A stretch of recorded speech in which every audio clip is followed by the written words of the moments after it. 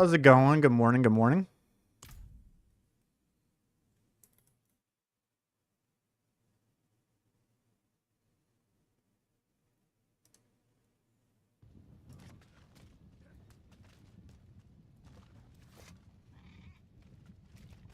All right.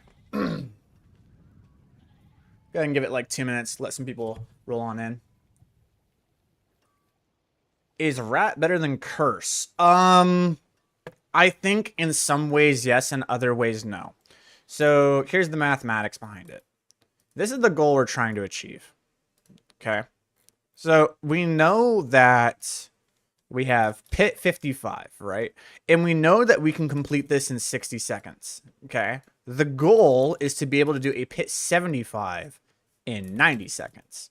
Now, if every single time you do a pit and you complete it, and then you upgrade glyphs or whatever, and you leave, whatever, I like to give 30 seconds between one pit and another. I think that's usually pretty common, especially with other things that you do. So I usually like to add that. So because of this, the total time we can say here is 90 seconds, right? And we can say here the total time is 120 seconds. So now what we can say is, okay, we're able to do how many pit 55s using 90 seconds in an hour? Well, we have 3,600 seconds in an hour. Okay. So if we take that and divide it by 90, we can do 40 pit runs. If we take this and we divide it by 120, we can do 30 pit runs. Now here's the question. We know that the pit XP scaling is 1%. It's 1% per pit level. Okay. And we know that a pit 75 is 20 pit levels higher. So all we need to do is take this and throw it to the power of 20. And this gives us 22% more XP. The question is pit 30 times 1.22 equal to or greater than 40? I don't think it is. It's 36.6. So you can see here that even though it only takes us 30 seconds longer to do a pit 75, which by the way has to the 20th. Oops. Which, by the way, has 23 times more XP. Or 23 times more HP. Like, the mobs have 23 times more health. It is that much harder, right? Like, you have to do 23 times the amount of damage that you're doing in a pit 55. And you're only 30 seconds slower. Pit 55 is still the best when you can do them in 60 seconds. It's kind of wild, right? If we could do a pit 80, though, that's where things might change a bit. If we could do a pit 80, then we'd be a lot closer. It still wouldn't be as good as pit 55s in 60 seconds. The thing is that this isn't exactly realistic because 60 seconds isn't common. What's more common than not is actually 75 seconds. That's pretty common. And this is probably not going to be that common either. This, more realistically, it's probably going to be 100 seconds. So because of that, we can say 130 and we can say 105.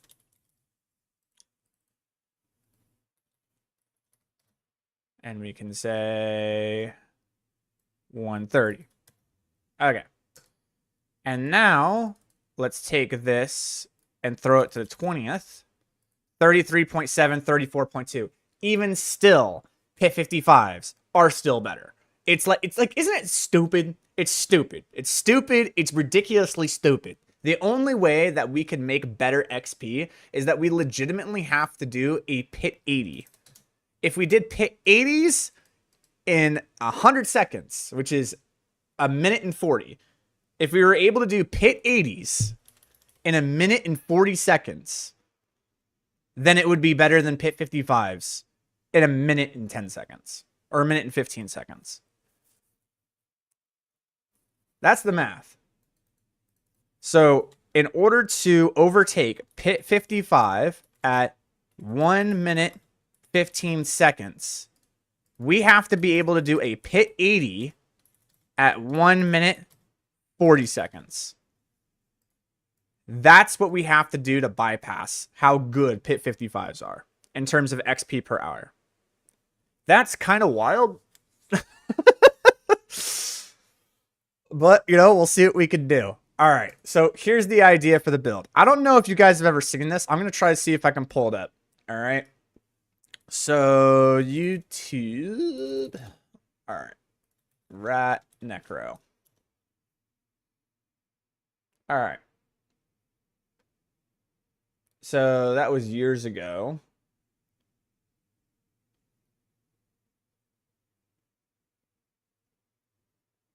All right, here you go. So, this was Woody's build. Okay. This was the Rat Necro. So go ahead and watch. This was what the Rat Necro did. Okay, so as he's running, you see how when he comes to an elite, he cast it and the thing just dies? You told us Shadow Blight is better than Hydra. It could. They could be like equal until Hydra found a fucking bug that made it busted. Like a actual standard built Hydra, it's going to be within like 1 or 2 pit levels. They're going to be real close to each other. Shadowblade's doing like 111, 112 right now. But anyway, so this was the old Rat Necro. So you see how he can cast his mages on the target? This is the main problem right now with minions in Diablo 4 is that we can't control them. Okay, you cannot control what the minions attack, and they act a little bit funky when you're going fast, the same way that they're acting funky here. But that was like the main issue with this is the main issue with minions in Diablo 4 right now, is that you cannot control what the minions attack. And so what we want in a speed build is we want to be able to command damage in a specific area and blow that area up. And we can't do that with mages and skeletons, but you know what we can do it with? Golem. We can do it with Golem. Now they did buff Golem, and we're going to be sacrificing our warriors. So our Golem is going to get, I think it's like a 65 or 70% multiplier now. So it just does double damage, like compared to what it used to. Also, the bug with all bullshit that it had is just not going to be a thing anymore. So that's nice. So what we have here is a very it's a very like rudimentary, and I got to work on the Paragon. We're going to work on that right now. This is a very rudimentary form of the build. Buffing Golem tomorrow. It still hasn't out yet. They still haven't fixed it. They still haven't fixed it. Because if they haven't fixed it, there's no reason in doing this, because Golem has all sorts of bullshit right now. 2.3.1, and we are on 2.3.0. This is bullshit. This is bullshit. God damn it. All right, so we just have to farm for the gear, I guess, today. God damn it. Yeah, the hot fixes are tomorrow. Yeah, that's why Hydra is able to do Hydra things right now. Where's the Mobilytic Sever build guide? It's not Sever. It's Decrepify. It's Decrepify is the thing that's doing the damage. And no, I haven't made it. Why? Because your boy got burnt out and I needed a break over the weekend. And, you know, as much as I love you guys, I value my time and my family more. So I did not work on it. Okay, so here, this thing right here. So they're going to get 60%. And then I guess there were all sorts of bugs that were happening with the Golem right now. Golem was having all sorts of problems. I don't know. We're going to try it today. I want to see what the damage is and if it's enough. I don't know if it will be, but I do want to try it today. So here is like the rough blueprint of the idea of the build. Okay. This is the rough blueprint of what we're going for. So obviously the idea is that in a standard mage build, you instead run here the whole thing of, you know, you sacrifice your warriors like explode, but your skeletal mages gain 100% more multiplicative damage. That's what you usually put here. And then up here is something like where you'd put the you know, reanimation, and then you put damned and stuff like that. We're not going to do that. The idea that we're going to do here is that we're not even going to run damned. The reason being is that damned increases your shadow damage. We're also not going to be running too many things in the build that are like really going for increasing shadow damage. like Gloom and like Reaper's Pursuit and stuff like that. And the reason being is that Golem doesn't do shadow damage. Golem does physical damage, which is cool because now what we can do is we can run this one right here, Will Breaker. Now, Will Breaker only works one time, right? It's not a 40% multiplier forever. It's just a one-time 40% multiplier on the first hit that causes them to deal more damage for 6 seconds. It's like for 6 seconds, boom. So this is the idea, right? The idea is that we're going to be running this Golem that has 50% increased damage. We're going to be running these pants that I have, and we're going to be dumping everything into Hellbent Commander with Golem Mastery. We're going to be running all sorts of stuff that are basically going to be increasing both the mages and the Golem. We want both of them to be buffed because we need the Golem to do enough damage that when I'm running through the pit, when I aim an elite and I press the Golem ability, Golem go forward and boom it in one hit. That's the idea. That's the hope. I don't know if Golem does enough damage. We're going to figure that out today. That's what we're trying to test, right? Can Golem do enough damage to just go up and blast that elite group? And in order for that elite group to be blasted and hit in one fucking hit, the Golem needs to do at least 20 billion damage. Okay, remember that. Golem Boy needs to do at least 20 billion damage. If Golem Boy doesn't do 20 billion damage on demand, this ain't going to work. Okay? So that's the number that we're looking for today.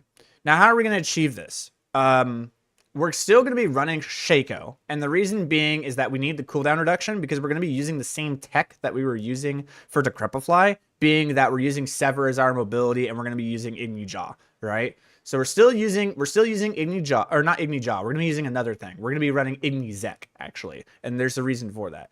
But the whole idea is that we're still going to be using the same kind of tech. It's just we're not going to be as fast because what we're going to be doing instead is that we're going to be replacing Igni Jaw with something like Nagu Jaw, right? So we're going to be doing Nagu Jaw instead of Igni Jaw. And that means that we're not going to be able to teleport as often, quote unquote. Like it's going to be a little bit slower, but not too bad, all right?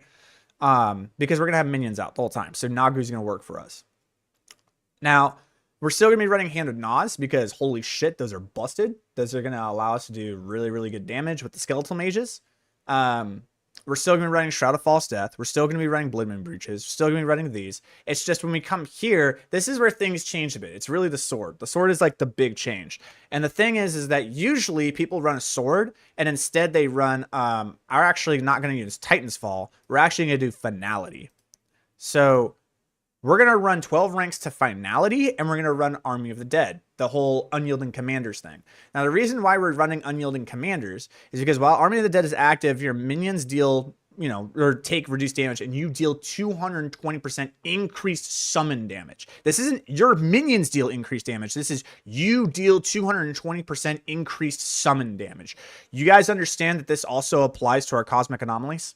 Because our Cosmic Anomalies have the tag Summon. So anything that increases our summon damage is going to increase our Cosmic Anomaly damage, which is pretty dope, okay? So we're going to be doing that where we're going to be attaching everything to that, okay? Cool. So the hope here is that with Army of the Dead, I'm going to try to see if I can get the cooldown reduction of Army of the Dead low enough to where I can actually attack Cosmic Anomaly to the Golem instead. Right here. Sorry, the Golem. Right, I want to attach it to the Golem because I want the Golem's cooldown to be so fucking low all the time that I can just cast it on every single elite group. And then this has an 11.97 second cooldown now, and I believe when I did the math on this, if it has an 11.97 second cooldown, we need to reduce it by 5 seconds. Igni is able to produce, I think it was 5 instances. Yeah, it would work. It would work. It would work exactly. We could use that. All right. So we need all the cooldown reduction, but we could do it to where Army of the Dead has 100% uptime with Igni Zek. All right. So this is the goal. We attach Cosmic Anomaly to Golem. And now what happens is every single time we're going through this and we see a group of elites, we press Golem on a 5 second cooldown. Golem goes forward with the Cosmic Anomalies to the elite group and blows them up in combination. So we need the Cosmic Anomalies plus the Golem together to do at least 25 billion. That would be great. 20 billion is the goal. I would love it to be 25 billion, because if it's 25 billion, guaranteed it's going to one-shot the elites. So that would be the goal, and I think we can do that. And then obviously, you know, we just run around with raised skeleton and, you know, all the mages and do the things. We're going to be running ultimate cooldown reduction. We're going to be running things that allow us to have the ultimate being cast every 7 seconds, which is going to upkeep the Army of the Dead. We're going to have, obviously, the Hoop of Great Feast. We're going to be using the animation, all that stuff. Okay, so now the thing about how are we going to activate specific things being like, how are we going to have the mobility? Obviously, we have Sever. We have Army of the Dead for a multiplier. We have Raised Skeleton, because you can't have minions without Raised Skeleton. We have Golem. And then what I want to do is to be able to have some really big damage as I'm going through, where as I'm going through, I can kind of upkeep Flesh Eater, because that's going to give me a 57% damage increase as I'm going through the dungeon, which is cool. I want to be able to do that. So we have to run Corpse Explosion here, which is going to be nice. But the main problem that we have here is, okay, what about Vulnerable? Because we need a way to apply Vulnerable. What can we do to apply Vulnerable? We can run Bone Prison. So Bone Prison is a 5-second cooldown. Golem has a 5-second cooldown. Our Cosmic Anomalies are coming up every 5 seconds. So basically every 5 seconds, I have this thing where I can press it and things go boom. So hopefully that works out for us. And the thing about Bone Prison is that when we look into our skills, Bone Prison is going to be able to make things vulnerable, as you can see right here. Enemies inside Bone Prison, when cast, are made vulnerable, and they take 15% increased damage. It's also going to be a way for us to just get up our Bone Prison. We can also use this to reduce the cooldown of our ultimate, right? So this is going to, like, for 0.5 seconds for each enemy trapped. So like when we come up to an enemy, we can cast the Bone Prison. That's going to reset the cooldowns of our Golem and of our Army of the Dead. Like everything's going to be reset just by casting it on like 2 or 3 enemies. It's going to upkeep everything, and we can move to the next pack and we can blow it the fuck up, and we can keep this whole train rolling. Like that's the whole idea of the build. So that's what we're going to try to do. We need to do a serious amount of testing today to see if the damage is even possible. And like I said, this is a very rough outlay. I still have to create the whole Paragon board and everything. So this is going to be like a 6-7 hour stream today. So if you're in today, that's great. We're not going to get right into the build. We're going to play the game, and we're going to figure out how things are going to roll and see what happens. So that is the plan of the attack today. And we'll see what happens. It'll be great to see what the Golem buffs are tomorrow. We'll see what happens. Okay, let's go and turn on some music and do things.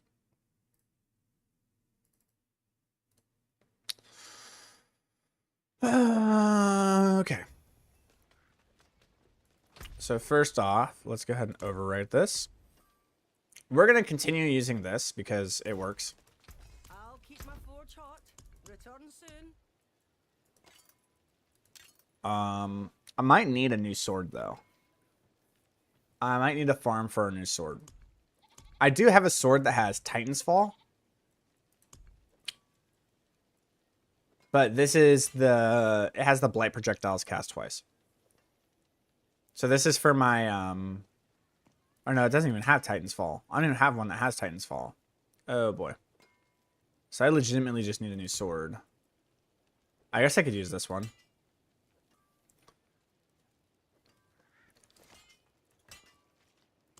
Greetings.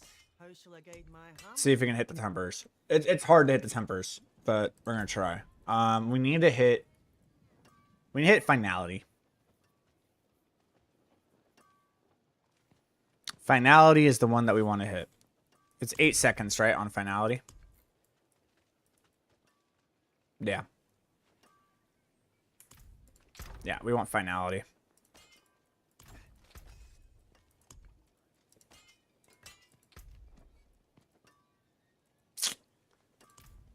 All right, we want 4 to finality. Well, I mean, you know. And I think we want summon damage. I think that's what I want. Let me check here. Summon damage. You know. Don't think there's anything better than that. You can do critical if you wanted to, but I think summon damage is just better because the minions double dip in the summon damage.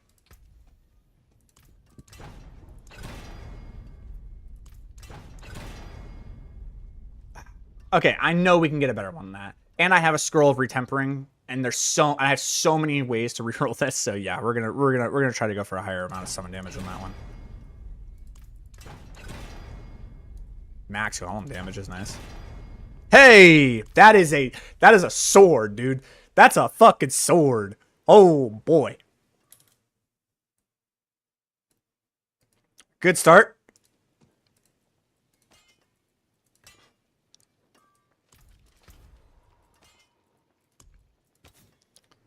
All right. And then if here, I'm more than certain it's just crit damage. It is. It's absolutely just crit damage. How high can the critical damage go? 100%. Let's see if we can get like a 90, like a plus 95%. There's 98%er. Now do we just go for the 100%er? Fuck it. There's 100% vulnerable. That's a hard ask, dude. I ain't gonna lie. 100% crit's a really hard ask. Played a super scuffed golem before I switched to your Shadow Blade. I'm sure you'd make a great build with your gear and cooldown. Fell Gluttony is such a cool aspect. It is, but we're not going to be using Fell Gluttony. I was looking at Fell Gluttony. We're not going to use it.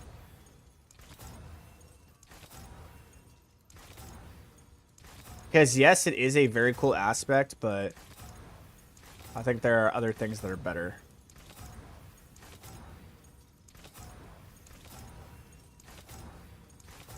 I don't want to stay here for too long. 98% is really close. So I'm thinking like, what, maybe 10 more rolls? 1, 2, 3, 4, 5, 6. Oh, I got my girl. Hi, baby. You gonna lay down? I've got 100% vulnerable damage like 5 times. Can't land the crit damage.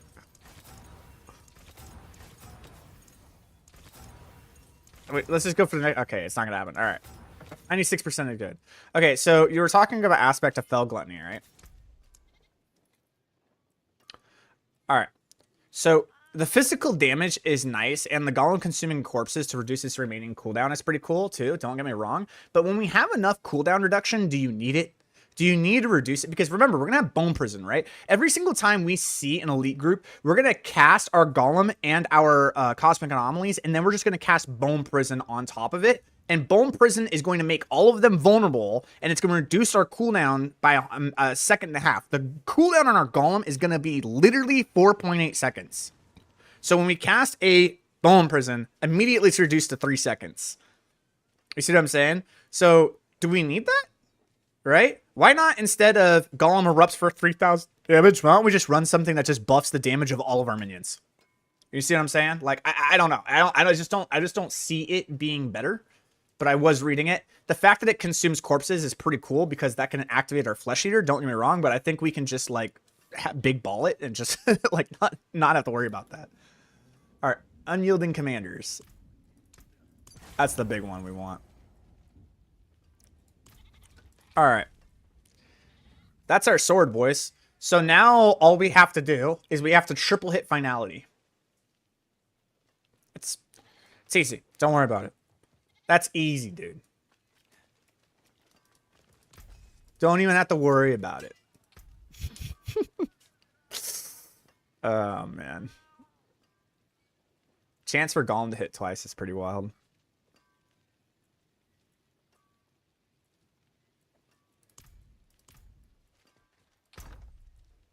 So there we go. We got the sword. So the sword is good.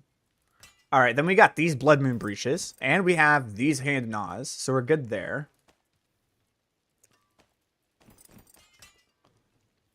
So we got the sword, we got the Blood Moon Breaches, we got the Hand Gnaws. That's good. We have the Shaco, which is good. Where did my trusty? There it is. We have this, which is good. Okay, I'm pretty sure I have 2 rings. Beautiful. I have this ring, which is awesome. This is a max life ring, though. I don't think I need a max life ring. Let me take a look. Yeah, we need 2 attack speed rings. What I wanted to run, I really wanted to run Ring of Starless Skies. Really wanted to run Ring of Starless Skies, but I just don't have a way to actually spend resource. That's the problem. I don't actually have a way to spend resource, which is kind of wild. I really wish I could figure out a way to spend resource.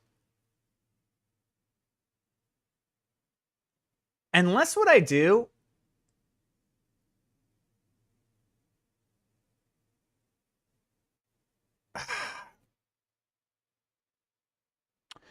gaining 2 additional skill ranks on our ultimate is really important for the upkeep, which means it would have to be a sacrifice of like Fell Gluttony, but we really need the ultimate cooldown reduction on both the rings in order to upkeep the Army of the Dead. We can't run Ring of Starless Skies. It just can't. We just can't. We just can't. We can't do it. I really wanted to, but we just can't do it. So I have this one, and this one has ultimate cooldown reduction. The temper is shadow damage. I need to re-roll that shadow damage into being crit hit damage is what needs to happen. I don't know if I can re-get that temper going, but that definitely needs to be crit strike damage for sure. I have 4 re-rolls. If I can get this shadow damage to just be crit strike damage will be good. Now, the problem is with this ring is the reason I was running it is because for Shadow Blade, it actually maxes out my Shadow Blade. That's why I was running it. Let's go attack speed.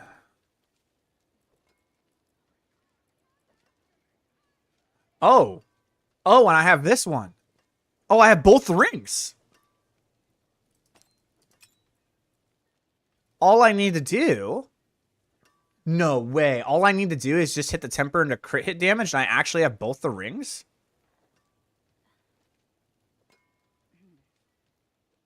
Uh-huh. Okay. Because shadow damage is like, meh. Is there any other rings I have? Hold on. Let's see here. Oh. Oh, it's too good, dude. It's too good. All right. Sweet. Okay. So which one has the higher amount of cooldown reduction? It would be this one. This one has the higher ultimate cooldown reduction roll. All right. So we need to hit the tempers on this ring. So the ultimate cooldown reduction is by far the most important one. So we need to try to hit that.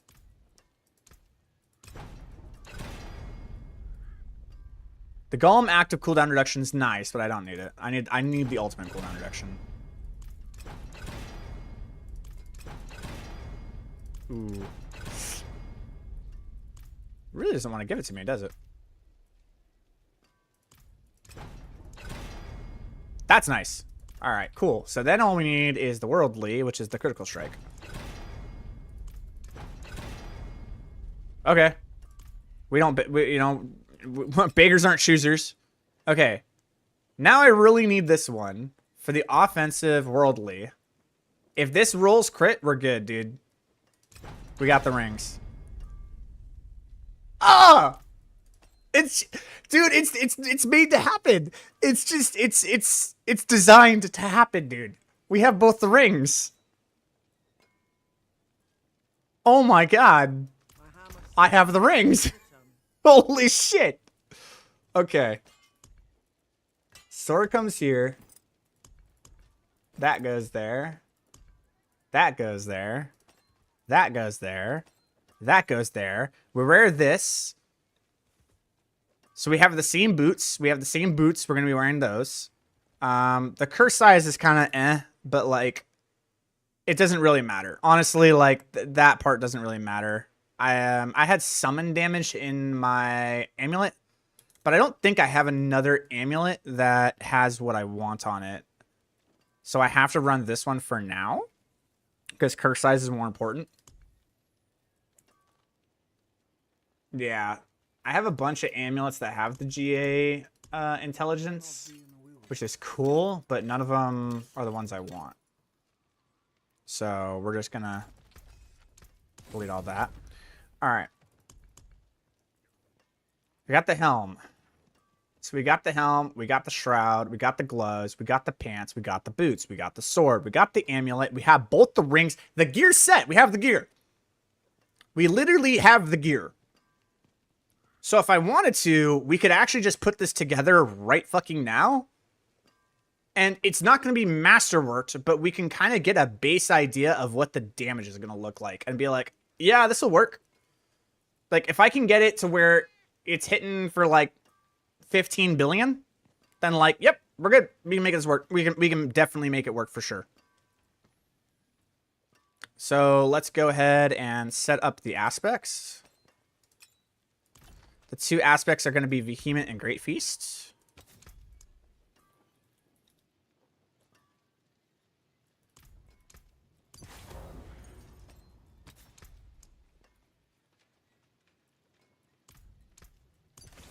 Okay, what else do we need? We need critical strike damage and critical strike chance. One of them already has critical strike chance, which is pretty much maxed. This one has critical strike chance, not maxed, really. So we want it to be really high critical strike damage. What's up, Sevenfold? Good to see you, brother. All right, 85%. Oh, there it was. I am so bad. I'm so bad. I'm so bad. I don't want to talk about it. I don't want to talk about it. Oh, God. That was really bad. I just got a max crit damage roll, and I just skipped right over it. Oh, boy. That's rough. That's rough. Nice. Good, good, good. I'm glad to hear that, man.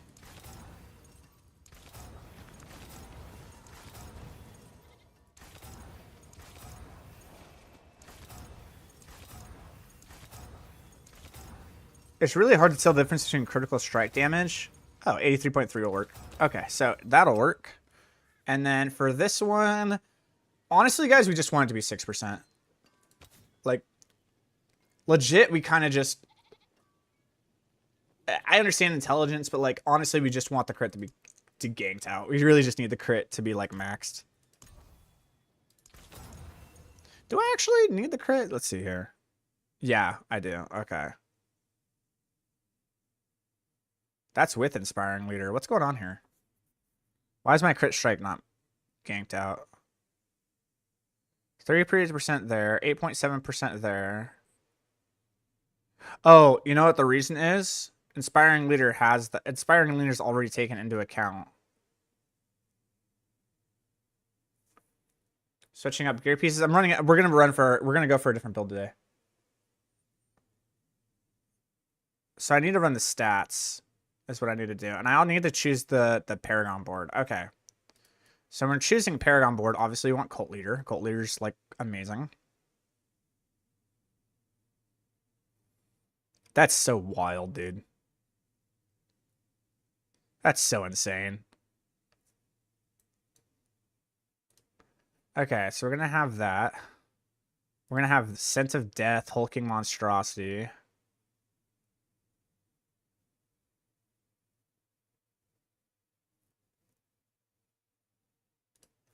And then the last one that we're going to have... What if it's just not Flesh Eater? Wait a minute. Okay, so because I'm running Scent of Death, Cult Leader, Hulking Monstrosity, I don't need to run Flesh Eater. I can run Frailty. Now, Flesh Eater is more powerful than Frailty. But Ring of Starless Skies... No, we don't run Ring of Starless Skies. I keep trying to think like, no, like we should run Ring of... No, we don't run Ring of Starless Skies. You do not run Ring of Starless Skies. You just don't. I keep getting tempted to run Ring of Starless Skies. Stop it. Stop it. I know it's a powerful piece of gear, Otter. It's not the play. We don't run Ring of Starless Skies. Stop trying to make Ring of Starless Skies work. It's not going to do it. We don't run it. So it is just Flesh Eater. Problem is, how do I create corpses? Like, Flesh Eater's cool and all, but how do I create corpses against the boss? Because I'm not going to blight the target.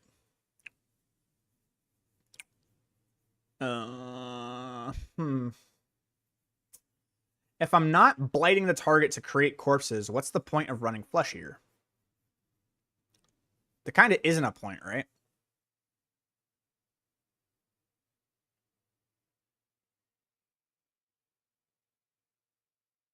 Now, the thing is that Gloom is activated by the Gloom is activated by the minions.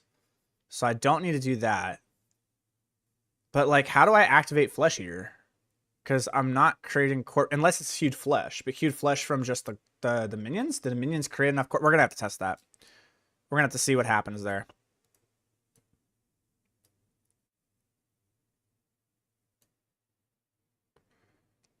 So I always like Sent to Death being my second board.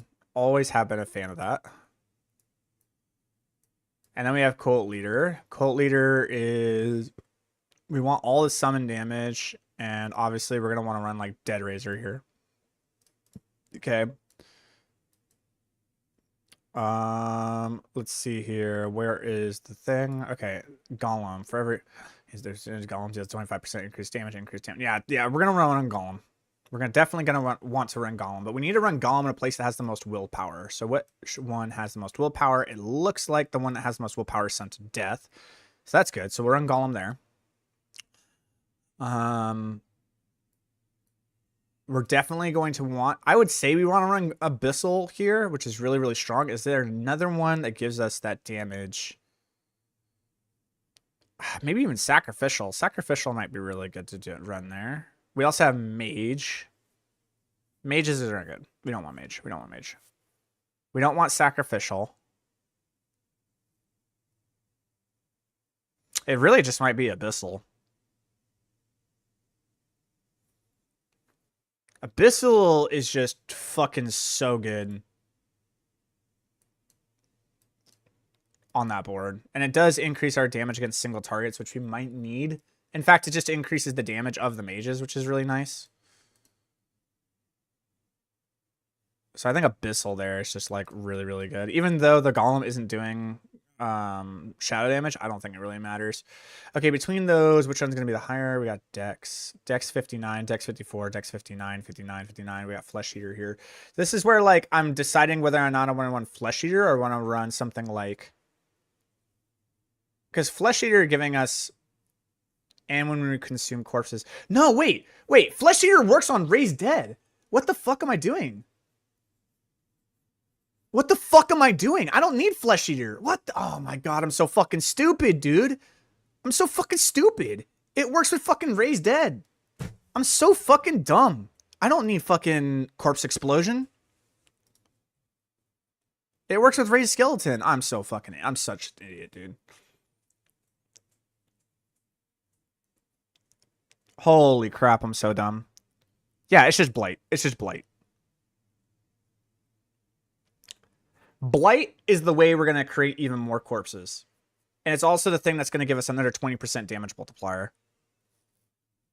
It's just too effing good. That's how we're going to do it. I can't believe I didn't think about Raised Skeleton, dude. Raised Skeleton just does it for us. What the hell is wrong with me, man? I'm so bad at this game. I don't know why you guys... Watch this. What about Corporeal? So the thing about Corporeal, which I do like, Corporeal, is that it increases physical damage, which will affect the Golem, but it doesn't do anything to the mages. So we'll see. I do enjoy things like Amplify on the Flesh Eater board. The problem that we're having right now is that the only thing that's going to be cursed is going to be like the boss, right? So... Though I do like the just flat increased damage and that. Yeah, I think it is this. I think Amplify actually has to go here. Yeah, and this increases the summon damage too. Okay, so we put Amplify here. Because it increases our damage flat. Like our flat damage is increased by 10.4%. And then here we have to run Essence, obviously. The problem is that these like 10% damage and this damage to elites, this is like really good stuff that you want to buff up. And I feel like I'm not getting bonuses by doing that. 40% damage, 30% damage, 40% damage, 60% damage. Yeah, definitely want Abyssal there for sure. Golem, Dead Razor, yeah. I mean, man, it really fucking kind of sucks Budget. Nah, Amplify just needs to go here. Amplify goes here. Okay. And then we have Essence go there. Yeah. Yeah, that's how we have to do it. Okay. We don't care about the skeletal warrior damage. We do like the skeletal mage damage. We like the summon attack speed. Even though I don't need it, I like the summon damage. I don't need the attack speed, but I do like the summon damage. So you kind of like want to come up this way.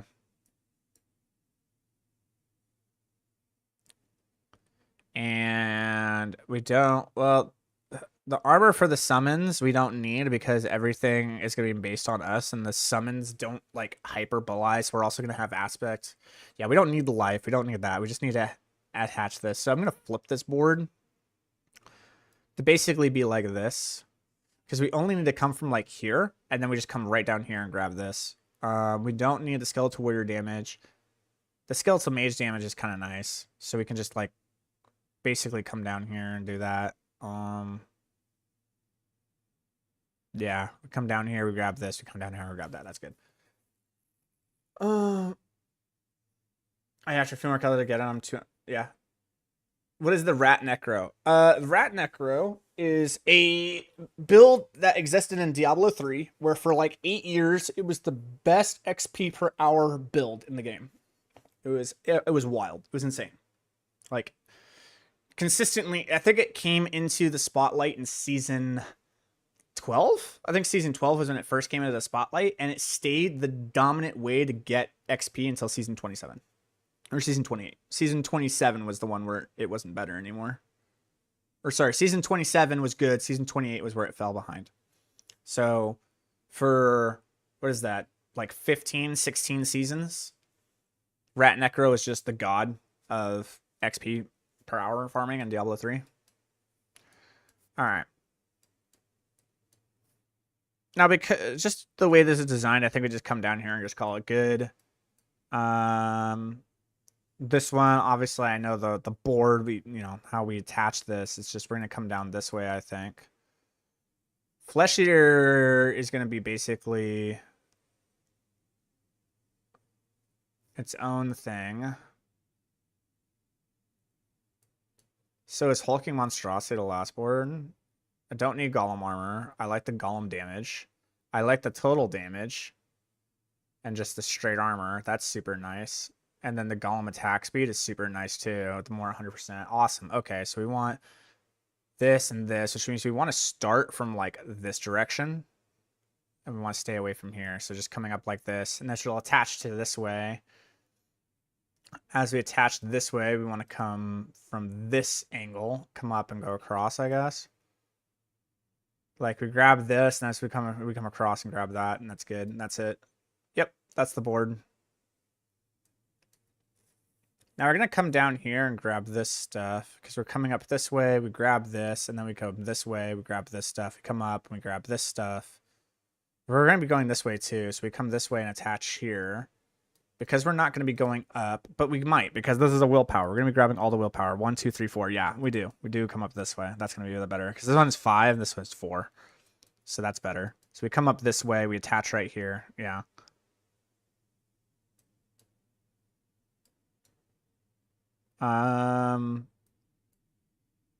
This is going to be 5 to this point. But we're also saving a lot of points by having to go this way.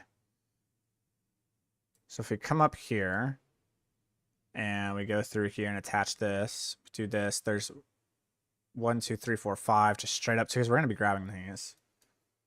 We could also just come this way, grab this. This is going to be 1, 2, 3, 4, 5, but then it's another 5 to attach back over here. It's 4 to attach back this way.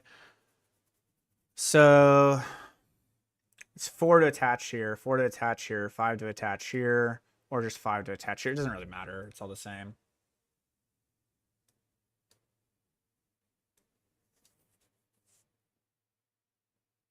Yeah.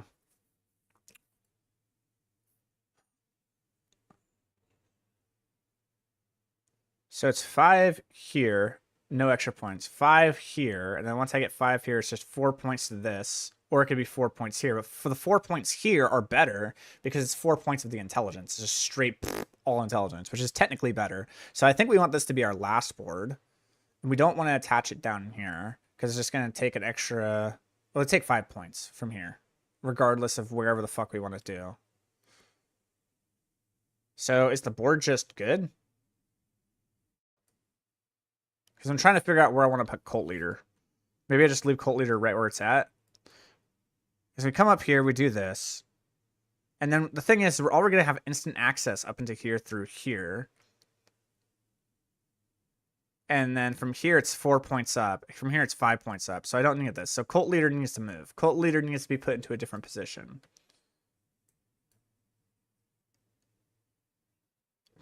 Unless I'm just grabbing these points and then it's 5 to here. 1, 2, 3, 4, 5. The 5 points here too.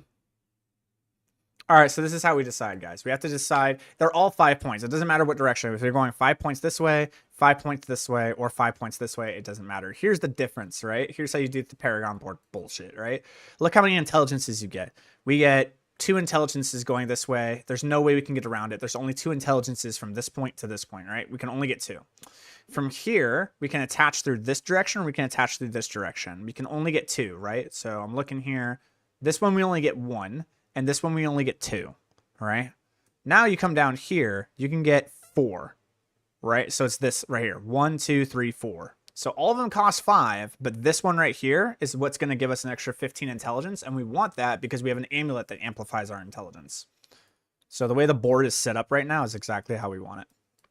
Shazam. Okay.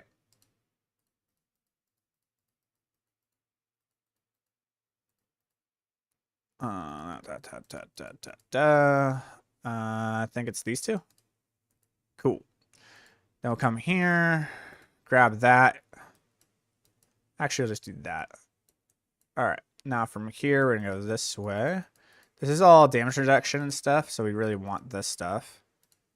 We'll come over across. We'll grab this stuff. And then we'll come this way. We want this stuff because it gives us the... We don't need the armor. We want the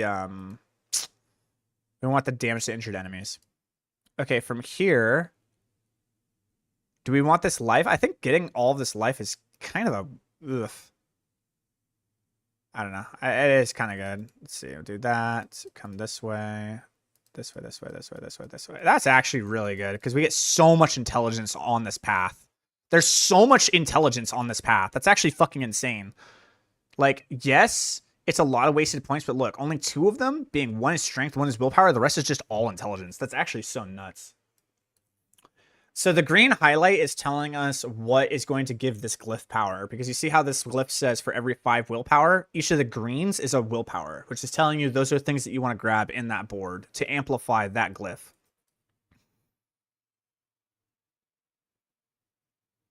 So then we just come here.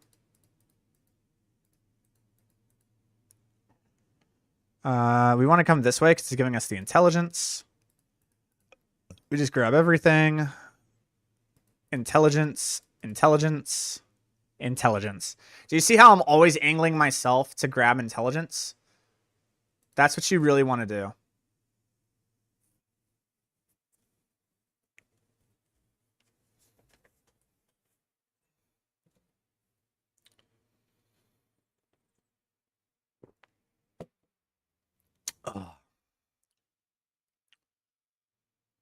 You know what was the most entertaining thing to me over the weekend, guys?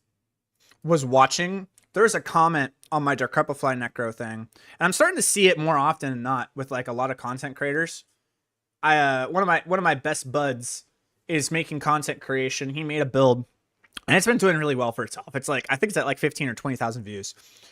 But like, dude, people are shitting on like it's so hilarious that like people just shit on like a specific thing, and for like a year and a half, all of us as content creators, it's so funny. We get to this point where like at first it's like there's no reason to defend ourselves because we know that what we're doing is fine. We leave it alone. We don't want to add fuel to the fire.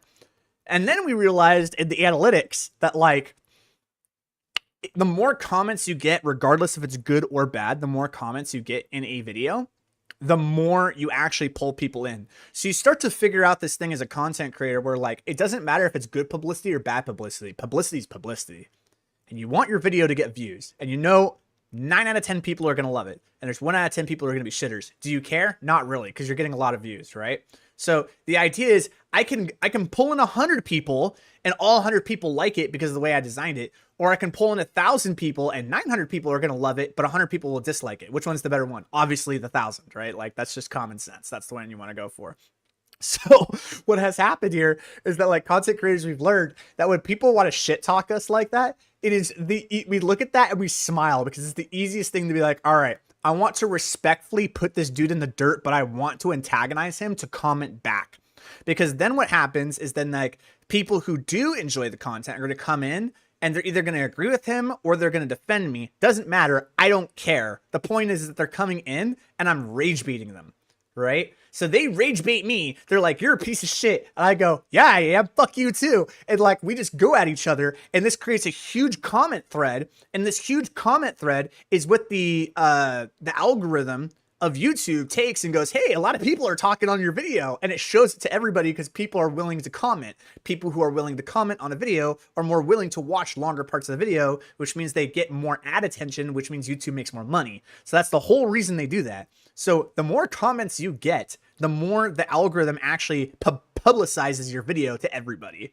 So there's this dude that like tried to shit talk it and I just plowed this dude into the dirt. Everyone came to defend me, which was hilarious. And the comment string got to like 20. It was like 20 or 21 comments on it. And my video just like from that point just exploded. And then like it went from in the first 12 hours, it only had like 3,000 views to the next from 12 to 24 hours. It went up to like 10,000. It was insane. It was wild.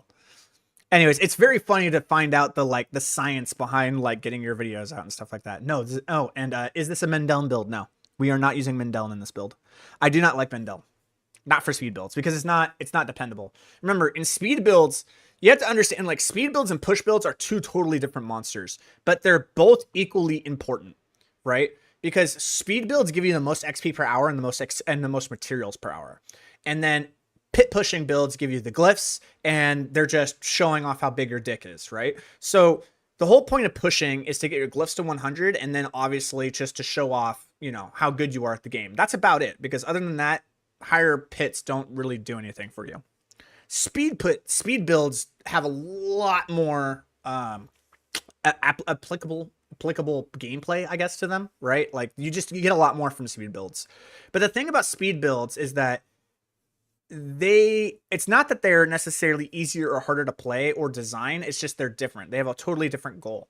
The thing about speed builds is that you want damage on demand and you want full mobility. So the way that speed builds are designed is that you want that damage on demand. So think about Mendeln, right? How does Mendeln work? If we look at Mendeln, how does that item actually just straight up work? Right, we look at this. It gives me the warrior mastery, the skill, so mage mastery, the golem mastery. Love that. It gives me the some attack speed. Love that. I love the damage. I love the intelligence it gives. Everything. Good stuff. But now here's the problem. Every 6th attack from each minion is empowered, exploding for this physical damage, right?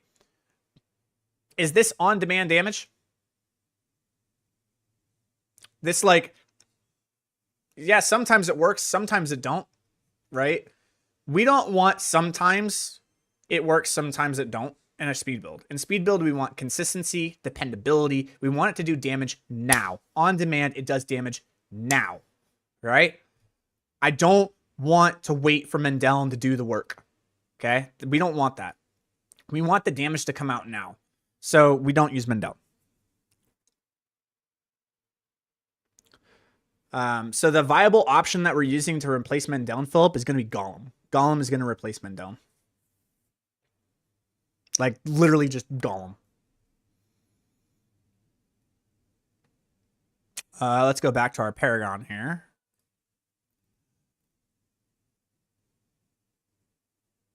And range, bonus to their minion damage and damage reduction. Okay. And we need intelligence. All right, this is easy. Easy work. Okay, so I'm going to actually come... Let's see here. I could go this way and come up. It would probably be the best, actually, because I do need to go that way. Boom. Okay, so we got those three. This is at 30, which is fine. We'll come up. We'll grab the damage reduction for the minions. I don't need to grab that. From here, we can go this way. We want the summon damage. We come down this way. We'll split off. We'll grab the skeletal mage damage. And then from here, we'll come this way, this way, this way, this way, this way, this way, this way. Boom. That's it. That's that board. Look at that. It's gorgeous. Gorgeous pathing.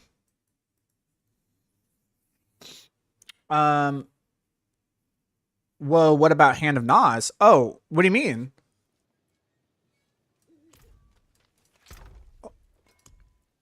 What do you mean? What do you mean, Hand of Nas? What do you mean, Hand of Nas?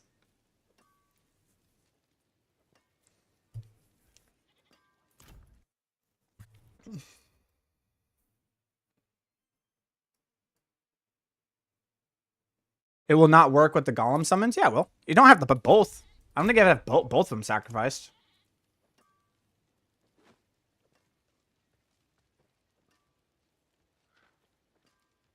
Oh, do you have to have both?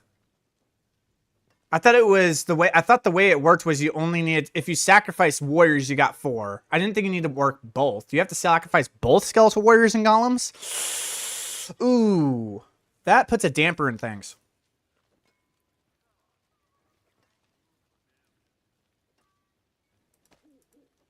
That means we don't run Hand of Nas, which isn't the worst thing. There are other things we can run.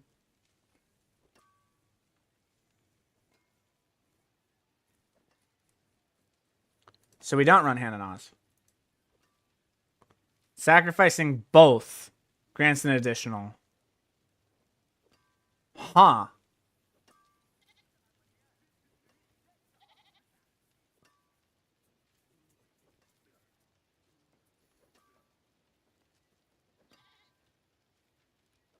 See, this is the issue I had. So if that's the case, then what we're going to have to do is we're going to have to test both. Because I have no... okay, if we want it to be a rat necro, if we want it to be a true rat necro, we do not use golem. The problem is I just don't know if the mages are not going to, are the mages... The problem with it is we can't aim. Right? That's the issue. Is that, the mages just have to do enough damage to just, one-shot these fuckers.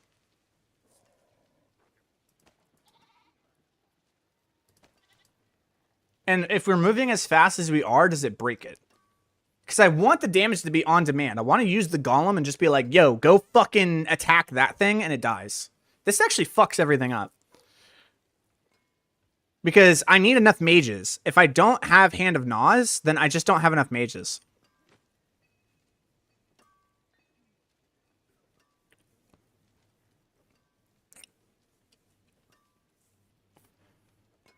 So we have to just drop the whole golem idea, right? The whole idea of golem is just fucking gone, right? Yeah. Yeah, Nas is fucking insane.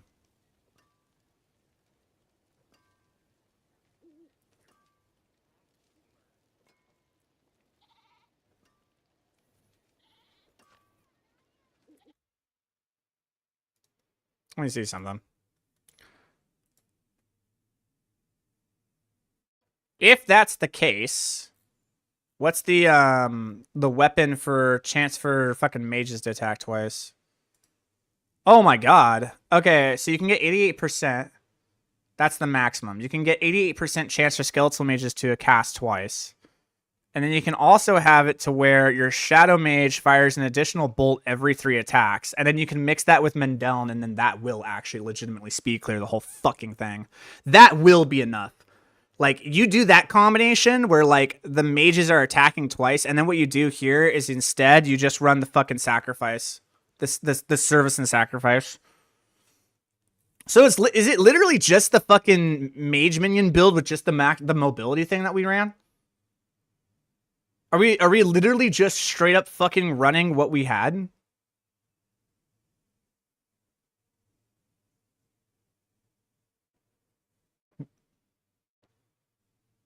And we just run Soul Rift. And we just run around. And our mages just kill shit as we, like, get near things. But I don't know if the speed at which we're moving is going to break the fucking mages. That's the thing.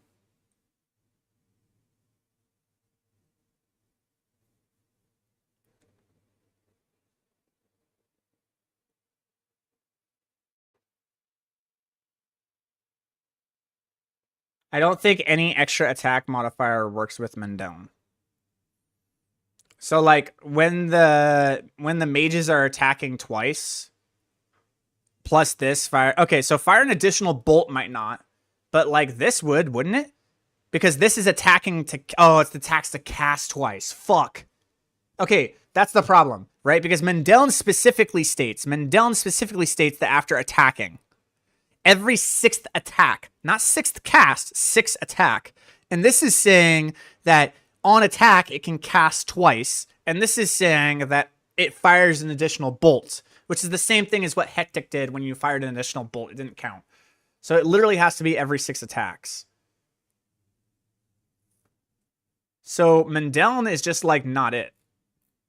Even though it gives a shitload of ranks to what we want, I just don't think that's it.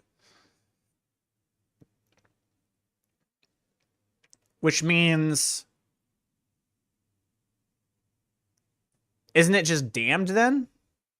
If we don't run Golem, that means we can run Decrepify. Oops, go back. Okay, thank God. It didn't ruin anything. I'm going to save it. Okay, so if that's the case, that means we just run Decrepify. If we run Decrepify, we don't need... We just go for a bigger multiplier. We don't run Great Feast. We just run Damned. And then we don't need to run this. We just run Ring of Starless Skies. Because we're gonna be spending resource because we have fucking Decrepify. And then we can run Bone Prison and Blight. Yeah, it fucking works. This fucking works, dude. There you go. This works.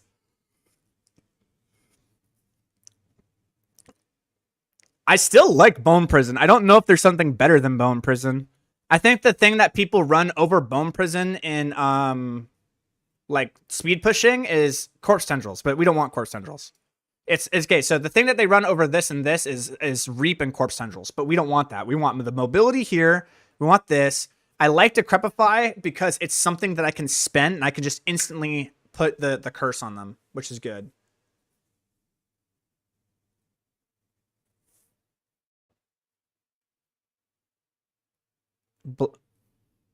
I like Bone Prison. I think Bone Prison's fucking awesome.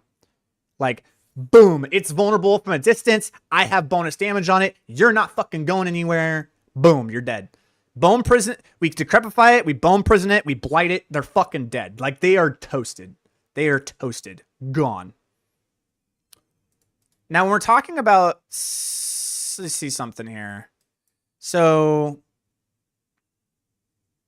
How many minions do I have? This can't be better, right? Your minions gain and deal 3% increased damage for each active minion. When one of your minions dies, your other minions enrage, dealing 20% increased damage for 33 seconds. Does that include the Skeletal Priest when I cast and the Skeletal Priest does? Does that work with Kalen's Edict?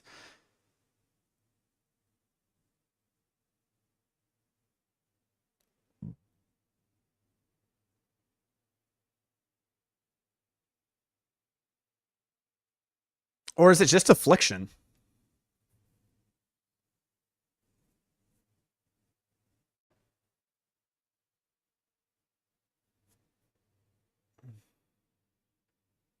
Bone Prison counts as a minion. But not ending Bone Prison. But ending Bone Prison early counts. Really? So you're saying I could cast Bone Prison and then recast Bone Prison. So like I can cast the Bone Prison, but okay, the problem is that when they're inside, they receive 15% multiplicative damage. And then I drop Bone Prison, and now I get this 20% damage multiplier, but I lose the 15% damage multiplier because they're no longer inside, right? Oh, no, wait, they are. They just take increased damage for 15. Oh my god, you just double cast Bone Prison.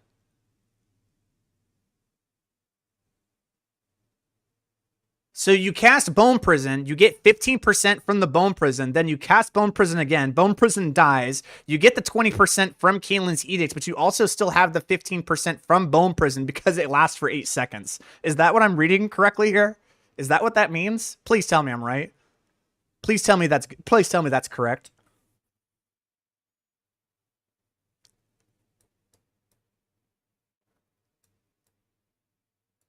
Oh, dude. Okay. So then the next question is, okay, we have a way to make things at range vulnerable when we want. And don't get me wrong, I love Soul Rift, but the thing about Soul Rift, the reason why people were running it was because of the fact that it applies the whole vulnerable thing, right? Like that's the whole reason why people were running Soul Rift was the whole it gives you vulnerable thing.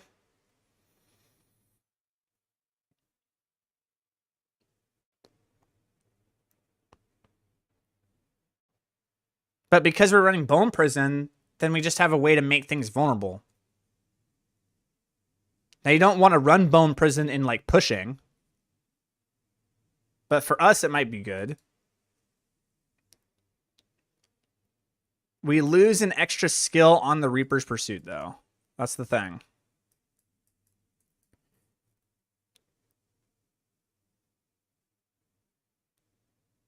So, okay. Question is what's better here?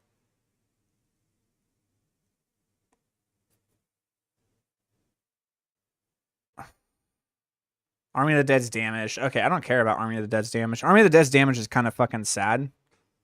It's like really, really pathetic, and I don't want to talk about it. But the question is amplifying Army of the Dead run Soul Rift for lucky hit procs? For what?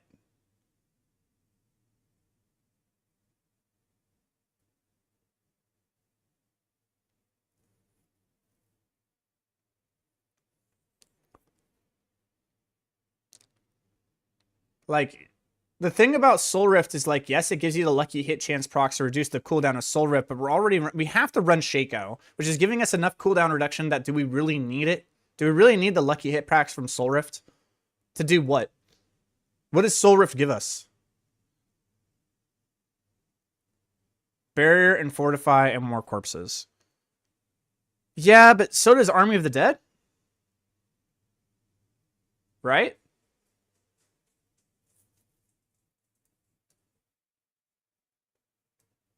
I don't need more corpses. I don't need Barrier. I don't need Fortify. It's a speed build. Everything's getting one shot.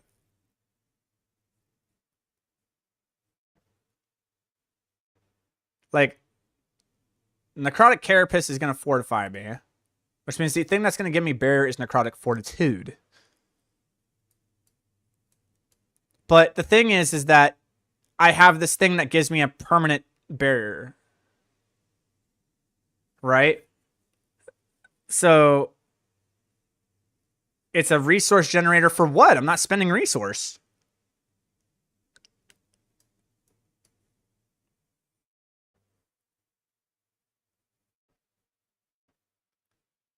Like, I'm not spending enough resource for it to matter, right?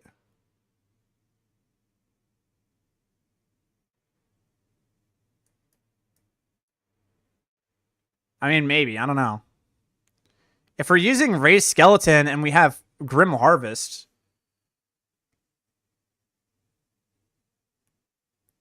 I think Army of the Dead is dead on arrival. Well, the thing about Army of the Dead is it allows me to use Unyielding Commanders.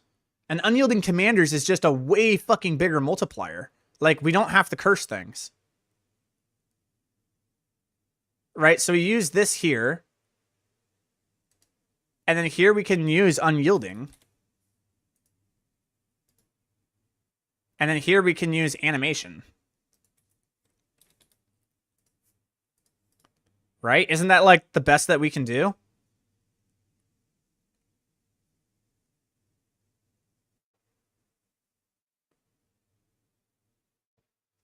I mean, technically, if we really want to be, unyielding should go here.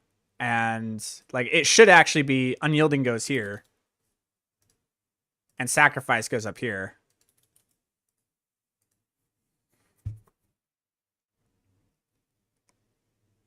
Like, look at the multiplier on this thing, dude.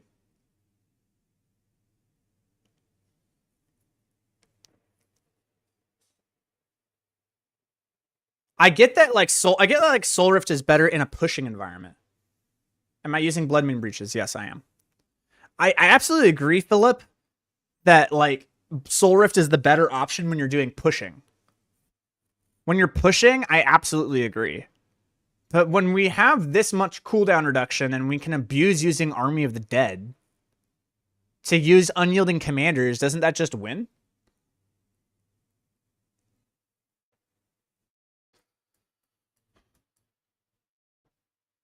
Because the whole reason we use Soul Rift is to give us this fucking barrier. But we don't need the barrier when we're doing speed content. And we have a barrier that's being given to us through just using our catalyst.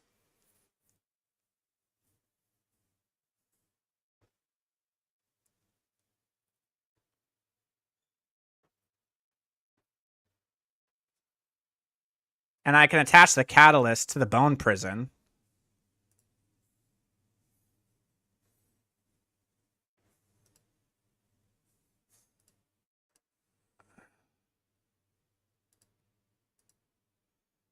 A 3.88 second. If you can get 70% or higher uptime on AOD, what if I told you I have 100% uptime on it? What if I told you I can get 100% uptime on it? If I can get 100% uptime on Army of the Dead and 100% uptime on Unyielding Commanders, what would you say to that? If I told you I could achieve that, what would you say?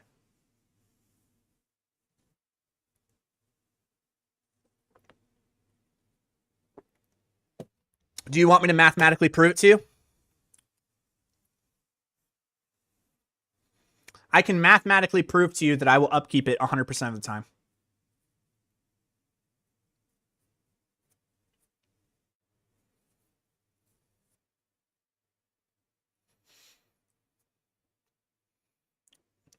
Would you like to see the proof? If you don't, and you just trust me, I'll just keep going. I like where this is going. Yeah, see, that's what I'm saying, dude. Like, I'm telling you, like, yeah, that's what I'm saying. You're like, wait a minute, you can do that? Yes, I can. So here's the thing, right? Look, I'm not disagreeing. I think that Soul Rift, you need it every 8 seconds for finality. Exactly. So look, hear me out, guys. Hear me out, right? I understand that Soul Rift is better for pushing. And the reason being is it just does a lot of shit for you. It gives you that 15% damage multiplier, allows us to put other things. But the main reason why Soul Rift is better is because of the cooldown that's naturally on Soul Rift, with it being a skill that adds the lucky hit chance, with reducing it, with the Decrepify, with all sorts of stuff. And you mix that with Error Perdition. But remember, this is a speed pushing build. We replace Error Perdition with Harlequin because we don't need that 60% damage buff. We don't need it, right? Us doing 2 to 3 times less damage is like, who gives a shit, right? We don't care about doing 2 to 3 times less damage. Like, if like the Giga fucking mages are doing a pit 108, right? And they're doing pit 100s in like 5 minutes, right? If they're able to do pit 100s in 5 to 6 minutes with Harlequin or with Error Perdition, if we took Error Perdition out of the equation and put in Harlequin to support the cooldown reduction of Unyielding Commander's aspect to give us a little bit more damage, not more damage than Error Perdition plus Soul Rift, but I would say it's like maybe 40% less than Error Perdition plus Soul Rift. So really we're doing like 40% less damage, right? But now because we have all this fucking cooldown reduction, we can actually move around the map at blisteringly speeds with the Inexorable Reaper. You see what I'm saying? So with the Inexorable Reaper and the Jaw Rune, we are able to legitimately move around the map super effing fast. And our minions are never going to die because of the Unyielding Commanders, because to get all that fucking reduced damage, right? So the whole thing that I'm trying to do here is that, okay, we reduced our damage by like 40%, but now we're actually able to upkeep all of the utility 100% of the time. And because of this, we can get our cooldown of our Army of the Dead to 14.82 seconds. Okay. You can say that this is like somewhat worrisome because you're like, okay, well then how are you going to like re-up it? If it's 14.82 seconds, you need to get it up. You need to reduce this by like 8 seconds, right? So the thing is that if we go here, we need to get it up in 7 seconds, right? Okay, so in 7 seconds, if I bone prison a group of 3 enemies, it'll reduce it by 1.5 seconds. That's just that on its end. Right? The other thing is that we're going to be running Igni plus Zek. Okay? Now, Igni is able to give us 25 every 0.03 seconds. Okay? So, the question is in 7 seconds, how many times is this proc? 23 times. We take 23 and we multiply it by 25. 575. So it can proc 5 times. So it reduces it by another 5 seconds. All right. Let's go here. So now we're at 6.5 seconds reduced, which is decent. I think the way that I was able to do this before was because I had another ultimate cooldown reduction in that ring.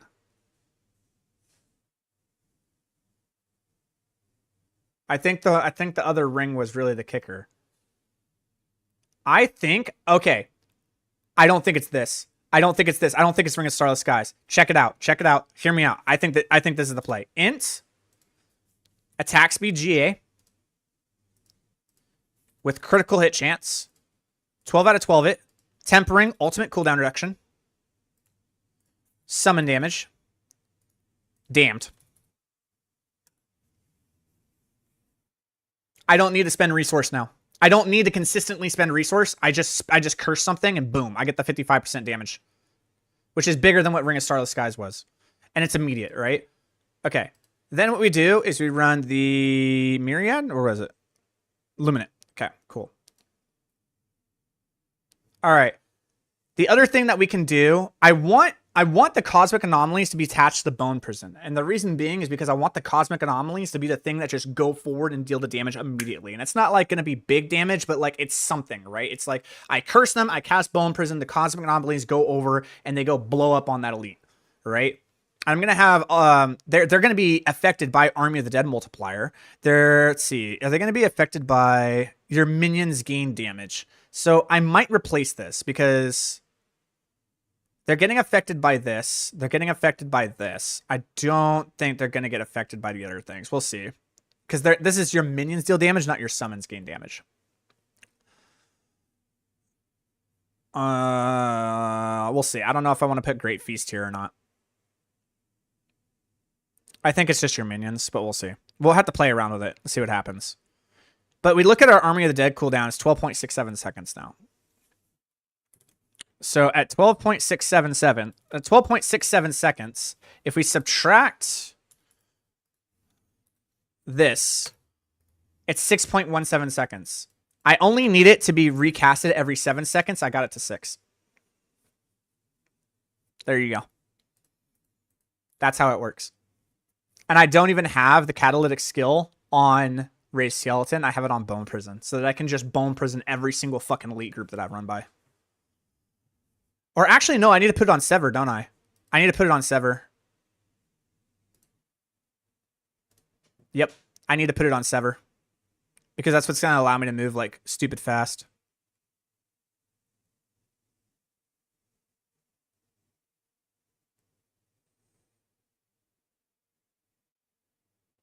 Yep.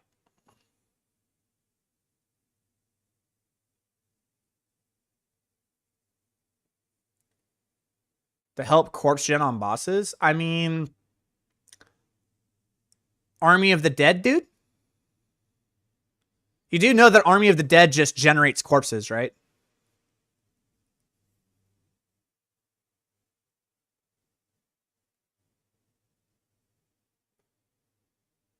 What are the current bugs around the minions at the moment?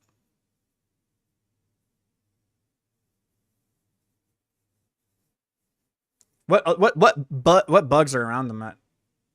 Yeah, right? Like, I don't need to create corpses because Army of the Dead.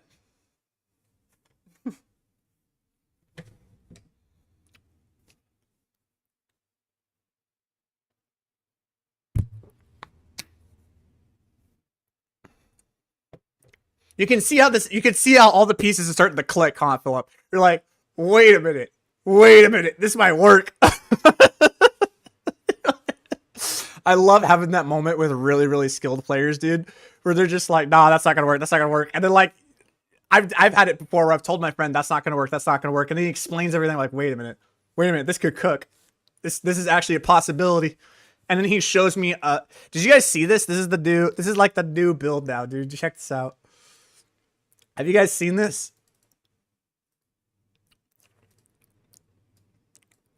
Okay. This is a Pit 101 with 2 minutes left. This is a Bone Splinters build, by the way.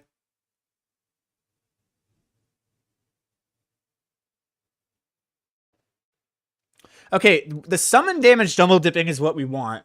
And I think Skeleton Mage's cast twice is bugged. It might be, but I think what I'm going to be doing is instead of Skeleton Mage's cast twice, I think I'm just going to put in, instead of the Skeleton Mage's casting twice, I'm just going to put in Finality.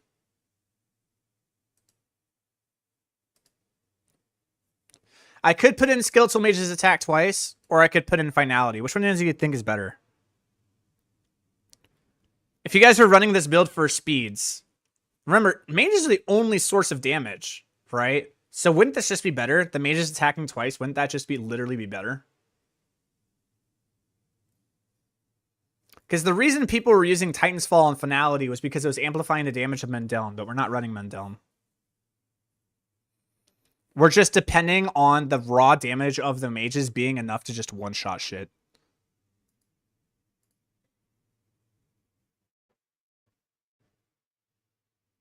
Yeah. The summon damage is double dipping, which is better for us, right? Okay, so don't we just want Skeletal Mage's attack twice here? With your cooldown, I'd run Finality. That's what I'm thinking, right? It's Finality. But like, okay, here's the thing. The only thing in this build that's dealing damage is our mages, right? And the thing is that Finality, if we like run the math on it, let me go find it. Okay. So if we run 12 to Finality, right, which is cool, the thing about Finality is that it only gives us a 5% increase every single time, right? So when we have 3, so it's going to give us 80, but we already have 20 naturally, right? So here's the math behind what I'm thinking here, right? So we have like a Finality version and we have a Mages version, right? And then we have Finality and we have Mages. Okay. So the Finality version is it's going to be a 1.8 multiplier, but then the mages are just 1 because they're not attacking twice. We never have them attacking twice, right? Then the other one is we have a 1.2 multiplier because of Finality, but then the mages have a 1.88 multiplier because they're attacking twice, right? So if we take this and we just multiply across each other, doesn't that just make the mages attacking twice superior to like gaining the ranks in Finality? Right?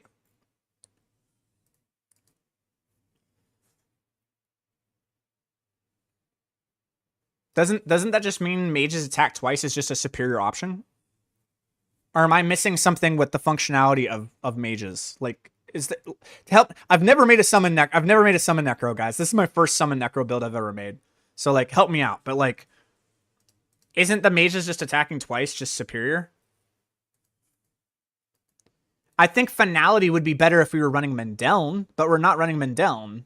So isn't mages just the goated path to take?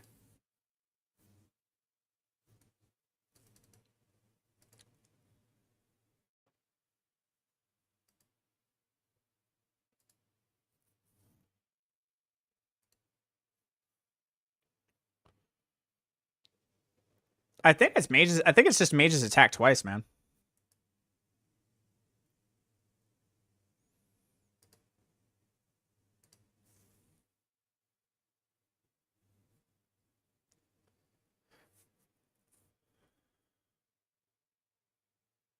Well, the thing is that like is chance for skeletal mages attacks to cast twice, and then this one says fire every 3 attacks. So on the 3rd attack, they could attack twice. I was hearing something like these both combine, like this part and this part combine.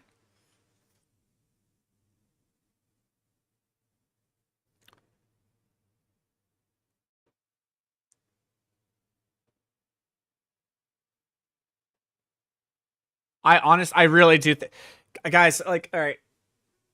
I don't know, dude. I'm gonna say I really think it's just mages attack twice, man. I really do. I really think it's just mages attack twice is the key.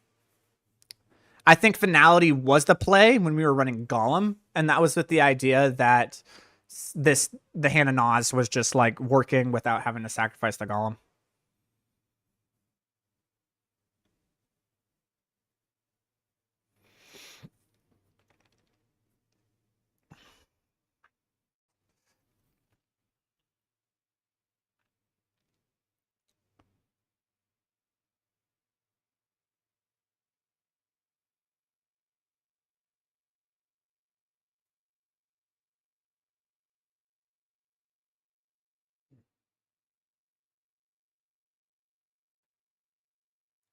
If the extra attack is 2.25, just do it times 12 minions. That should give you your damage number. What do you mean by that?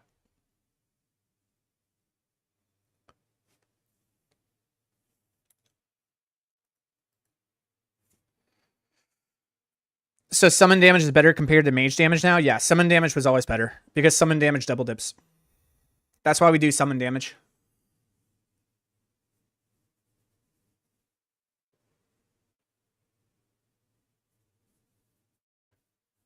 Yeah, I think it's just mages cast twice, man. Because this is like, I mean, if you multiply each of these by 12, it's still gonna give you the different ratio, man. Like it's still gonna be superior by like a wild margin.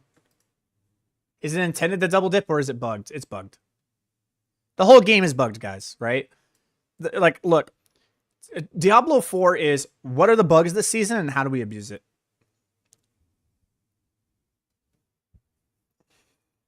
That's the motto of Diablo 4. What are the bugs this season and how do we abuse them? Yeah, it's just mages attack twice, dude. I'm just going. It's just mages attack twice. All right, I have to try to get that temper, and I do have a scroll of retempering. So this will be risky. I hit it on the first try though. So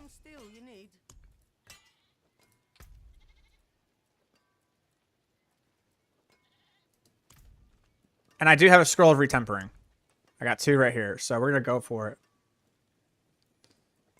We're gonna go for the skeletal mages attack twice. And that'll be good because that is the option that we want to go.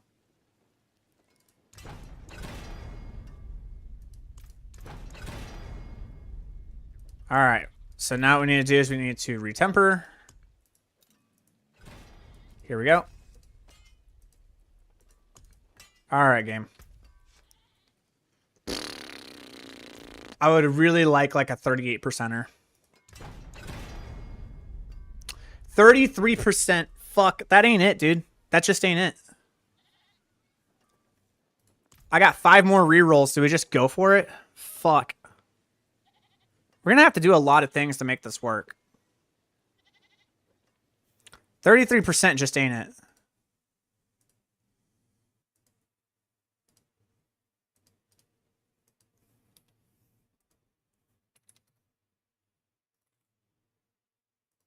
Yeah, 72.6%.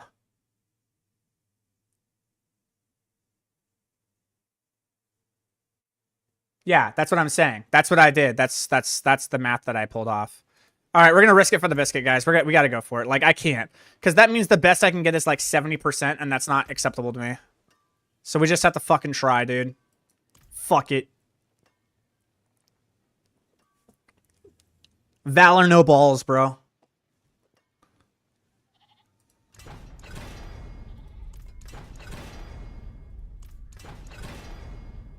%. Fuck you, game. All right, we're just gonna need a new sword. We're just gonna have to roll for swords and see if we can get it. In the meantime, it'll work for now.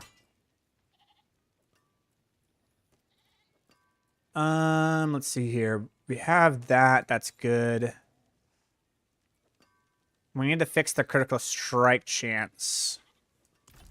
And then that also means that in here, in our Paragon board, we are not going to be running Golem, nor are we running Hulking Monstrosity. We're going to run Frailty.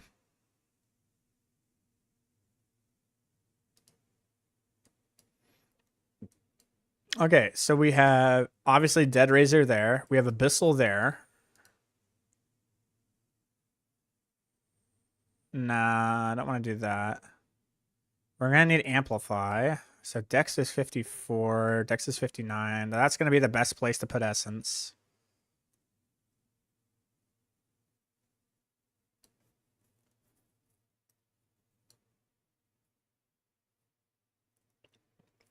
Yeah, the thing is that those swords aren't hard to find. Those swords are easy to find, dude. They're not. It's not a big deal. It's not the biggest deal in the world. I'll be able to get another one. It's fine. Okay, so what do we want here?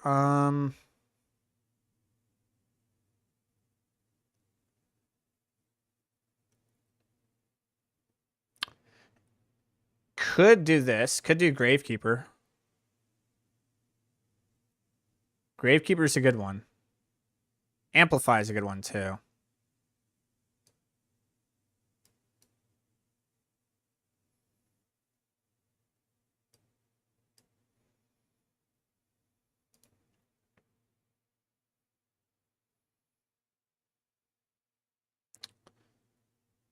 I do love control and speed farming environments. I think control and speed farming environments is really, really, really good. Because you curse an enemy with Decrepify, and like they just take giga amounts of damage.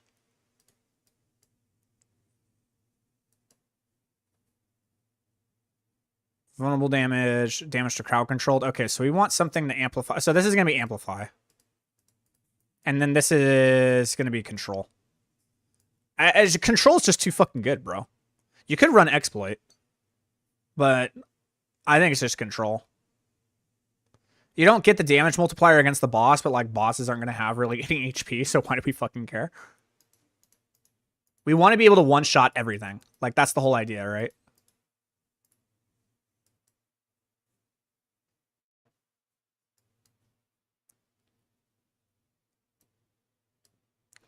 You should get 100% uptime with Gravekeeper. Should. That's what I was thinking, right? It actually might just be Gravekeeper. The 20% increased damage against to healthy enemies is really sick.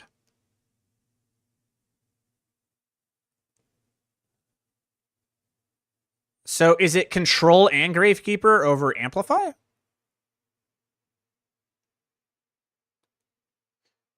Because that would be some giga fucking damage against like just regular shit.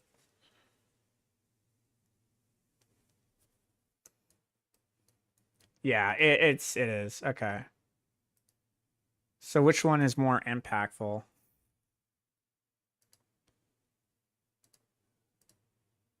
Gravekeeper here. Control here.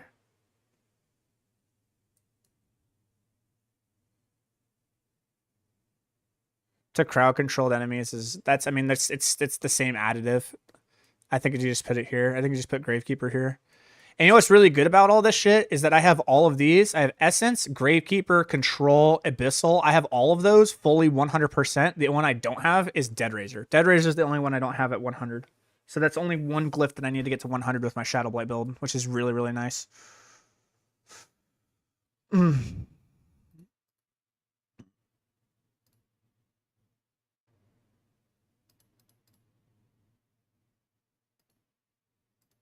Okay.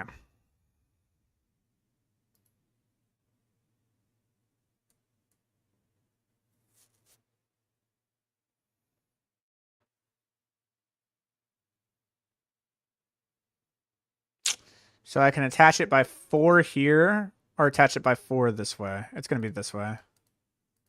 Like that.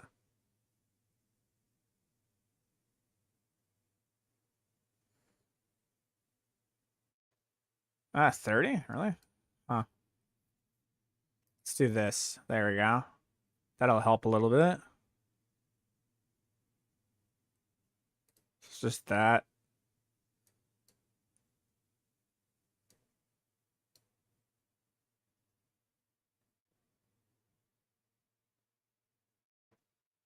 This going this way for 5 is actually the better option. We go this way. And then we attach frailty here, and then we put flesh eater here. Yeah. That's what I'm saying, dude. That's the point. That's the reason why I run control, dude. Controlling speed farming, guys, is so unbelievably fucking good. Like, I wish people would run this glyph more often when it comes to speed farming content, because control is absolutely the most giga busted fucking glyph for like speed content. Because everything gets crowd controlled. The only thing that doesn't get crowd controlled is a boss, which, understanding for pit pushing, that rarely happens, right? The boss is half the fucking pit. That totally makes sense. I get you. But like for speed content, dude, like everything is crowd controlled. The premium battle pass should contain bug fixes. No, the game itself just shouldn't have the amount of bugs that it does, but here we are.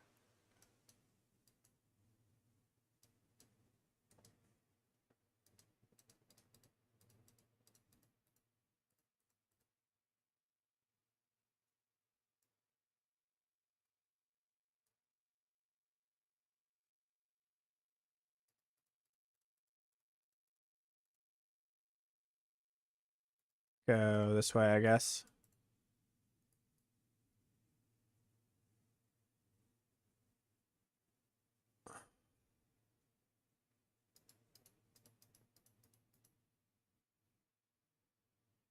You can get so much int on that board.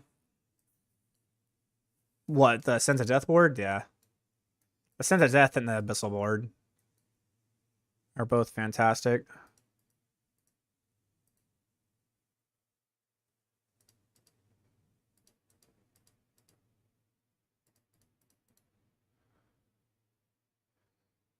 Oh, it's so gorgeous. Okay, from here, how many points is it going to take? Hey, your Decrepify Necro video inspired me to make a Necro this season. Do you think that movement tech should work with the Shadow Mage's build with the new Hand of Nas? What do you think we're working on right now, buddy? Rat Necro, we're bringing it back. That's exactly what I'm doing. I'm taking the fucking movement speed tech that we had from Decrepify, and I'm putting it into a mage build. That's exactly what I'm doing. Only we're not running Soul Rift, we're running Army of the Dead.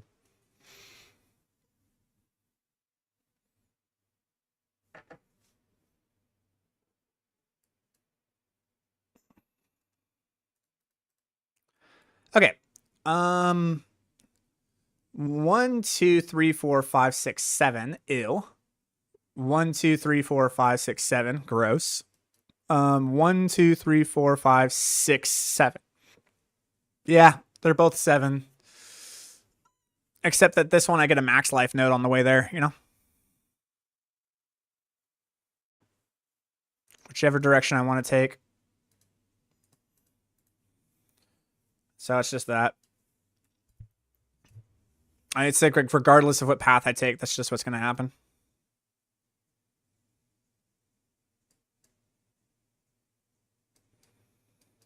And then from here, we go like this. So we're just grabbing like the necessary points. Oh man, how am I going to do this? Okay. I like just going across because we're going to want those. We're going to want those as well. Grab those too. Bam, bam, bam, bam, bam, bam. I mean, this is pretty good stuff. And we're going to come by this way to grab this anyway, so that works out. It's just this motherfucker all the way up here.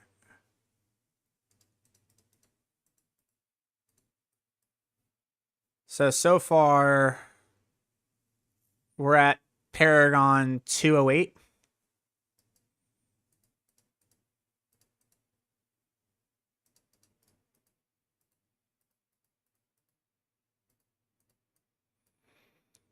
Okay. So now let's go ahead and add all of the additives and extra lives. So any additive damage that we missed or life nodes that we missed, we want to grab. We don't need summon attack speed. We're good there. We don't need resistance there. Good. Any life nodes. We got the life nodes there. We have the attack damage nodes there. We'll grab that.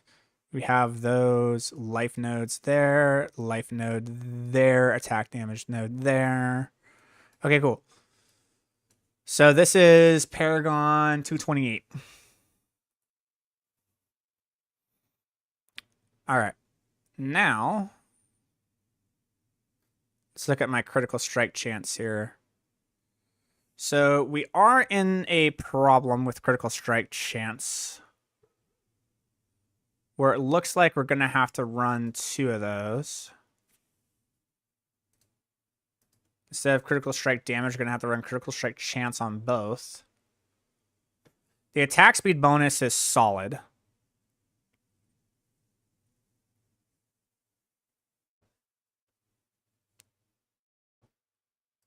I think I rolled for the cooldown reduction, so I would love to have something that has like cooldown reduction or coalesce blood or like Hellbent Commander here. That would be great.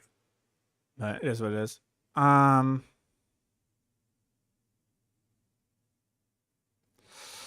So we have both the rings. Let me see something here. If I do this, how much am I losing?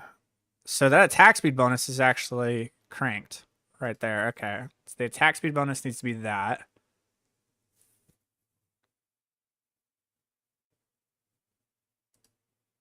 Let's say we go 2 here, 1 here.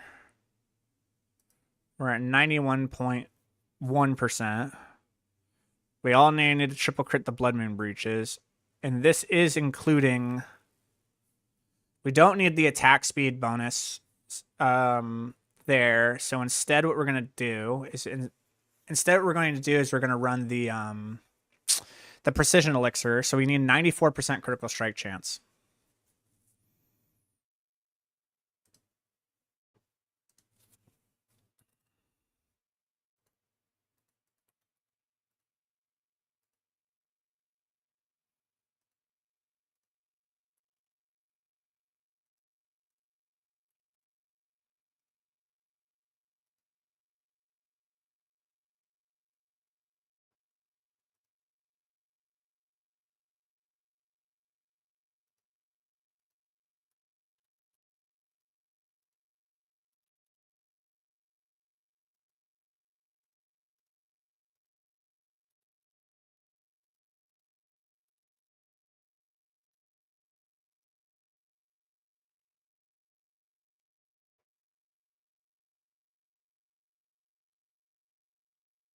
Okay.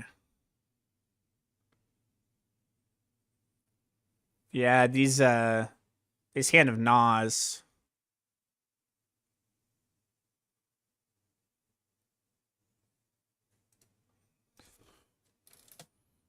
And okay, that's warrior.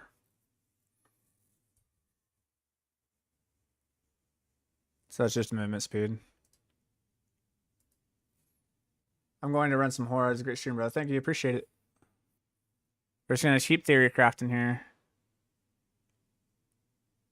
All right. Obviously, this is going to be an Iron Golem sacrifice. The only issue here is that we're not crit capped. Stats give us this. The pants give us this. The right ring, the left ring, and the Inspiring Leader give us that. And we're still not quite there on the crit.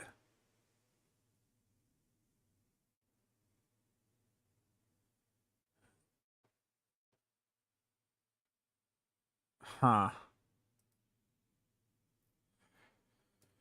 Let's see here. Let's grab some extra dex nodes, even though I don't think it's going to do anything. Where's the Amplify?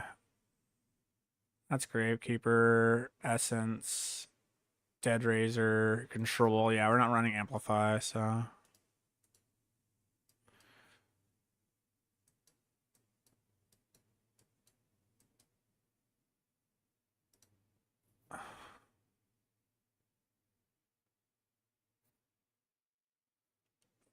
crit just ain't there. 91.6% ain't gonna do it. No, we need 94%. Like, okay, with a crit pot, it would be 97.6%, which is still very good. Still very, very good. And I think we're just gonna have to be happy with that, to be honest. The only way that we could do this is we get something like that. As soon as we get a GA crit strike ring, it works.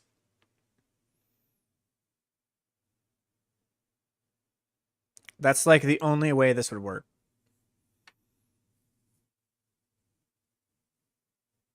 Because I'm not going to go and try to triple crit that. The other thing that we could do is we could do this.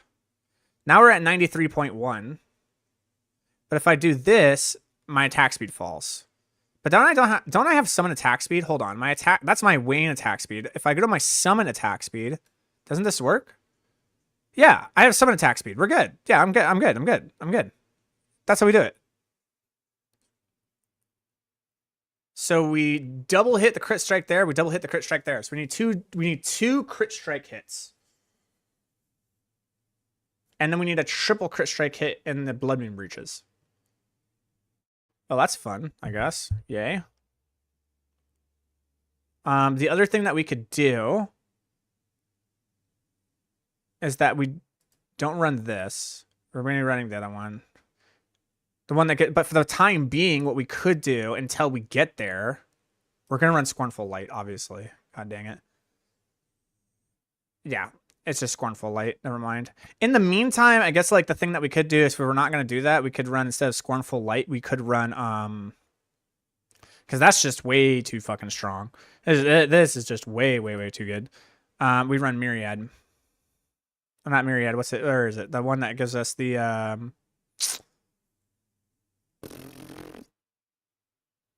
this one, Seal of Power.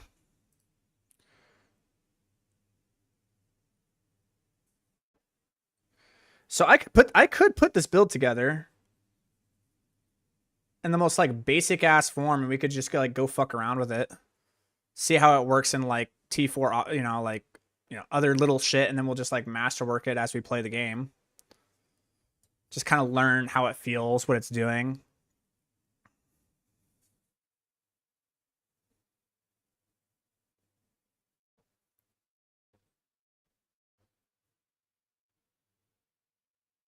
Like, it's not going to be nearly as powerful as we want it to be.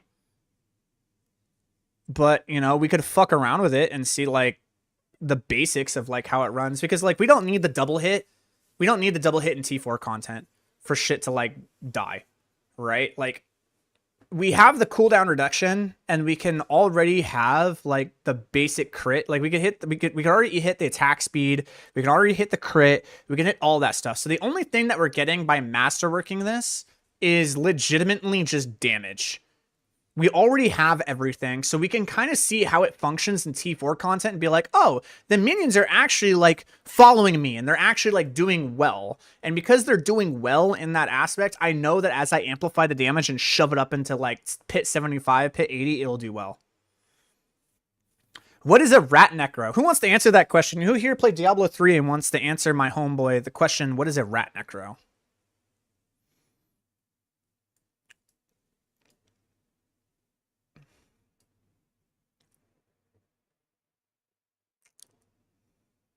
Yeah. So we already have everything here. Yeah, we have the whole build. The build's done. We run Subo because Subo's awesome. And then from here, what are my resistances? Oh yeah, my resistances are just cracked. We're good. Our armor's good too. The most squishy Necro in history. I mean, true. Z Necros are the greatest thing ever. Dude, bring back the Z DPS Necro, dude. Unironically, one of my favorite builds to ever play. My third favorite build to ever play was the Z DPS Necro.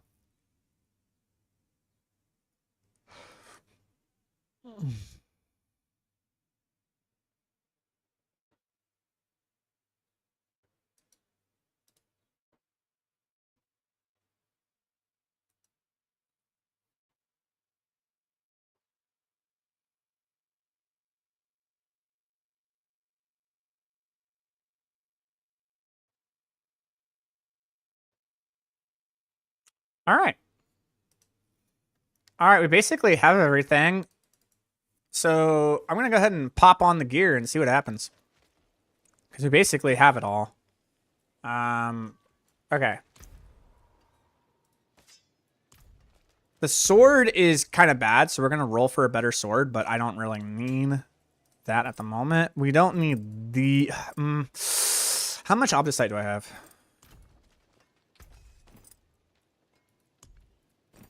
Okay, I can actually go for it.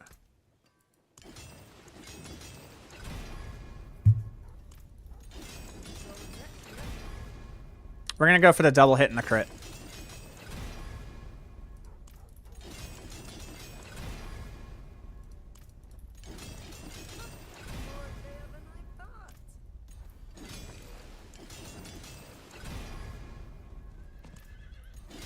Oh boy. There's one.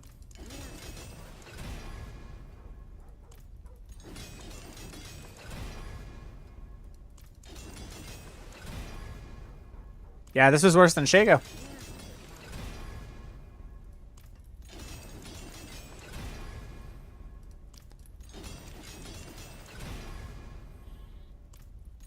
I actually just need to hit this one. And we need to do this. Yeah, we'll be fine. We'll be fine. We'll be fine. It was. It was very fast. That's what we're trying to figure out, is if the movement speed tech that we have is just going to break the fucking... the minions. That's what we're trying to figure out.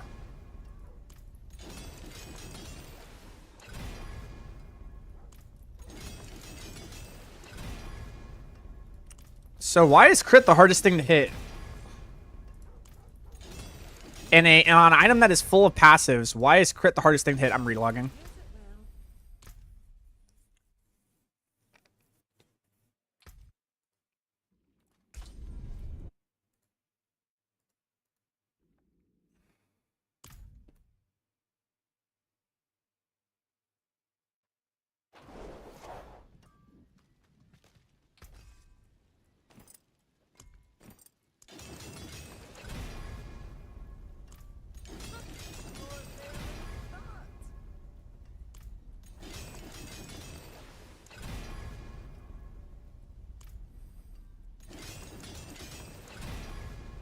Yeah, for real, the game does know what we want.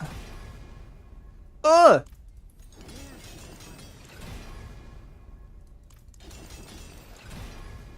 Alright. You know what? It'll work. It'll work. It'll work. It'll work. I don't have enough Obdicite, but it'll be fine. It'll be fine. It's fine. Everything's fine. Stars made manifest. That is pretty. That is a pretty wild item, though. I ain't gonna lie.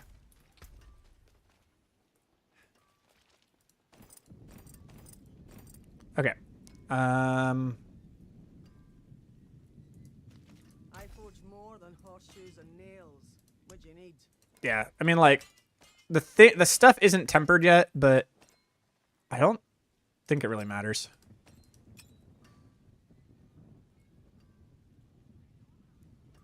So we got the crit damage. We got the crit damage there. Got crit damage. Shouldn't that be summon damage?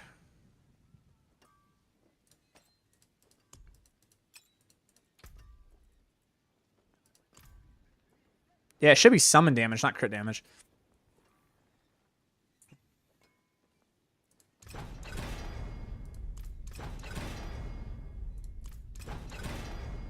There we go.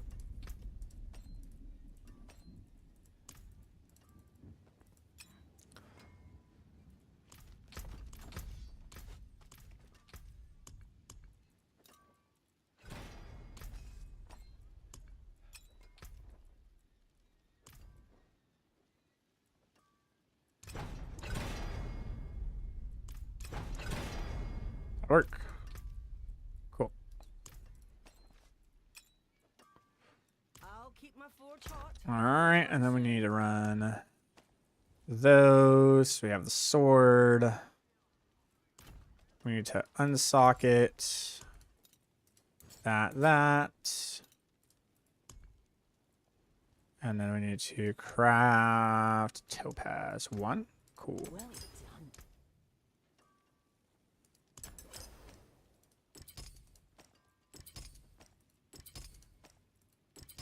Sweet. Okay. I'm gonna run Igni and Zek. Wherever it is. I don't have it. Where's my Zek rune? There you are. And then we're gonna run Nagu. Hello, where's my Nagu? Thank you. And Jaw. Sweet. Okay. And then from here.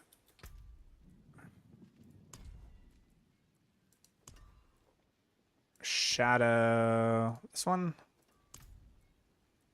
Reaper Iron. Nice. Okay.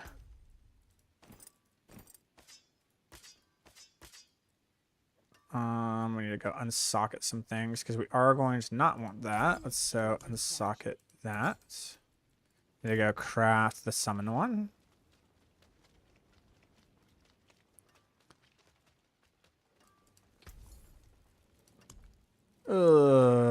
I have power.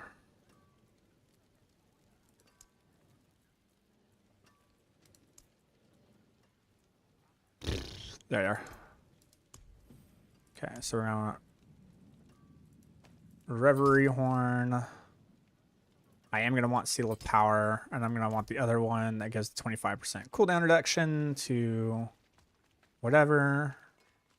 We'll see how that one runs. I might run it in a different skill, but we'll see what happens.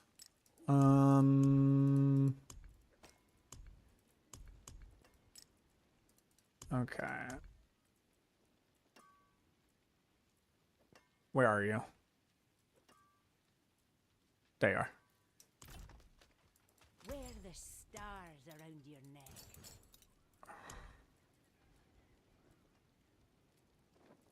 This one. Is there any Necro build you would like to see buffed? For me, it's Bloodlance. I think it's a lot of fun to play. I think Bloodlance is a great build that needs to be buffed. I think it's a great one that needs to be buffed. Honestly, if I wanted a build to be buffed, it would be Physical Corpse Explosion. I think Physical Corpse Explosion is one of the most satisfying builds in the game. And it doesn't need to be buffed to do pit pushing. It just needs to be buffed to be able to do speed content well. Because it's fucking hilariously satisfying to click a corpse and just the whole screen explodes. It's hilarious.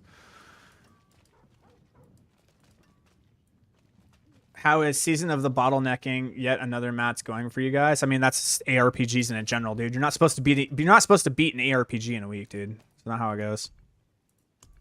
It's RNG based, and that's just how it goes. All right, so we have that. Okay, these are all good. Yep, I think we have everything. No, we do. Okay, so this is where we need to swap. So yeah, that's there. This is going to be sacrifice. This is going to be animation.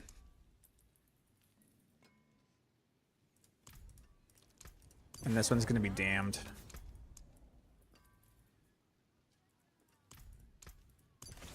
Cool.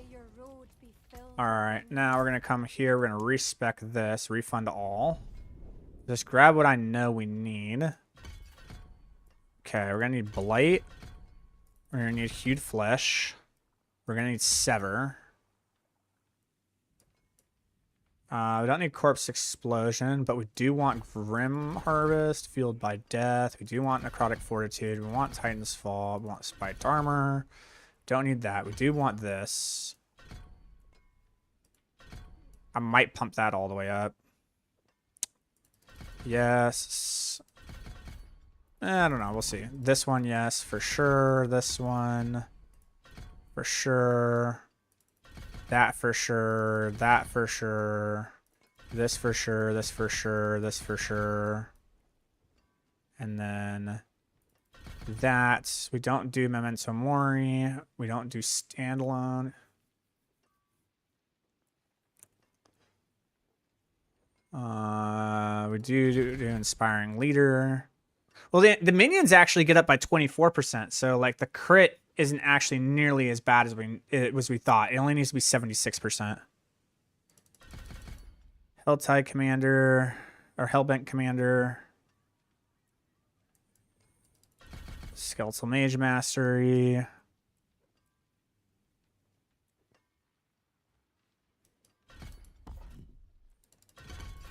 Army of the Dead. And then this is where we do Kalen's Edict. For each active minion, we're going to have a shitload. I think we're going to have 5 plus 3, 8, 9. So 27% plus that. That's actually not... Like, Kalen's Edict, honest to God, actually might not be it, dude. I think it's Affliction.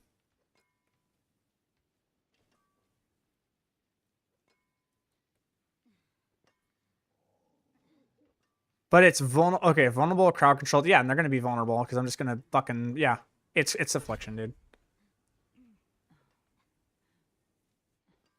I wonder how much you will be gimped without Occult Dominion. Short 3 mages. I don't think it's going to matter.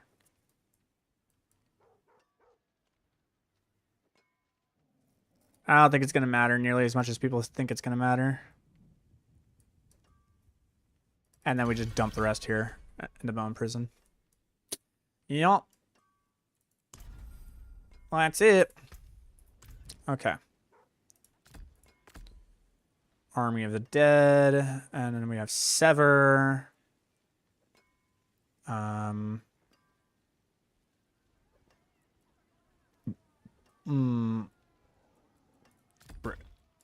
Raise Skeleton. I think that's E. You're not going to be blighting very often.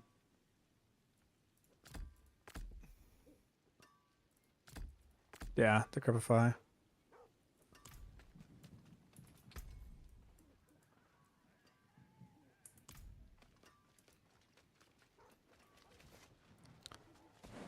Okay, so I'm actually curious to see how the cooldown reduction looks on our Army of the Dead with the Igni rune.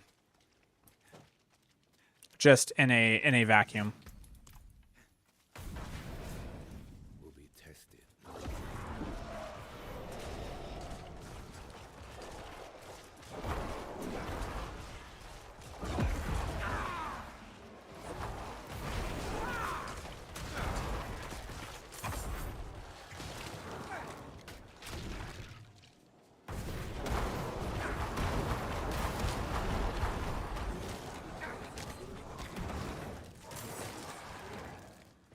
So I do need to go get my actual... There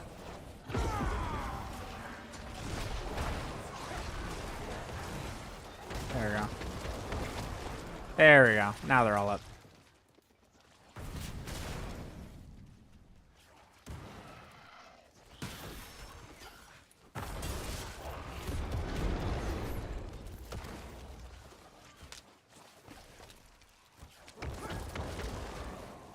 So you can't... Okay, so it's going to replace the Archmages when you cast the Raised Skeleton, huh? When you cast Raised Skeleton, it replaces the Archmages, doesn't it? Huh. Or is it just...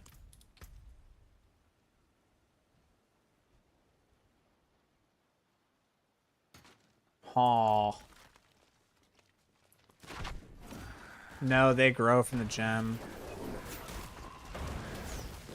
I mean, that's cool.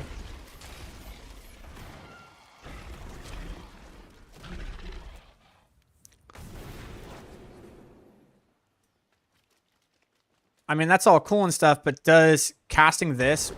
Oh, no, it doesn't. It just casts the priest. The priest comes up. It doesn't replace the actual guys. Okay. We're good. We're good.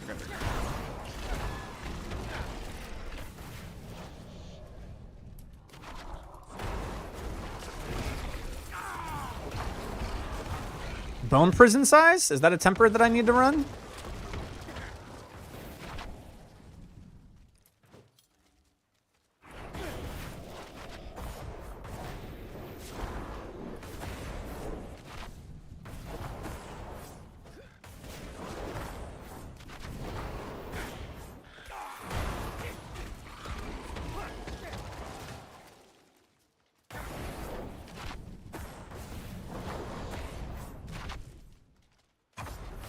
The minions are kind of following me. I might not need that much mobility on that. We'll see. I guess the best thing that we can do is just go. All right. Oh, I also don't have the right Paragon board. The Paragon board is so bad for the minions right now. That's another thing that I wasn't doing. It's like minions are not really doing that much damage. Yeah, well, the minions don't have the right stuff.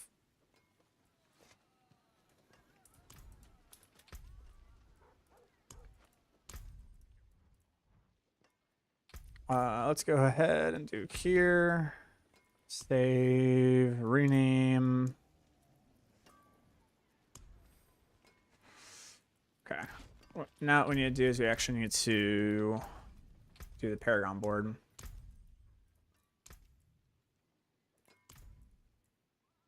I mean, I do have Dead Razor at 61, which is decent. It's not the best, but at least it's 61. We're not going to have like the biggest amount of damage that we gain from 61 to 100, so it's not like, woo, but I mean, it's something, right? All right, let me pull up the Paragon board here. All right.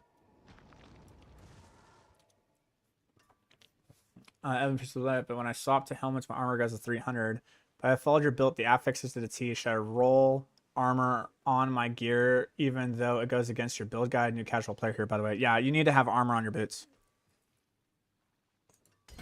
In order for that build to work, you need to have armor on your boots.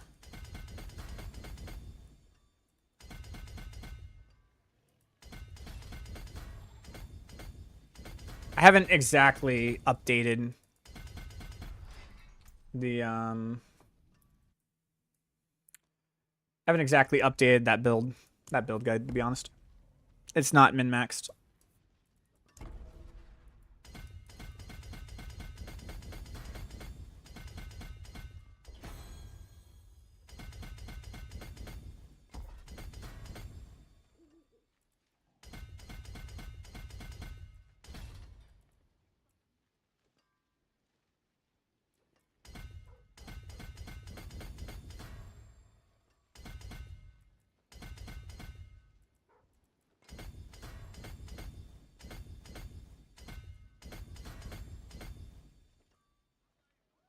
This is control. Control's even level 73. That one's not even level 100.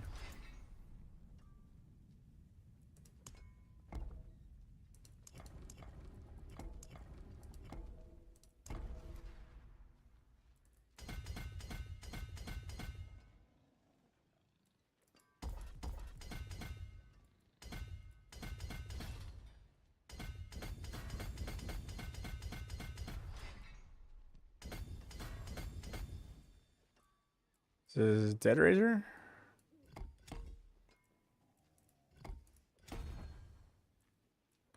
Okay.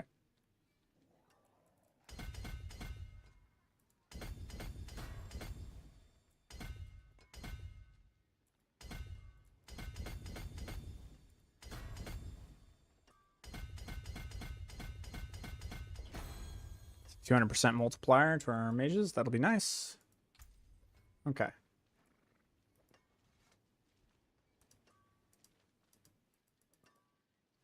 Yeah, essence per second is important, but the problem with that build is that, like, you need both. You need essence per second and you need armor, but you can't have both unless you shrink the build to a point to where you have enough lucky hit chance and power with cooldown reduction to just straight up reset your soul rift without needing essence per second. It's just, yeah. It's just one of those situations, man. That's all.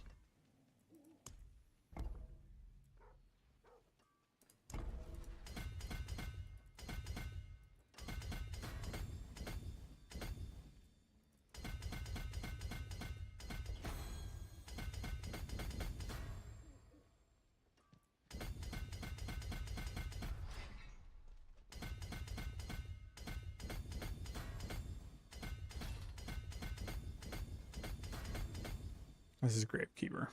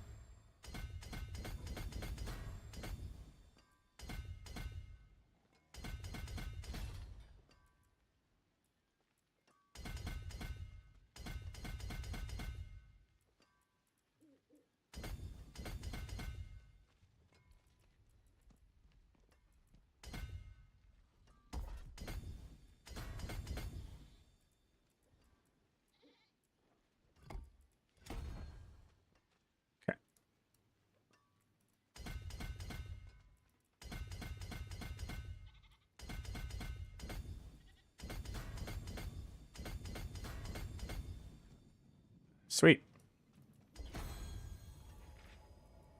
And that's everything.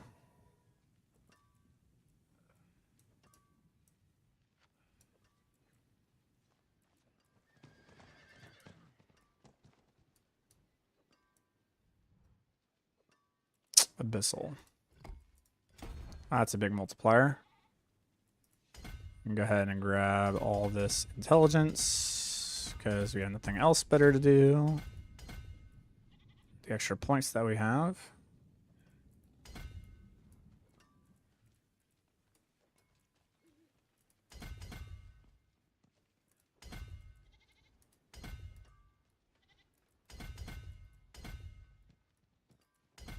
There we go. Sweet. All right, let's see how much damage it does.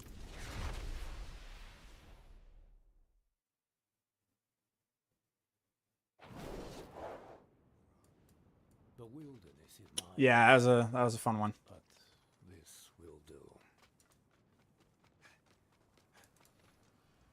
All right.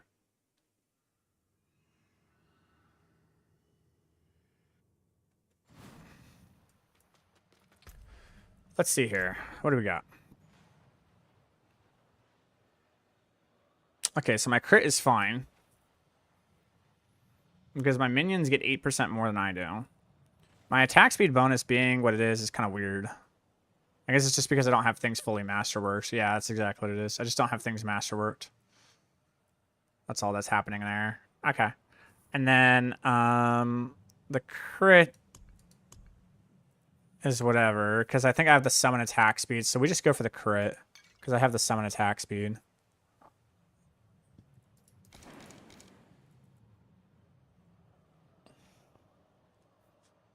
Yeah, we're solid.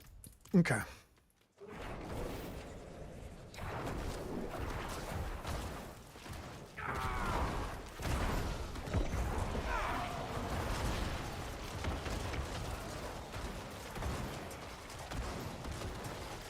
And they're doing pretty good damage.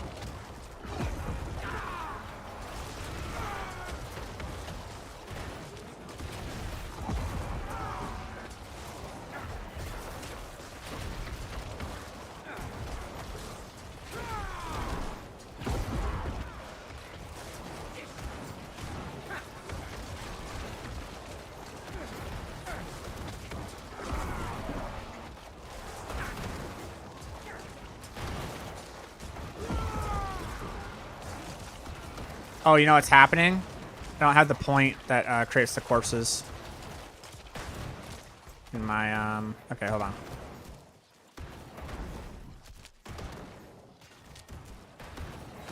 There we go. So we did that one. And then we also, I think I just need more rings to this. Okay, let's try this.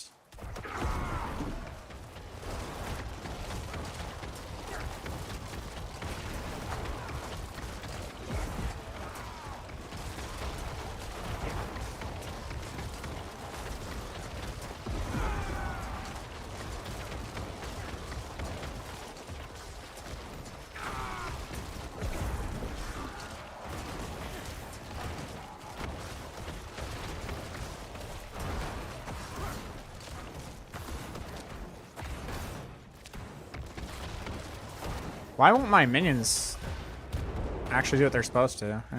Weird. So you just need to like upkeep. We just need to really upkeep the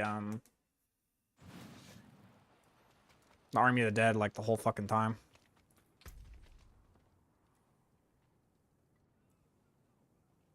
All right, well, we'll see what it does in a like a nightmare dungeon, I guess.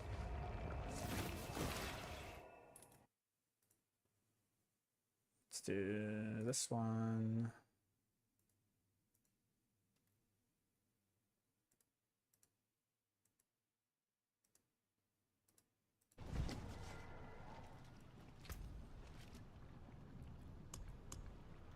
I mean, I don't know how it's gonna run, but we'll see.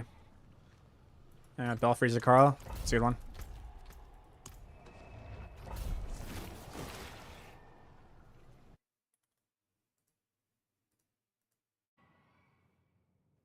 Missed your glyph on board 1? I don't think I did. I'll take a look.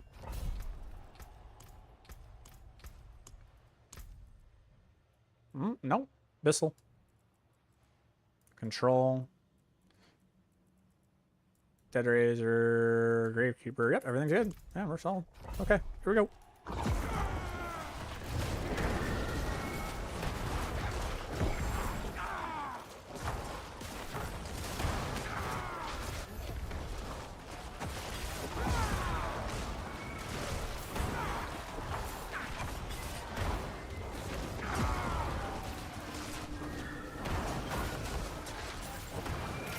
So it's funny is your minions. Okay, so this is kind of working like how it was in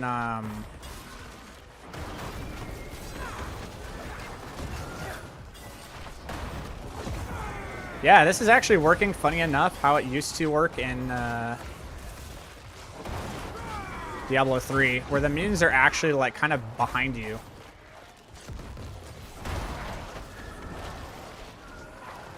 So you can actually dash past things.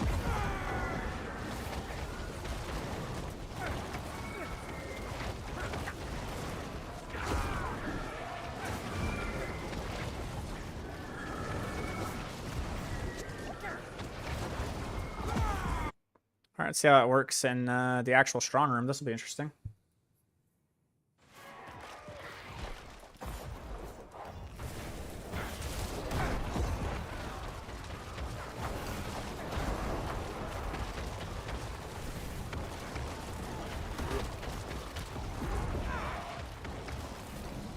All right, let's see here.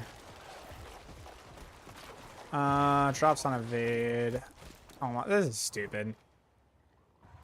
All right, so this is gonna be like a real, because I'm not gonna guide anything to the Heroic Pillars. So this will just be a pretty raw test, actually.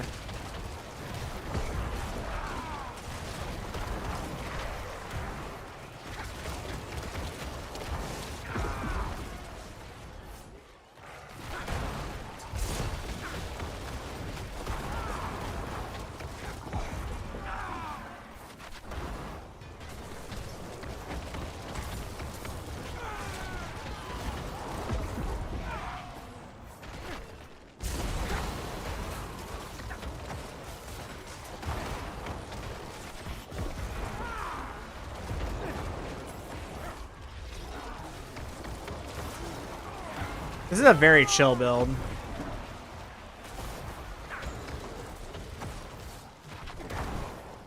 So the minions are kind of falling behind you. So you can actually use that to your advantage.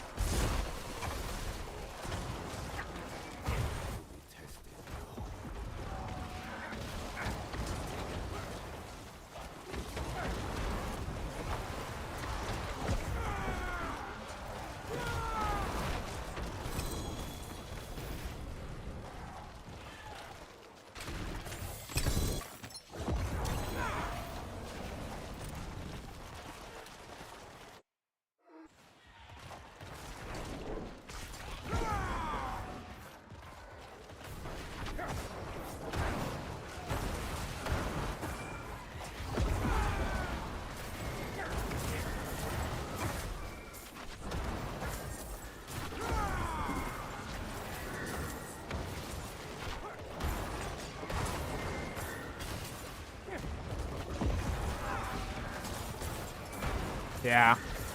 This is so weird to play. It's literally like Rat Necro, dude. It's actually kind of insane how similar the similarities are, where you actually just have to like trust the mages are gonna kill the target.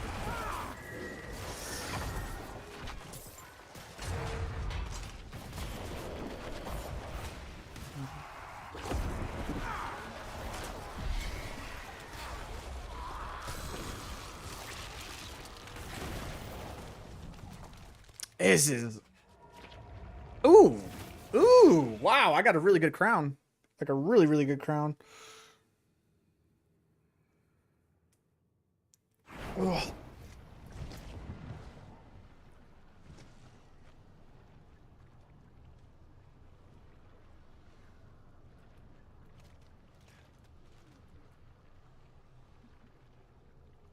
That's something that's also possible to use, so I'm going to keep that there.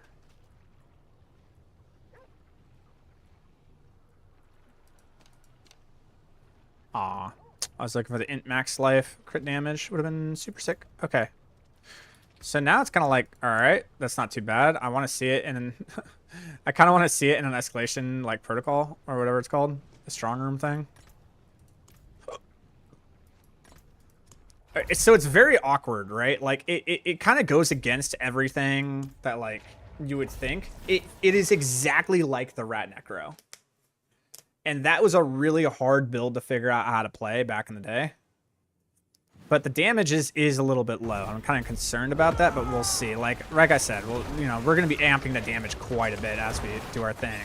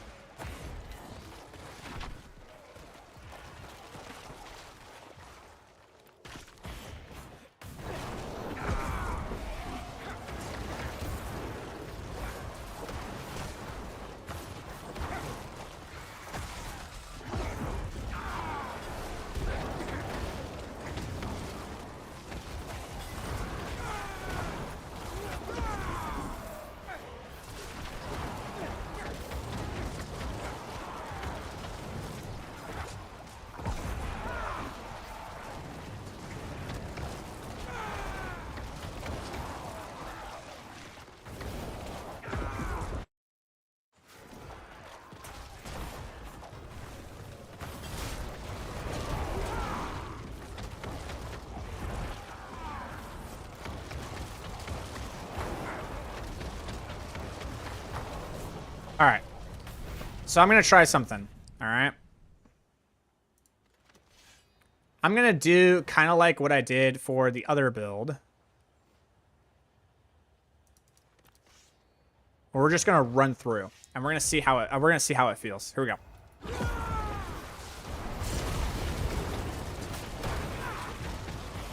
Okay, yo, like the what do you call those? The suppressors are kind of lame.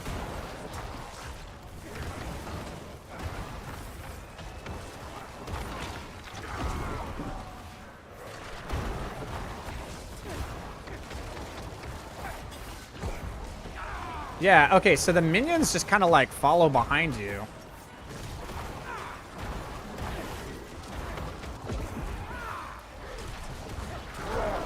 Oh my god.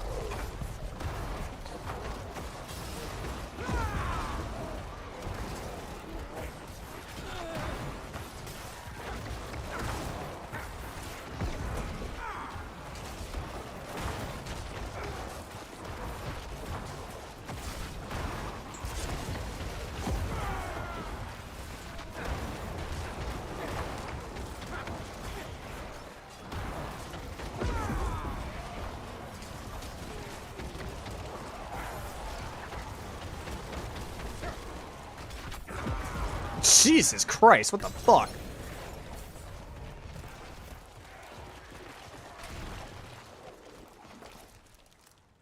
The mages are doing damage. Well, I really want to see it in an escalation sigil, dude. But I can't get an escalation sigil.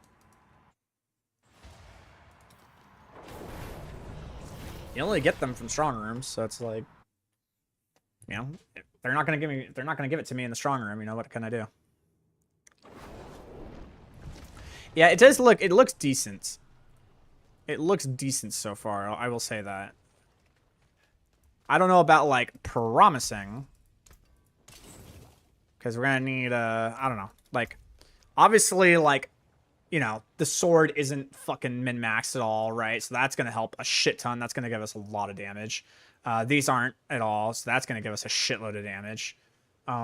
This isn't, that's going to be more damage. This isn't, that'll be more damage, right? Like, there's a lot of opportunity for us to get a lot more damage in this build, but it does feel okay.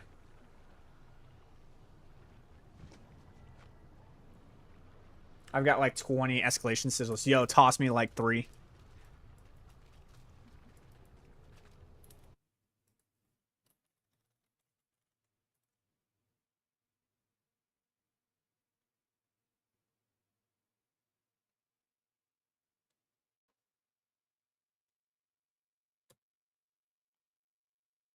Toss me like 3 of them, dude.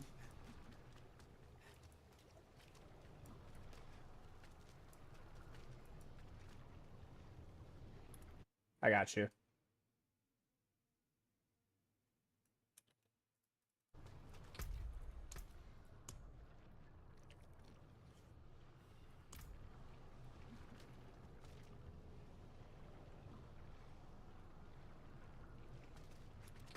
Also, I forgot the most important rule. This sword, it looks dumb, right? We're gonna fix that. Now it looks cool. This one also looks cool. I like this sword. This sword looks great.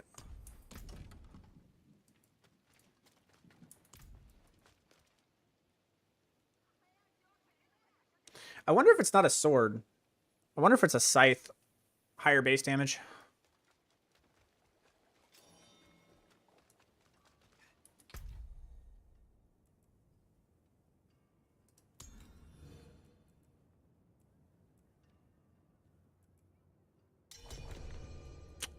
Oh, man.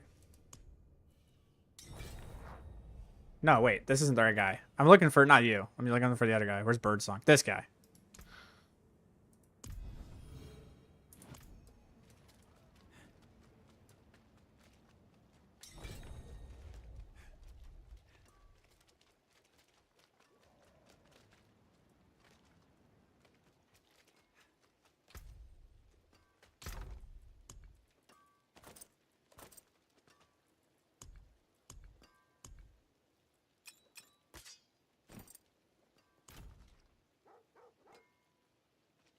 Are you able to trade those?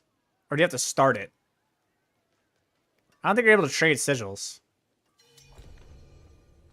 Maybe you are, I don't know. Whoops. Fuck that up. My bad. My bad. My bad. My bad.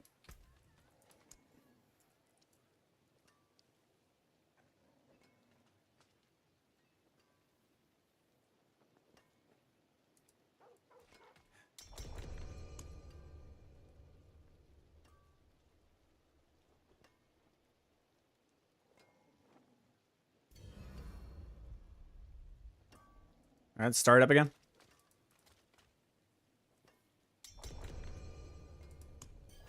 There we go. Okay, I go here. And because I'm the party lead, I have it. I want to see what it does against Astaroth.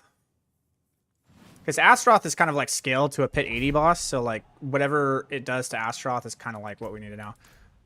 I'm gonna go ahead and leave the party. We'll lose any bonus completed. Done. No, I have to. Okay, so you have to leave. I can't leave. You have to leave.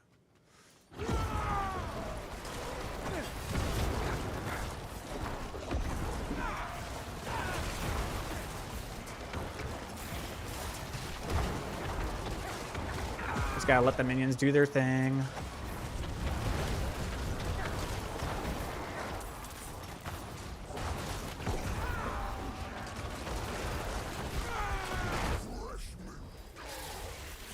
Yeah, I just want to see how it handles against the...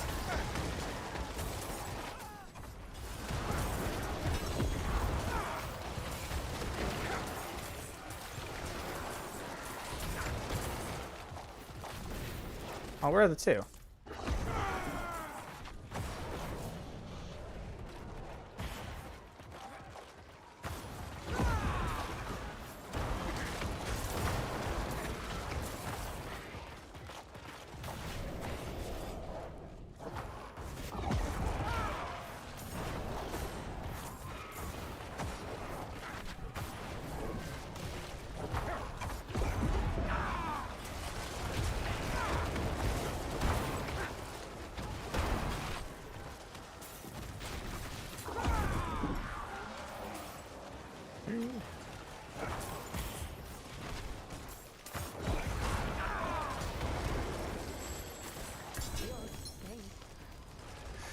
So Decrepify has like a much better damage profile in the sense that like I can it just has a wider range of instant damage, but the minions are for sure hitting harder for like than what Decrepify is hitting for.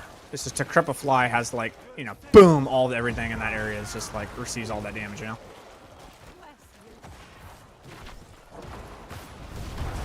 Yeah, that's what I'm thinking. I think the scythe is better, man. I gotta go roll for scythes. I'm rolling a which is okay. I'm rolling a sword right now, but I think it's scythe, dude.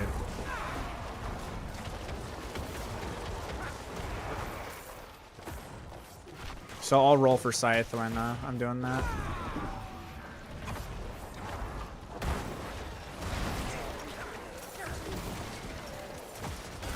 So traveling with these minions isn't necessarily broken. The way that you have to... I know it sounds so weird, but it's like the minions are behind you. So you just give them a second to pop up. And they just kind of pop up right there, and then when they do, they just kind of delete everything. So there is kind of like a skill cap to this, right? It's like, okay, where are the minions and how are they going to spawn?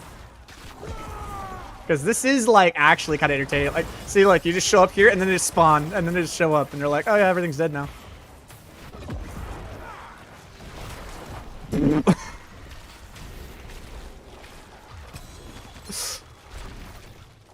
It's pretty cool, dude. I ain't gonna lie, this is actually like super entertaining, dude. It says sigils are account bound. Yeah, so the way that you do it is that the guy starts it and then promotes you to leader. Oh, only the player who started it can go into the next one. Man. All right, you know what? Better. We're going to test it with 2 players. Homie, get in here.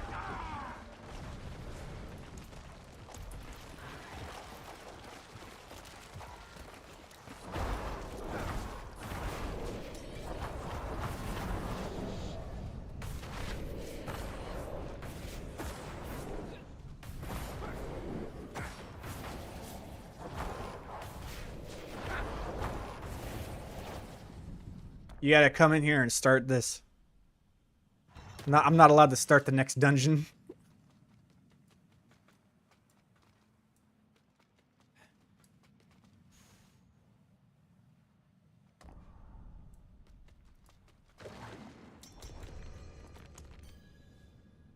All right, no, I want you to stay in. We're gonna run this. Let's go.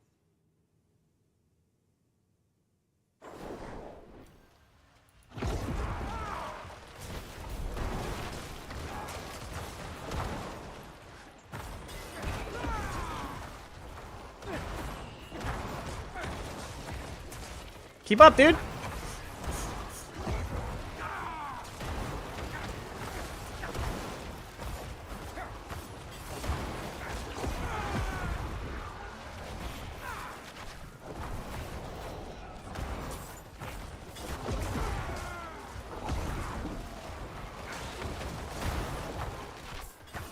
Where are the bloodstones?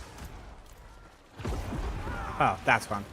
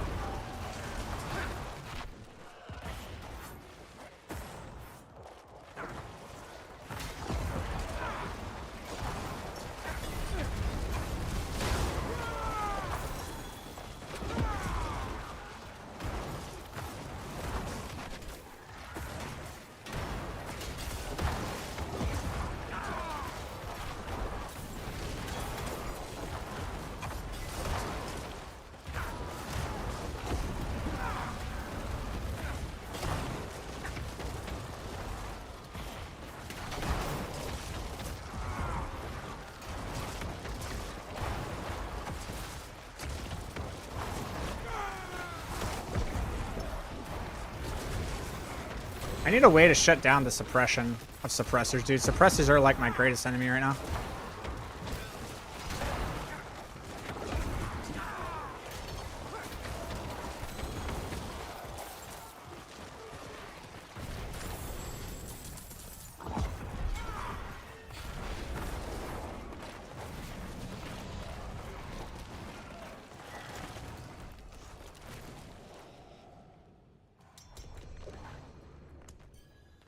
But it's good to see how it's performing with another person in the group.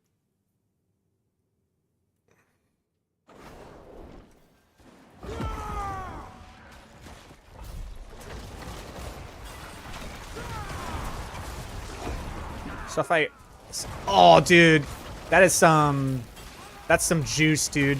You can actually skip ahead to get the minions to actually spawn inside the suppressor.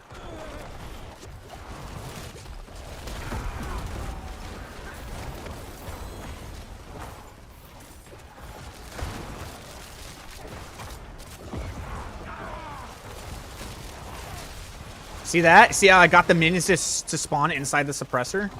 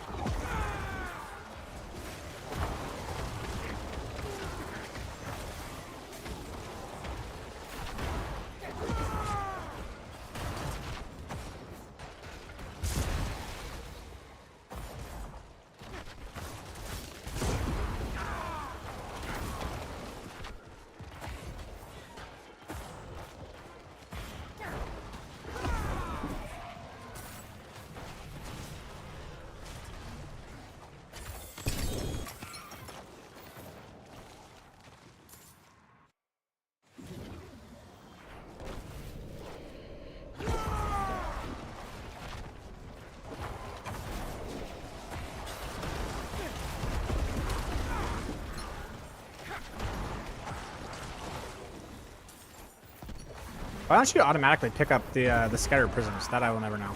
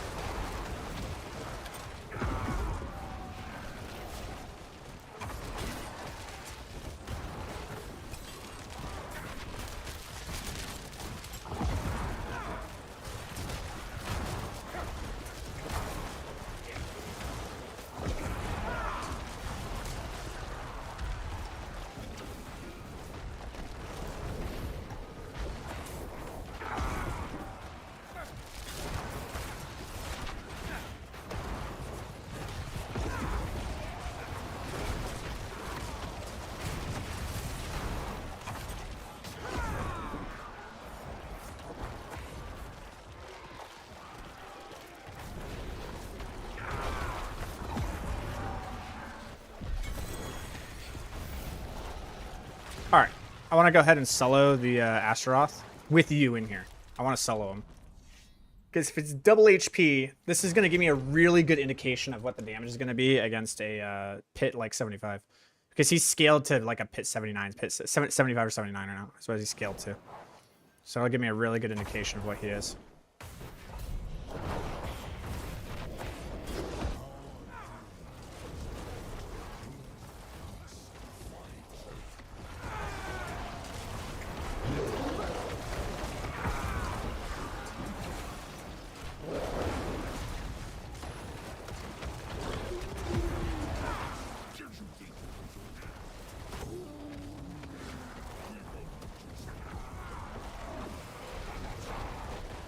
Where'd he go? Where is he? Oh, there he is.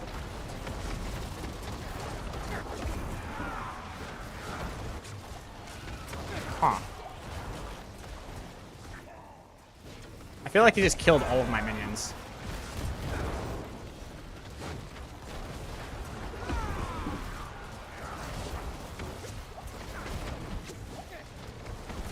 Huh. Where's the damage?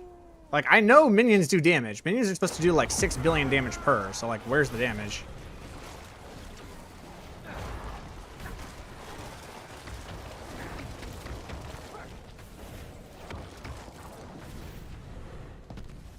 Weird.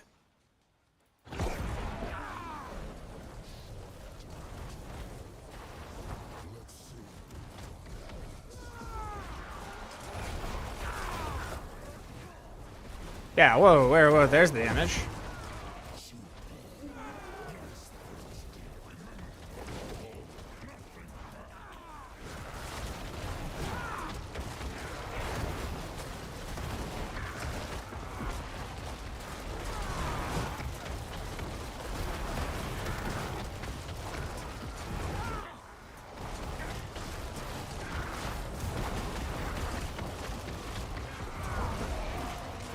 They are not doing any damage. What the fuck?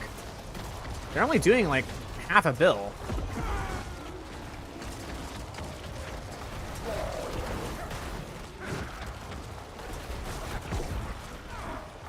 And then they like burst for whatever reason.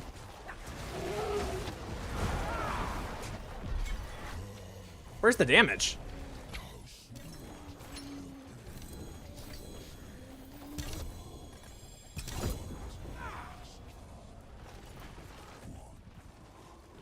Am I missing something? I'm missing something.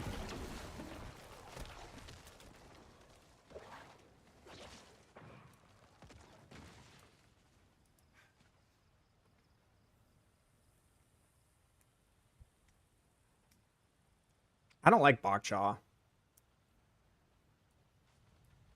And you definitely don't want inexorable on your amulet. That's just definitely not what you want. If you're going to put inexorable on anything, it's going to be here.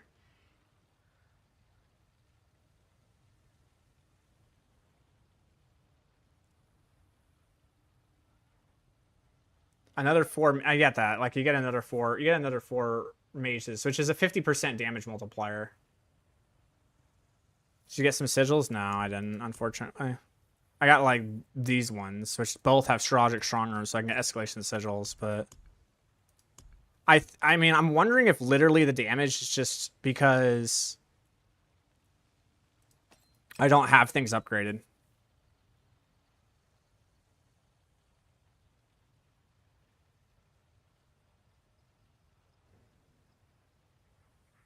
Sometimes the damage doesn't matter at all at 75. Correct, I agree. But the problem is that I'm just not dealing the damage.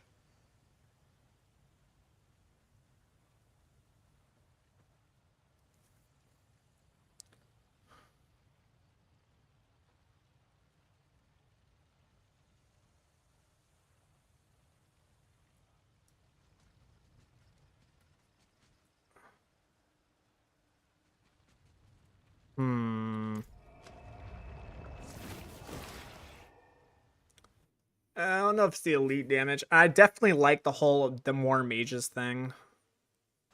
Is it really just inexorable in the amulet?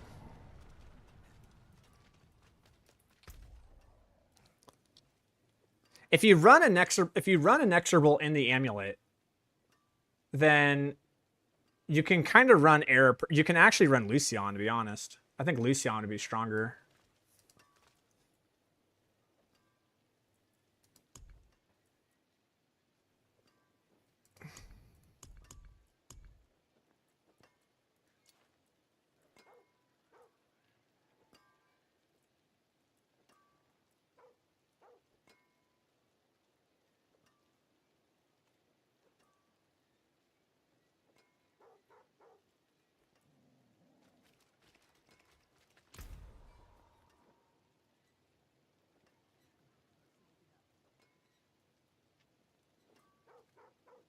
Then affect kill times. So, like, here's the thing, right? Okay, let's say that we took off this and we put an inexorable in the amulet. Neither good nor evil. How may I help you?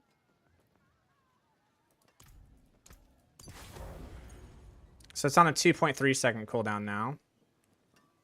And then this, you ran Occult Dominion.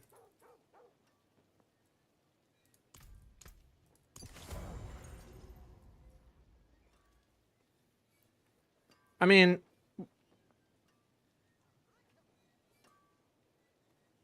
wait a minute. What does Occult Dominion do in here? It gives you 3.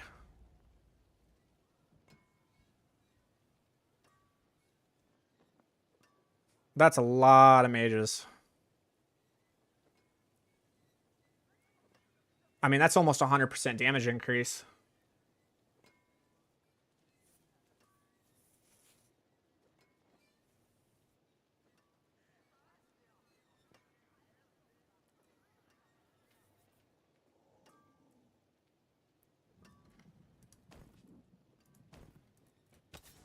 If you run Inexorable here, I think this is okay. I think the Sever cooldown being 1.82 seconds isn't actually the worst thing. This is like an insane DPS increase.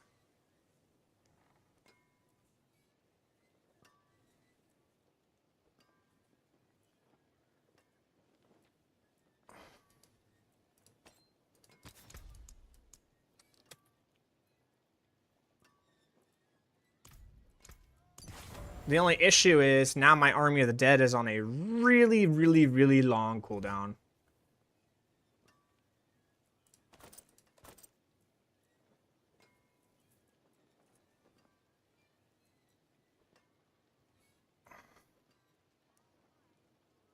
Okay, so this is actually kind of genius in a way. Okay, so what I had before, I want to see the math on this because this is actually kind of interesting. The math on this. So the way it worked before was that we had 8 mages. This one we have 14. Okay. And then for the multiplier, we had a 1.5. And then for the rings, we had a 1.6 and a 1.55. For this, we have 14. And now we have a... This is a 2.5, sorry. Now we have a 2 and a 1.6, I think. Okay. Oh, it's just not. No. Less mages is better.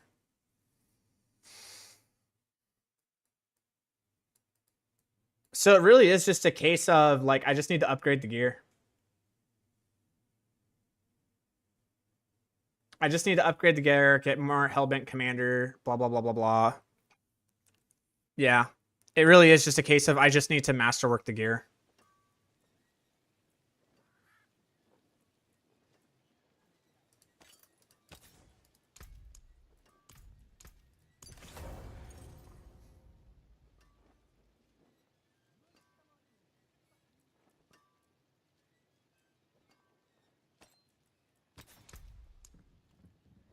I think you can roll in Cult Dominion here. No.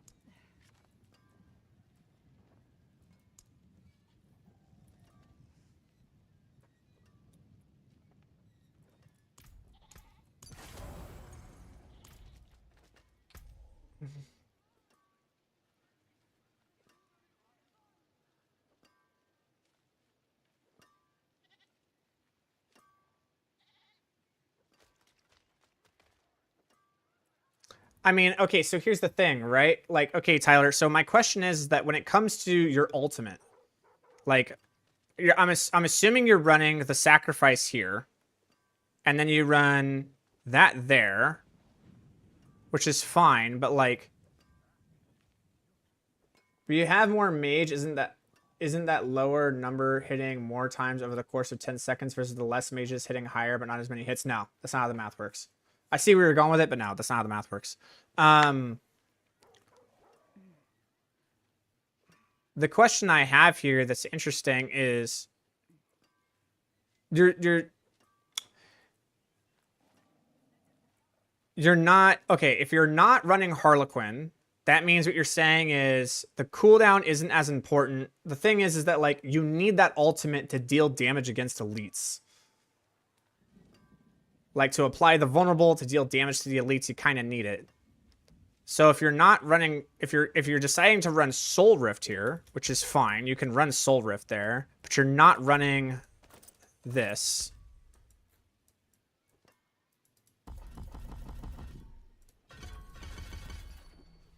That means you're having to reset the cooldown of Soul Rift. That doesn't really work in speeds. So the Kalen's Idiots is not a play here? No, I don't like Kalen's.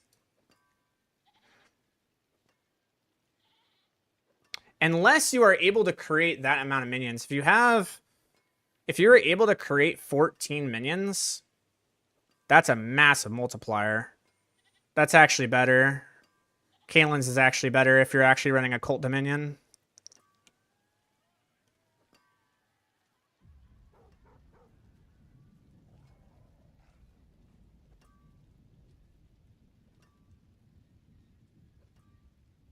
I don't think Mendeln is good for speeds because the problem is that it requires 6 attacks from each of the minions. But I mean, I guess when it procs, it does real big fucking damage, right? The problem is that Mendeln doesn't. Does Mendeln scale off of minion damage? Like, does it scale off of unyielding commanders?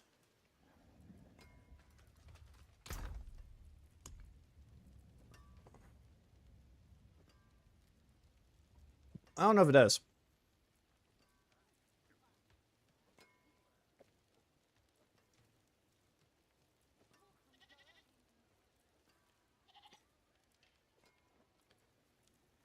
Oh.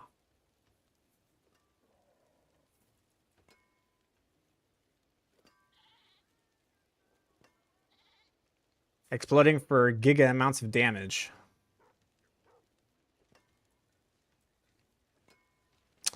But then that means that the whole chance for skeletal mages to attack twice isn't the play. Now it's finality.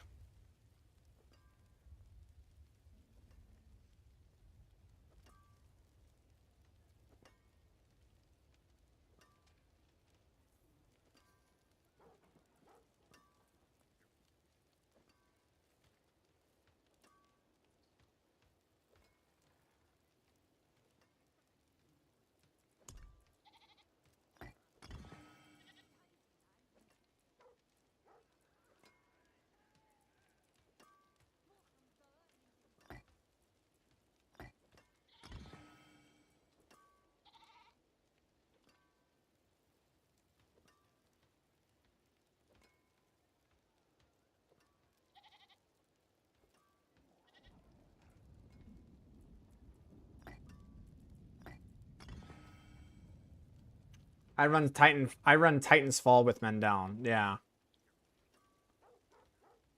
I think you'd run a run of finality.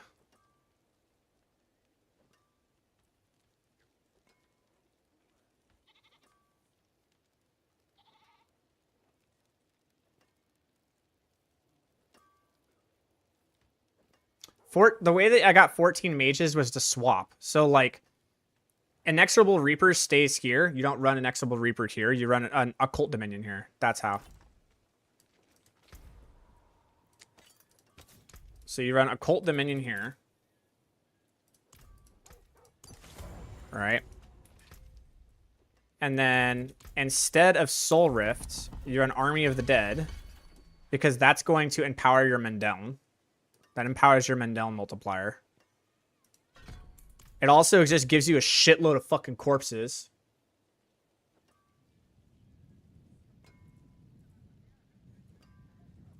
And then because you're running that, it's like, I mean, you can still run Harlequin, but you're losing a massive damage multiplier.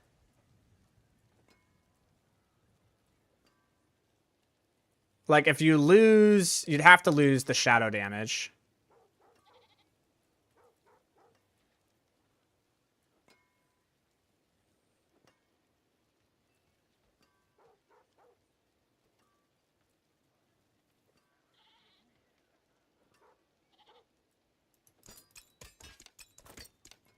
Like, I kind of want to try...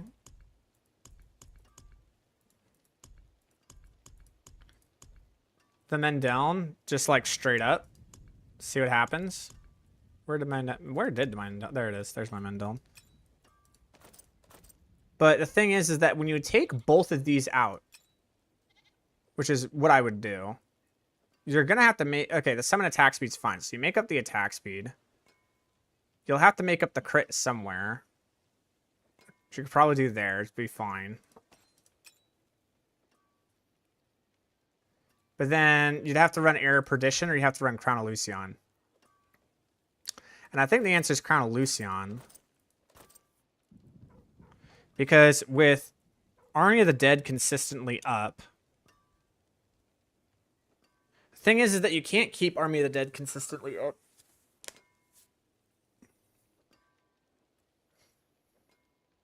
I don't know how it would work.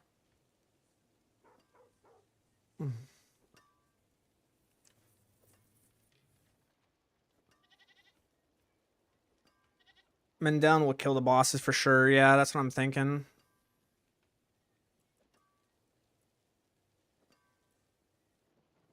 And then what we do... Hold on. Wait.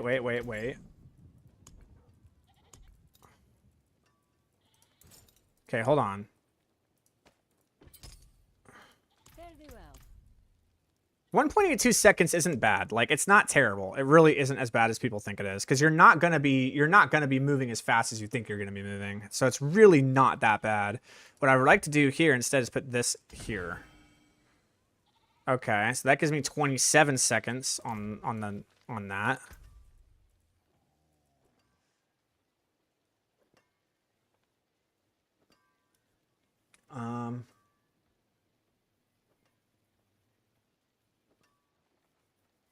Okay. I put this on. It's 24 seconds. And it gives me a 75% damage. And it gives me a lucky hit chance, which is pretty good. Each time I use the skill with resource. Stacking up to 5 times. Which is literally just a Crepify. But then my Bone Prison has the cooldown too. I'm curious to see how it's going to work. Like, I'm going to give it a shot. We're going to see what happens. There is power in these stones. What color and brilliance.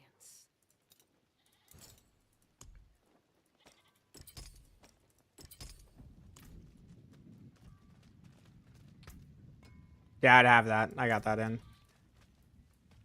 I got that in right here.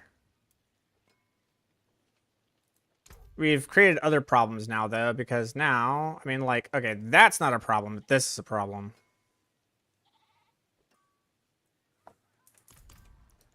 The wonders of Sanctuary at your fingertips. How may I help you?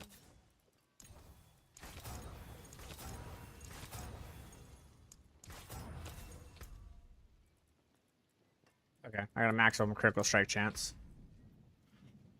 Okay. Do I have my potion up? I do not. Okay, so I can add 6% plus 24. So I can add 30%. So as long as my crit is 70%, I'm good to go.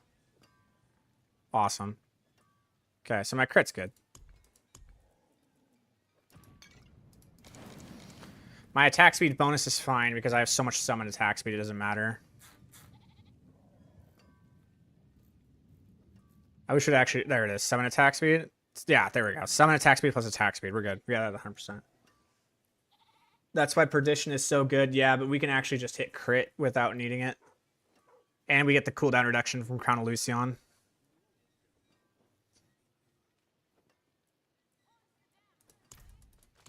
Let's see if I can hit a double hit in the Crown of the cooldown reduction. Because that would help a lot. It would give me a better idea of like what I'm working with.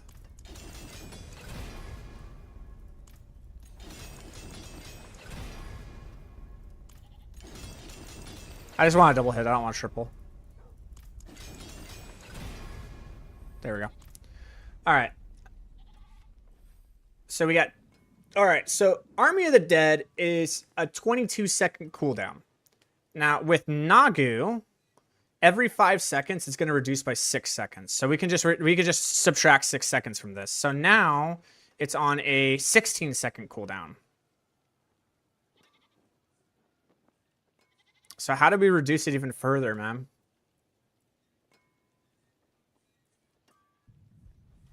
The only thing I can think of is you have to run ultimate cooldown reduction in the amulet. Sever's on a 1.93 second cooldown now, which isn't terrible. That's fine, to be honest.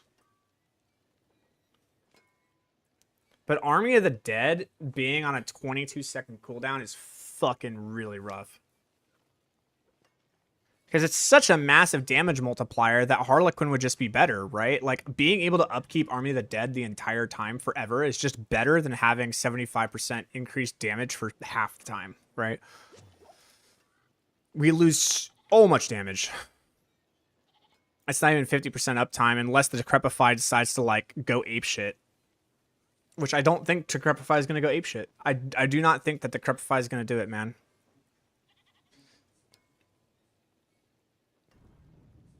I do not think that Decrepify will be enough. But impossible to calculate. Yeah, exactly. So the best thing I guess we can do is go see what happens at this guy. Now, because I have enough crit, I don't need the precision elixir because I just have enough crit, right? Then I don't need to run that. We'll just run the one that gives me the extra lucky hit chance because, well, extra lucky hit chance is nice.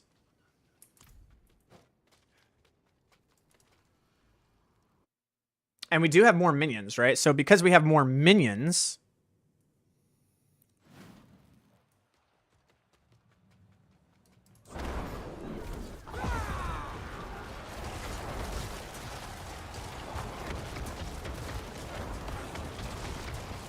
Okay, so the damage is kind of insane.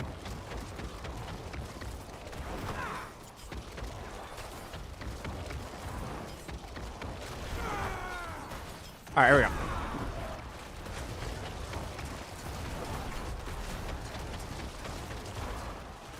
No way.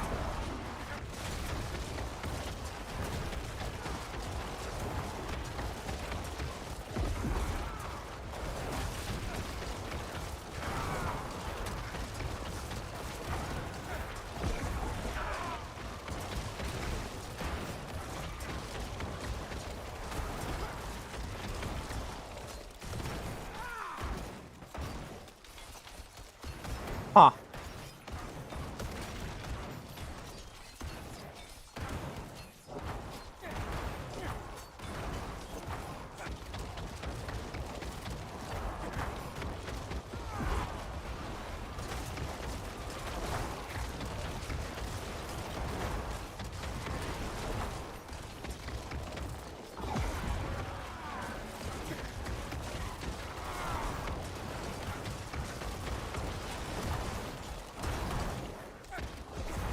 So this is where we want the mages to attack twice.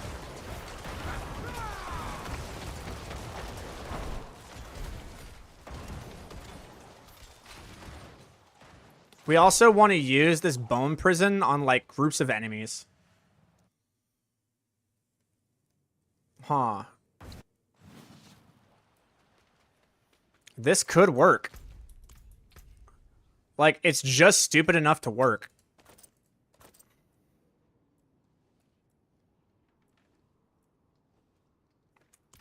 Let's see what happens. Let's do like a pit 70, see how it feels.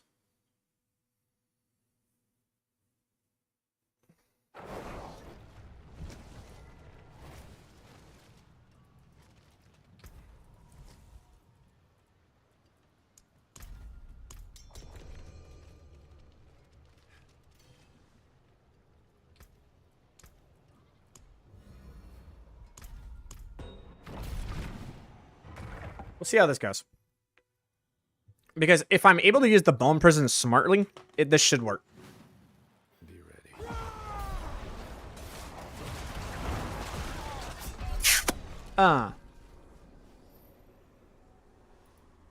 I don't have armor.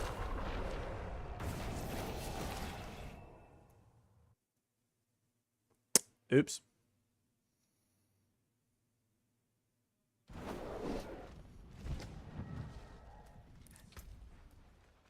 Yep. I don't have armor. Let me fix that real quick.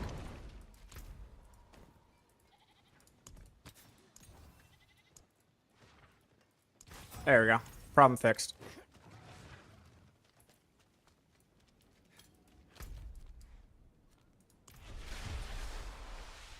So the Archmages stay, right? Like if I go to Kiovashad and I go against the target dummy.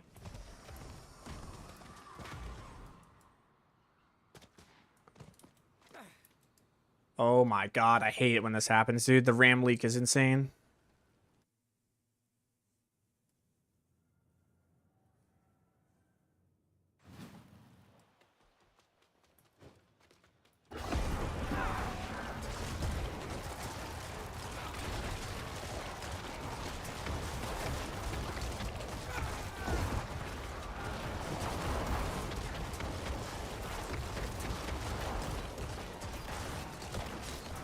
Alright, so that means that, like, without a doubt, Grim Harvest is, like, super giga important.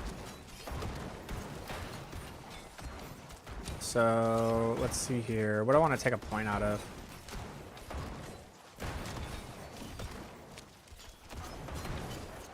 Honestly, Necrotic Carapace. Yeah.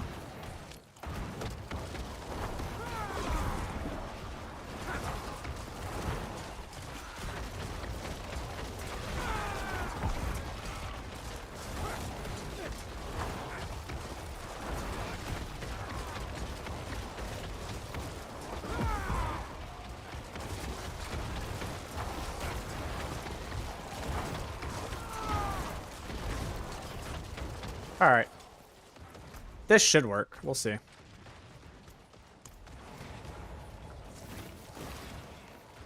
I've had success changing texture resolution, saving options, then changing texture resolution back and saving. Interesting.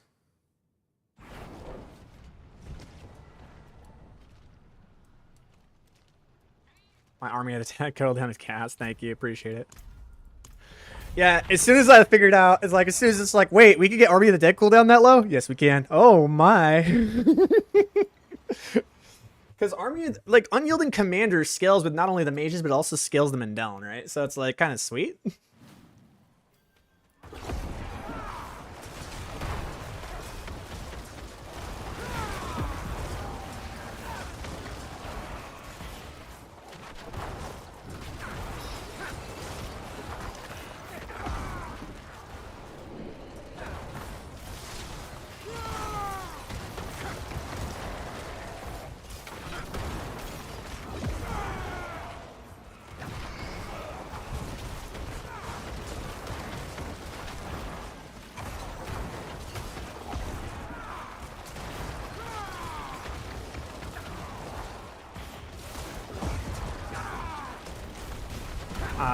Did I do it?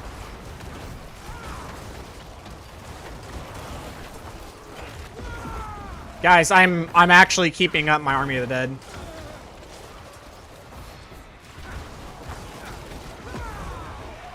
And this is without, like, any of my shit masterwork. Boys? Boys? Did I do it?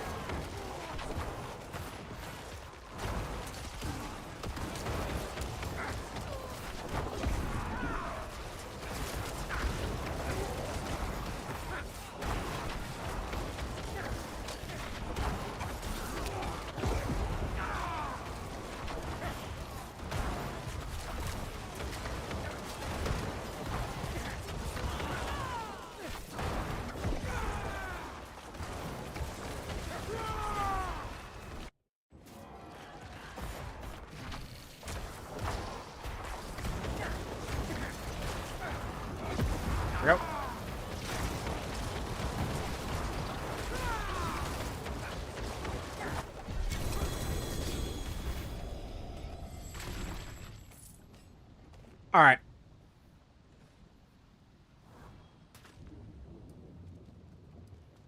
Nah, it's Crown of Lucian. Crown of Lucian giving us the 75% damage multiplier is insane.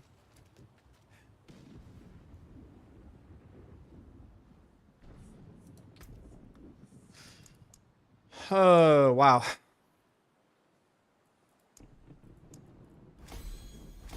We still don't even have the glyphs upgraded either, you know? It's like, okay, look. So we got glyphs that we need to upgrade. We got an entire hand of Gnaws that we need to masterwork, which will give us Skeletal Mage Mastery and Hellbent Commander. We have an entire, like, we have an entire weapon that needs to be masterworked with the Skeletal Mage's attack twice temper. That is going to be a massive difference, by the way. The thing is like, I don't know if I need that temper or not to upkeep my Army of the Dead. That's the thing. It's like, do I need that temper to upkeep Army of the Dead? Because if I don't, then don't we just run Titan's Fall?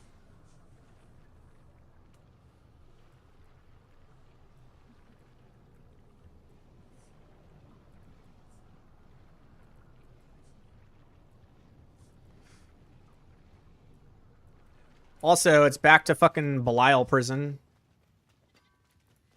to get a better Mendel.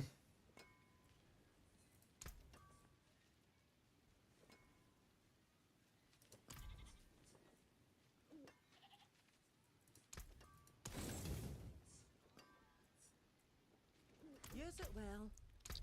What's my Obdicite count? 12.3k? Okay, look.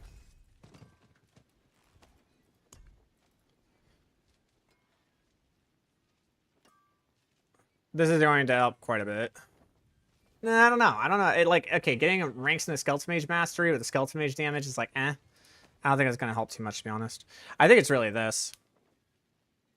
This is the thing. But, like, I need to have a Scythe. I need a Scythe to do that. Not a bad pull, that. And I don't have a Scythe to do that.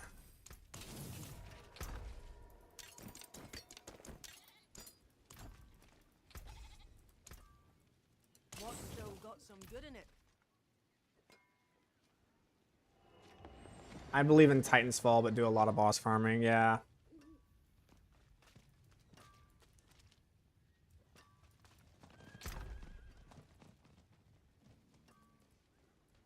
Because the chance for Skeletal Mage attacks to cast twice doesn't work with Mendel. So what we're going to do is we're just going to have so many fucking mages that Mendel is just going to proc more often than not. That's what we're going to do. That's what Occult Dominion is doing. Occult Dominion is just saying, all right, we're just going to increase the number of Mendel procs that we have by a factor of fucking Jesus. That's what we're doing. We're just going to double the amount of Mendel procs that we get by wearing Occult Dominion on our amulet. That's the whole point.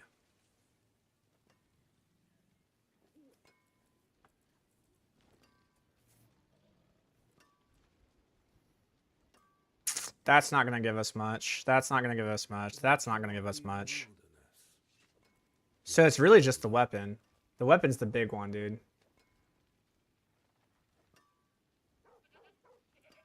The problem is the tempers on this scythe are kind of like, I wonder if I can just buy one. Let's see how much a scythe is. I bet you they're pretty cheap, dude. I have 30 billion. Hold on.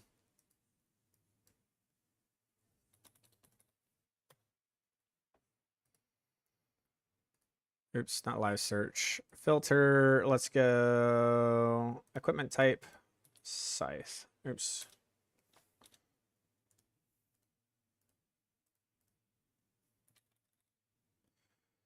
Two-handed scythe with GA intelligence.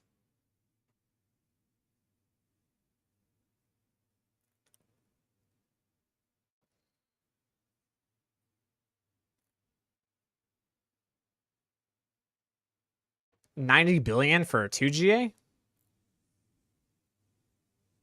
That's max. That makes sense. These are like days ago. So I'm not going to go out of my way for something that was like days ago. This guy's out of his mind. 8 billion? Like what the fuck? Do you mean like 2 billion?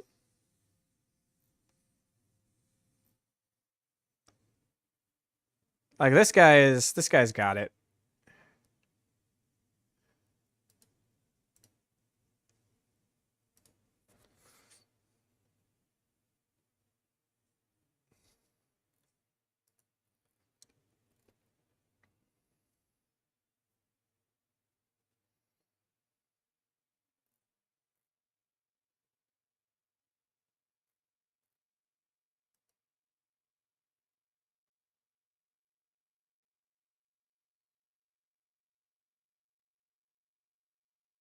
You could also run, hilariously enough, you could run Bloodless Scream.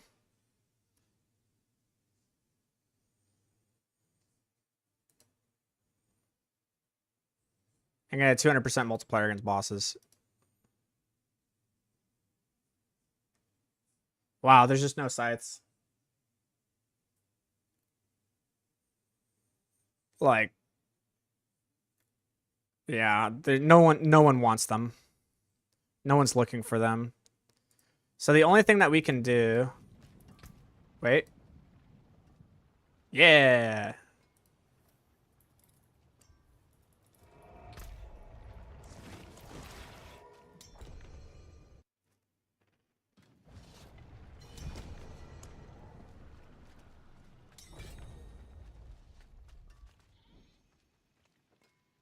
For science. Look at all my minions.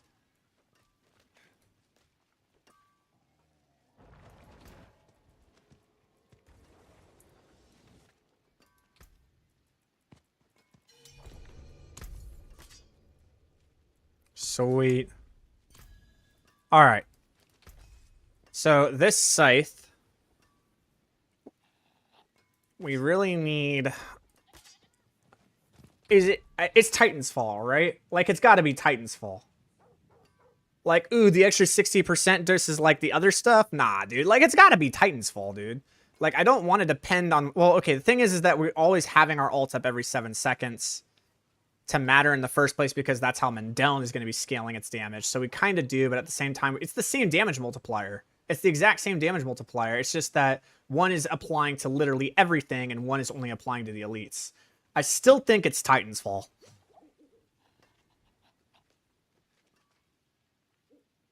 One is applying to everything and one is only applying to the elites.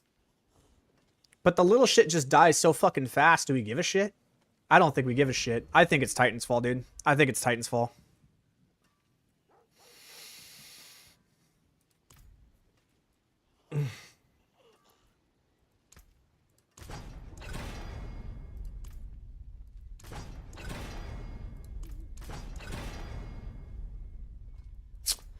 I got 4 to finality, though. Ugh. I'll have to take that for now. Once I get, if I get a, if a scroll retempering, I'll do that. But for right now, I don't have it, so. I only have a limited amount of, rolls.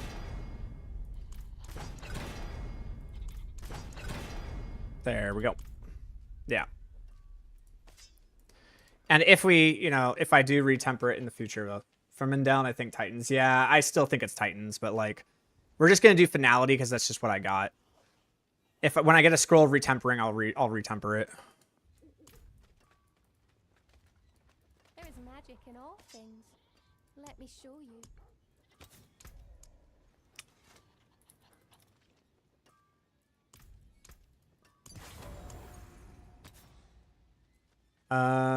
We reroll. We got, yeah, we just need to survive, right? We don't need that. We need the crit damage. Crit damage double dip.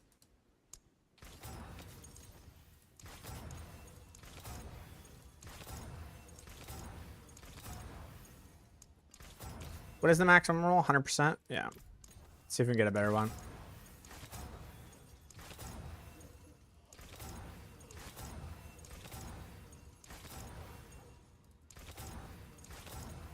Something that's above 90% or 95% would be great.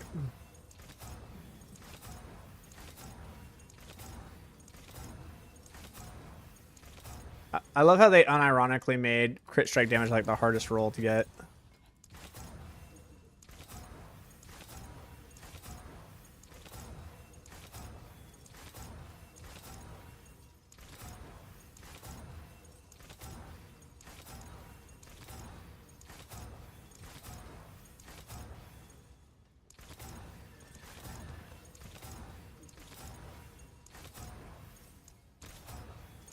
Ugh. 94% is fine. I'll deal with it. It's fine. Greetings. How shall I guide my hammer? All right, with the 12k, let's see if I can hit a double hit in the finality.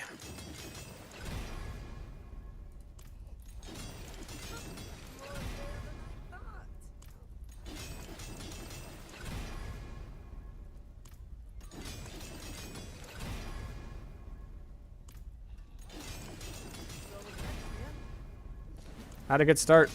Haven't even hit it once.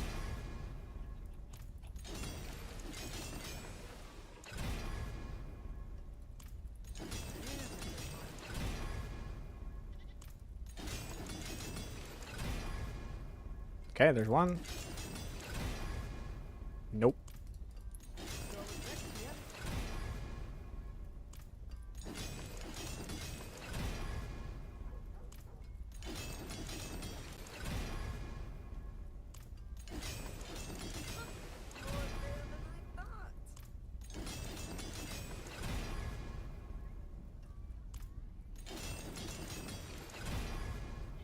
A double hit's all I want, game.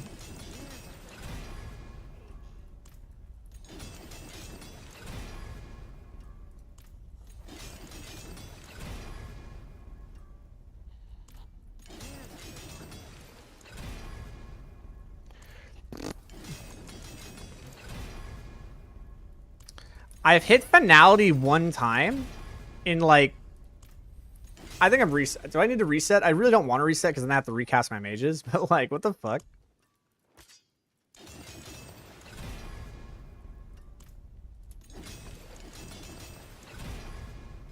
There's one. Dude, that's going to be a fucking hard roll to get, dude. How do people triple hit that? Okay, we got it. We got it. We got it. All right. It's saved. It's saved. I think we actually, because it's the most powerful upgrade we can get, I think we just go for it. Did we get it? Nope, we got the crit strike damage. Oh well. That's still like way stronger than what we had, so yeah. That's gonna be a DPS upgrade for sure.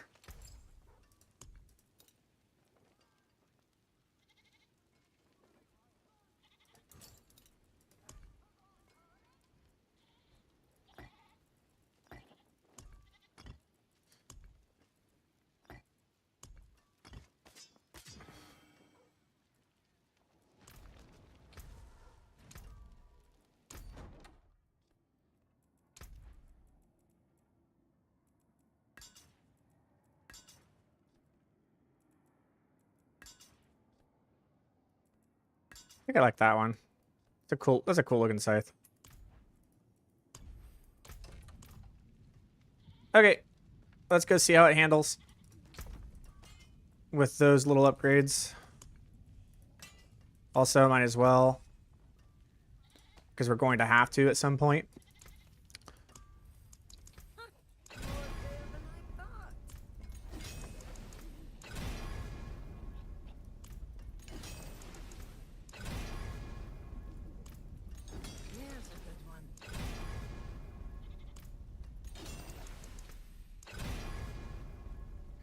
Oof.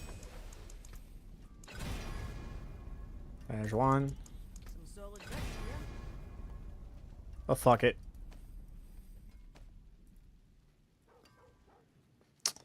Yeah, we're gonna have to get a better Mendeln eventually. The Skeletal Mage Mastery is nice. Okay. I'll keep my forge hot. Return soon.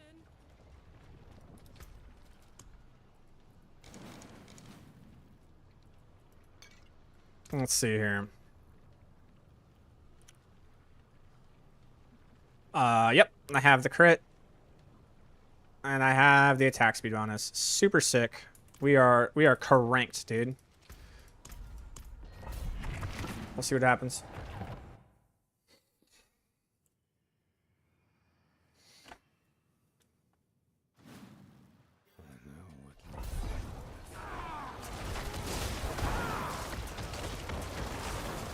Hello, minions? Hello? There we go.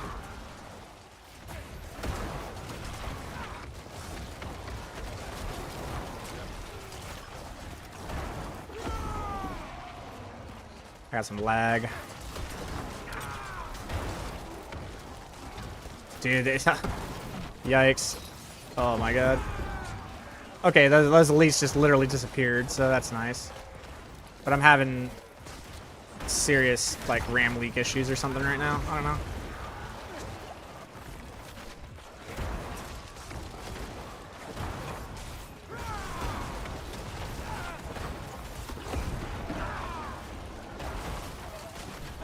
Is it just, like, literally, like, just skip ahead and just, like, they'll get him.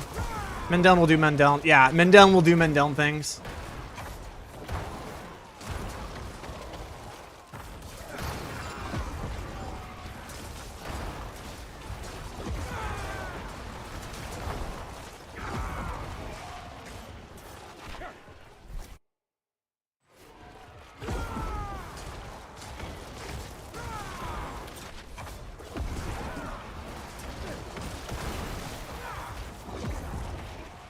Yeah, that's a very weird feeling.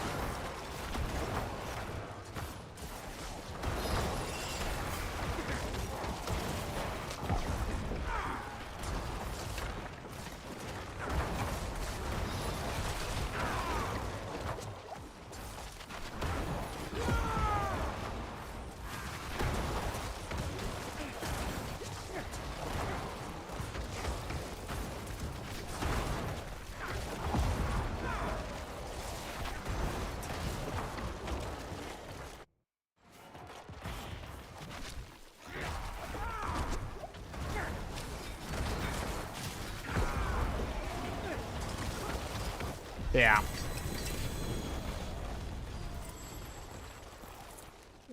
Okay, so I have to play smart about how I do that part right there, but I have an idea as to how I'm gonna do that better. I bet you this shit's hilarious in Infernal Hordes.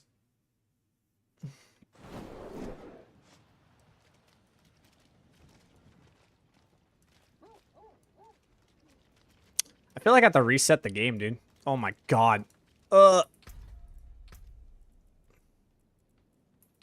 I'm gonna cause a ram. We're just gonna reset. We're gonna reset. I'm having a RAM leak. It's not worth it. Because what I have done before is that I will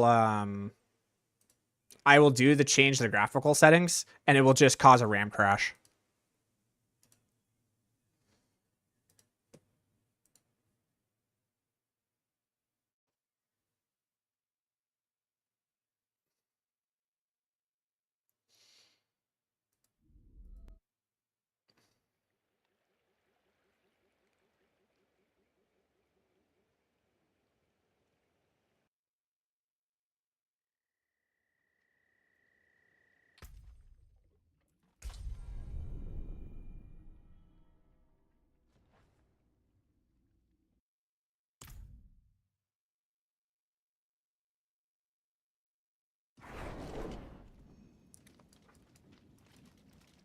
Oh, I saved all my minions. It's cool.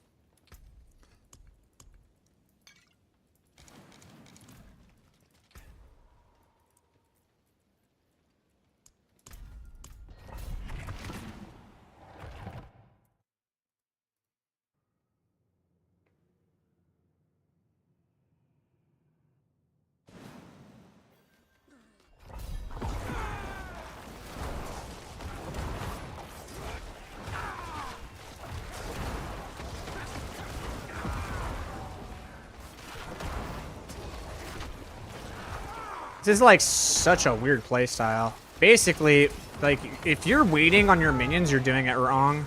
You just need to go, and you just need to trust that your minions are gonna kill them.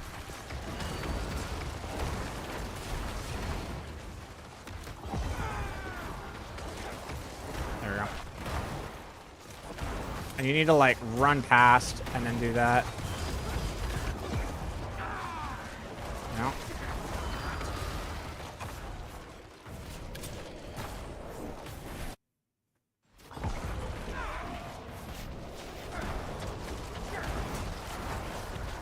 I think I need to just never cast my Blight unless I'm in a boss fight.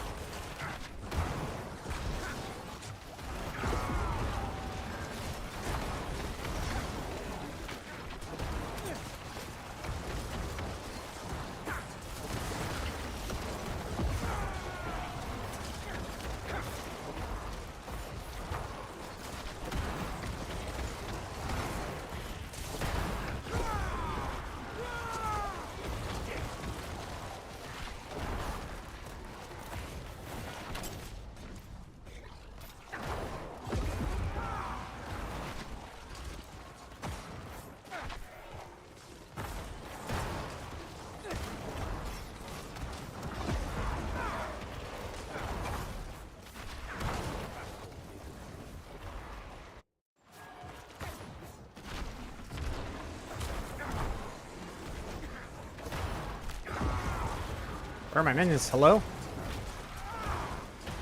There we go. That was with that army of the dead active.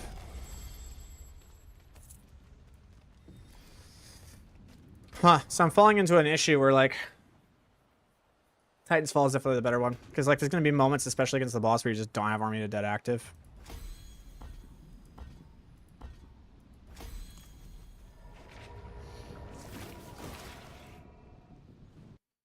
I need more ways to get essence.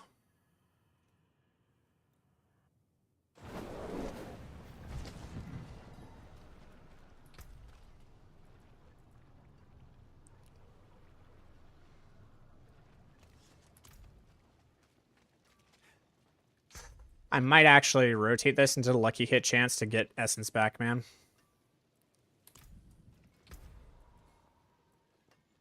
Because not being able to decrepify what I need to is kind of like, oof, reactive ooze power, maybe.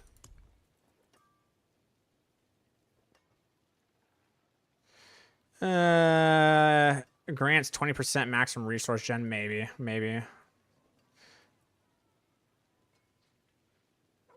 But I need all of these. Yeah, I need all of those. So it's just like, nah. Damn.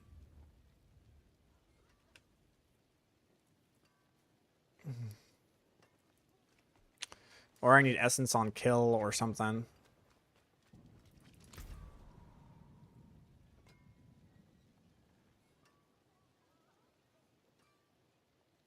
Nah, it needs to be lucky hit chance. I'm gonna try it. It needs to be. I know it's like a game. Oh, that sucks. Cause that's like a max roll crit damage. God damn it.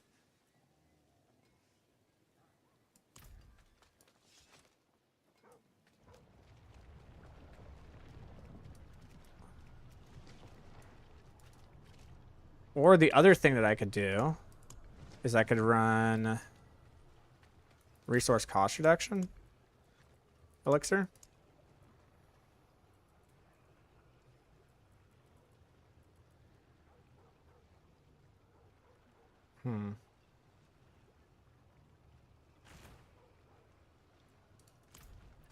I spent over 40k on one item. That's hilarious, bro. Did you know how many it took for me to triple crit my Harlequin this season? For those of you who are in the chat, how many of you remember me trying to triple crit this Harlequin and how long it took me not only to get it, but how long it took me to masterwork it?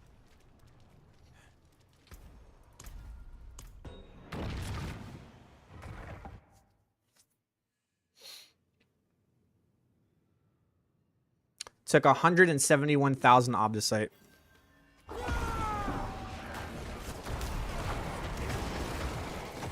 All right, we're gonna play this a little bit differently. I am literally just going like, if they die, they die. If they don't, they don't. I'm not gonna sit here and wonder if my minions are actually killing things. I'm just gonna move forward.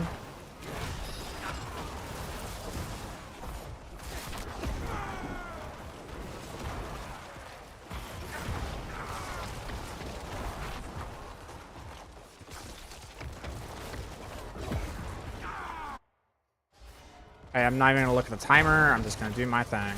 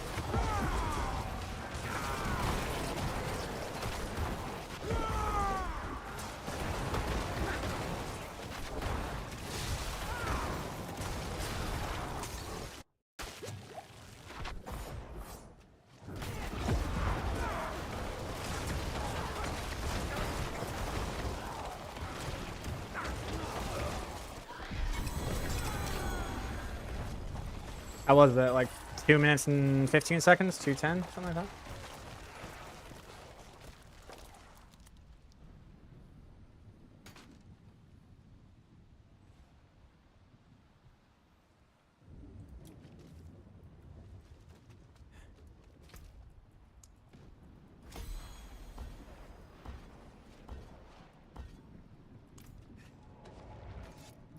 That wasn't bad, man. We're getting better. I definitely think Titan's Fall is going to be the way to go, dude. But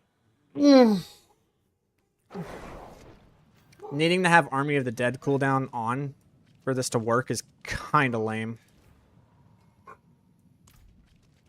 So because of that, I think we need to do an Infernal Horde. Because I want to retemper. Oh. Let me go do this real quick.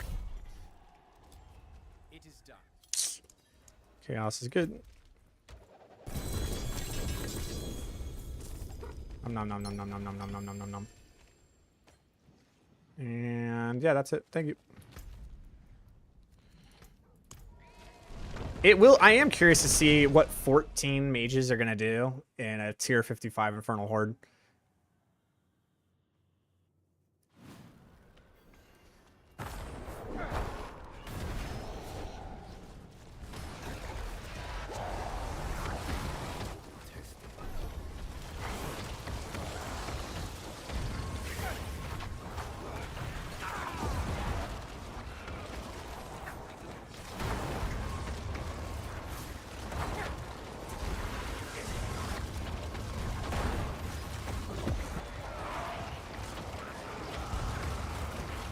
Yeah, this is I'm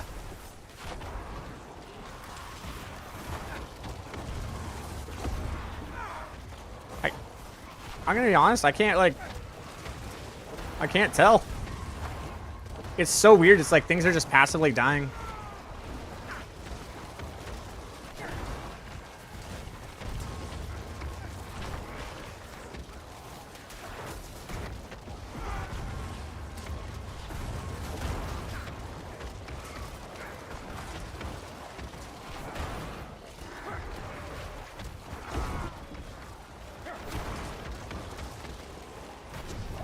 Yo, like, okay, unironically, 32 on the first round is kind of wild.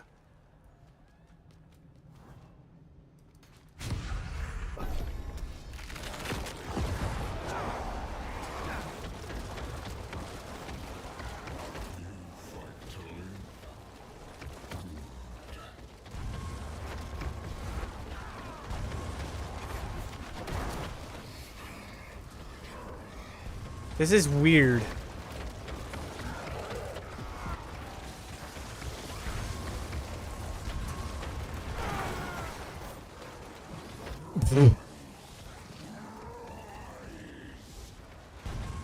Yeah, well, luckily I got lucky, so.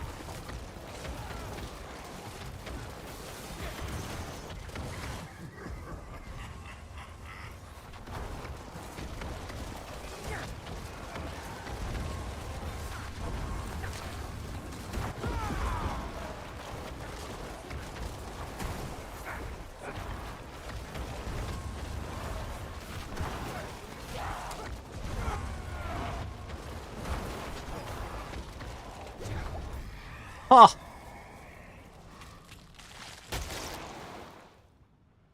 All right.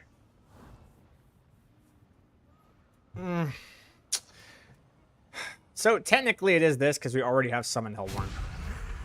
But I do like Exalted Elite a lot. Or the Summon, yeah, when we have Summon Hellborn, that one is better. When we do not have Summon Hellborn, it is the other one.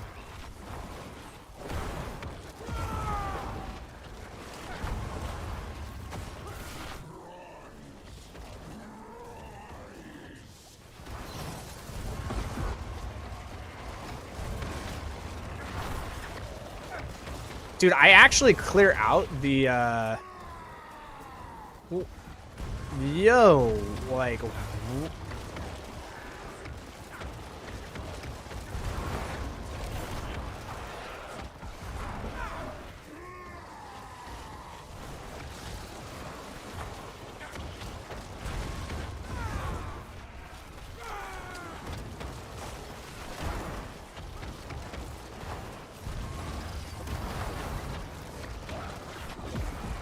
are there tempers for bone prison size? There's gotta be, right? I'm a Necro man, I should know this.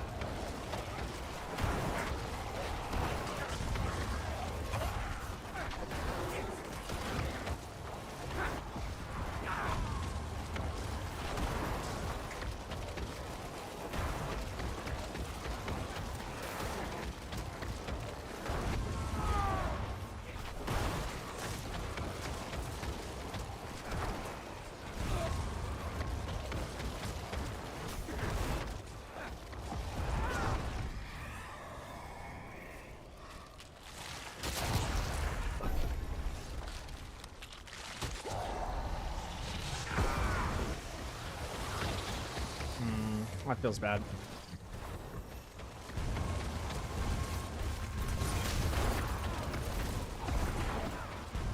Yo!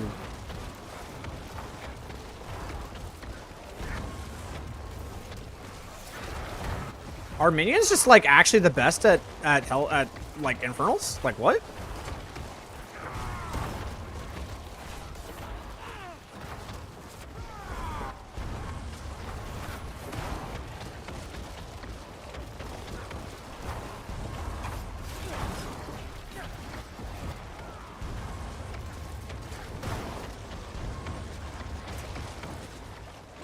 Okay, so at the end of round 5, the average that people have is around 200. I am at almost 400. Not 400, but like, dude.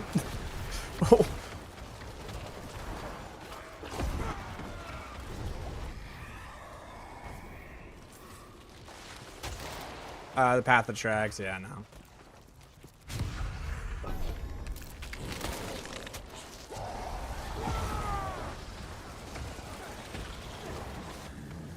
This is like Lightning Spear Sork pace, dude. Like, huh?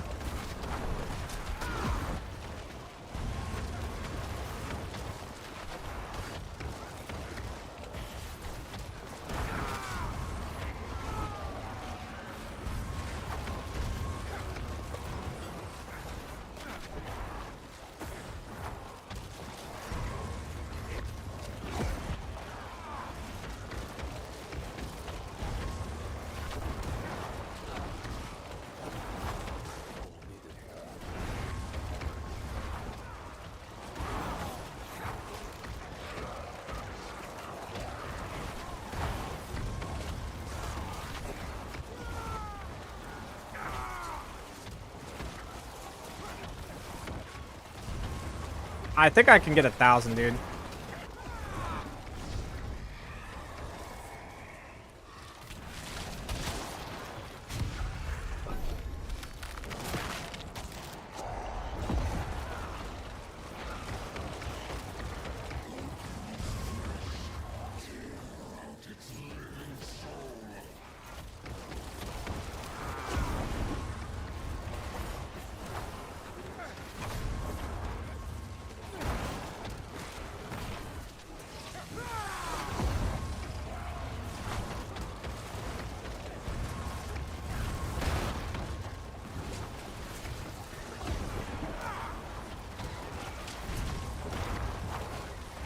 I do have Surging Hellborn. Do you see how there's 3 spawning instead of 2?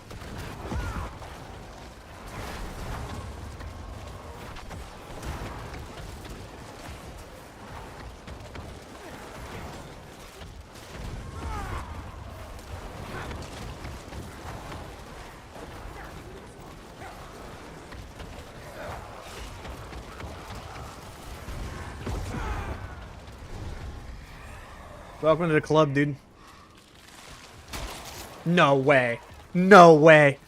Double Surging Hellborn, boys. Oh, we're getting 1,000. We're getting 1,000.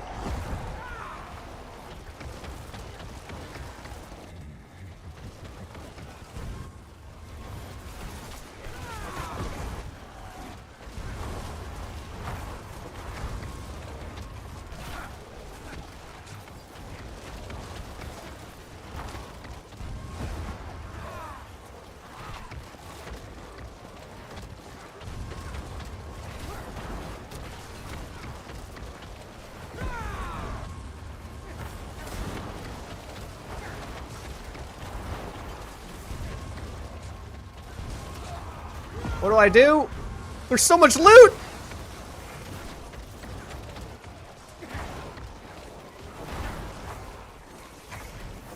There you go, up there.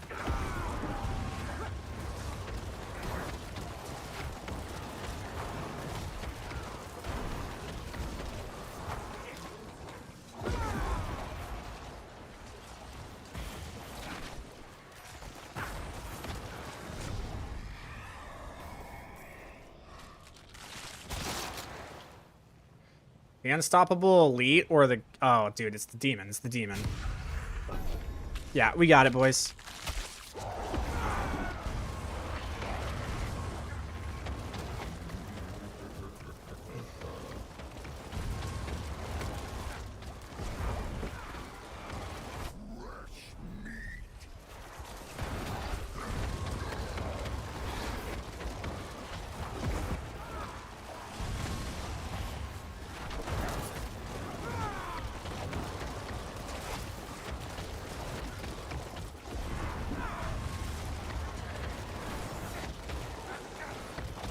Dude, these mages are cracked, dude.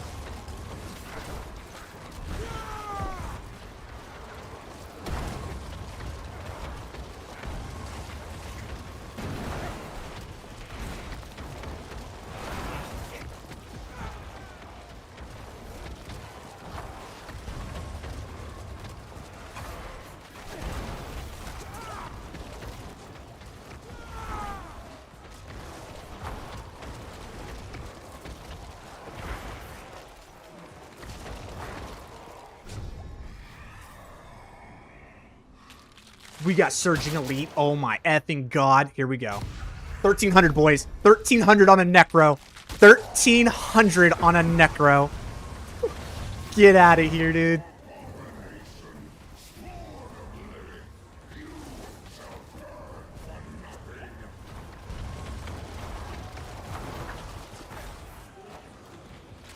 I actually have to pick things up because you can only have 100 on the ground.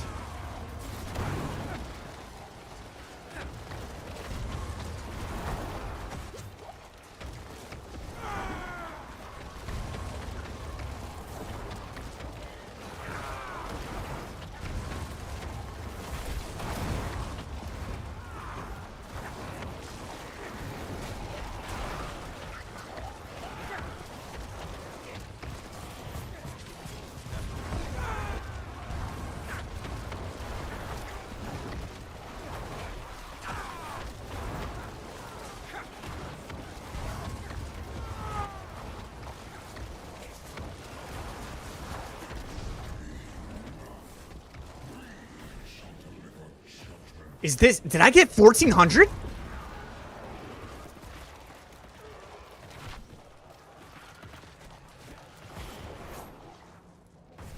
Yo!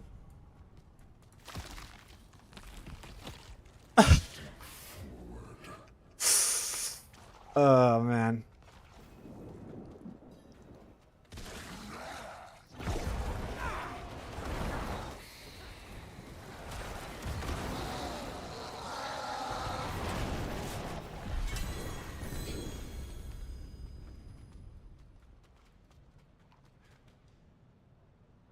Holy man.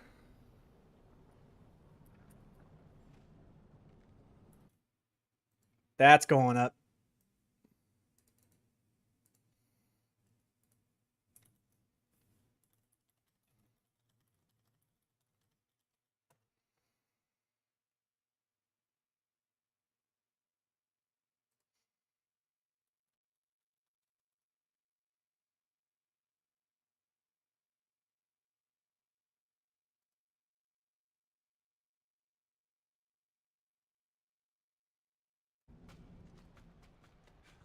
That's insane.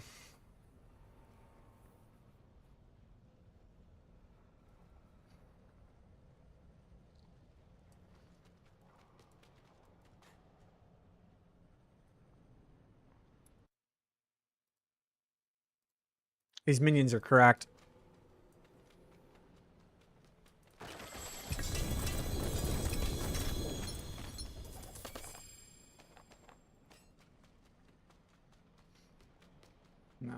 I want this. Nom nom nom nom nom nom.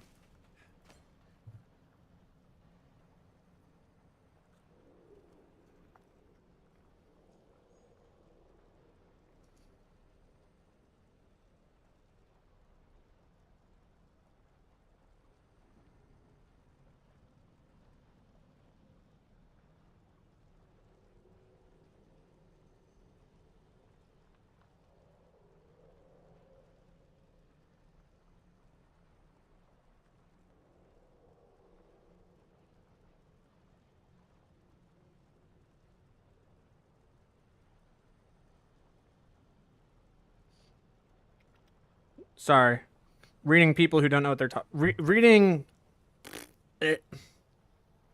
information from people who don't know what they're talking about. That's what I was going for.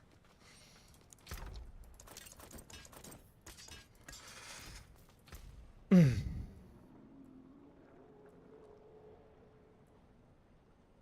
Let's go. Yeah, that was a good run. That was fun. I wish Blood Mist would give us speed. I wish Blood Mist would make it so that we don't have this spell that makes us unstoppable, but then we can't play the game for 4 seconds. That's what I wish.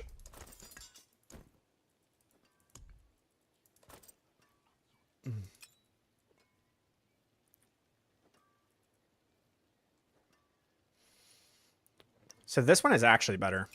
I need to masterwork this one. This one's cool. Don't me get it wrong. This one's better.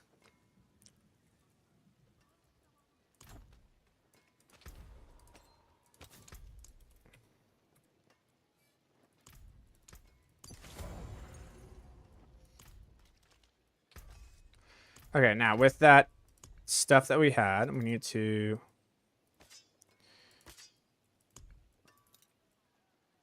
Oh, because I didn't spend everything. Okay, weapon, Dreadful.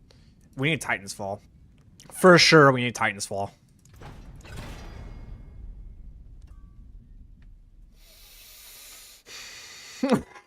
Didn't even need, just didn't even need it, man. Didn't even need the scroll of retemper. Just temper it, dude. Valor no balls, man. God damn it. Return soon.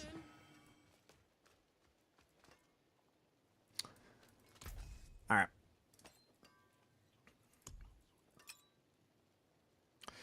So, okay, so because our crit is just there, right? Doesn't that mean that we really just want to hit the ultimate cooldown reduction? Like, anything we can do to get this cooldown reduction lower is, like, the thing, right? We don't need the attack speed. We don't need the crit. We're good. All we need is the ultimate cooldown reduction, unironically.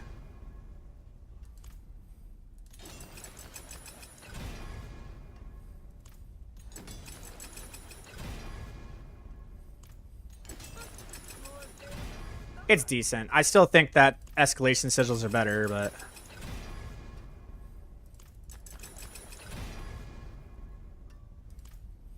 I don't think I need one. Hold on.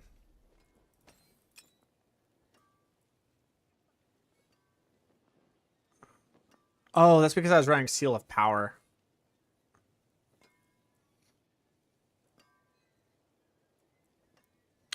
Yeah. We do need to run that. Let me go grab that.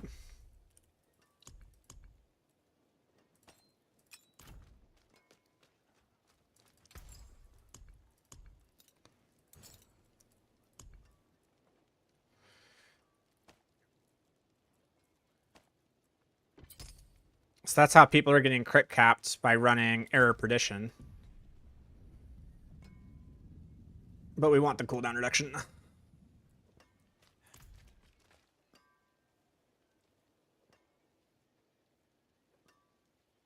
Erotic chest dungeons give 1 point decay per run, under 2 minutes done. Hordes can't compete. Yeah. Like, escalation sigils are kind of like wild.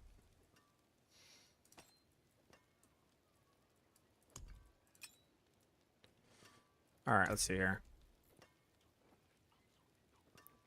So we have 24, so we need 76% on the critical hit chance. And then we're definitely good there. So we really don't need to hit attack speed, like, at all.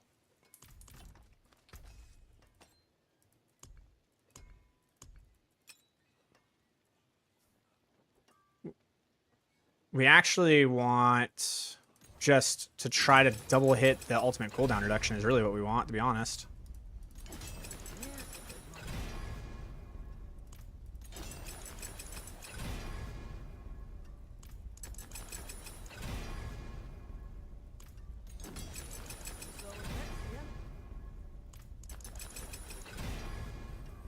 Dude, why is it hitting attack speed every time? Sure. If it's attack speed for a third time in a row. Okay, summon damage is still good. Summon damage I can live with.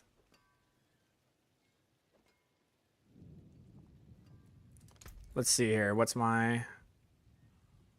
So is it going to increase to 76%? I think it will. No, it doesn't. Okay, so we actually need it to hit ultimate cooldown reduction and crit. We need it to hit crit. And we need it to hit ultimate cooldown reduction. More important is the crit. It needs to hit crit.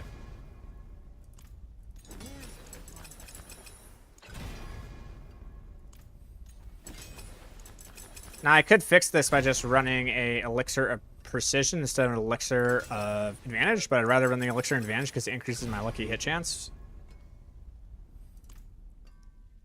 Do I want to go for it? Fuck it, we ball. Damn. Isn't it better to run without men down? Get more summon damage. Yes and no. Yes and no. The thing is that so yes, you're correct. It is more damage against a single target. But men down, it explodes. It causes an explosion of damage. And so because it's causing an explosion of damage, it actually just straight up AoE clears the elites in speedruns.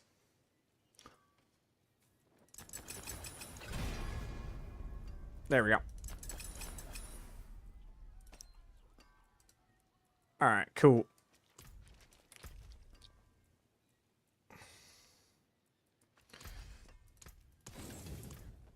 My hammer sings on your return.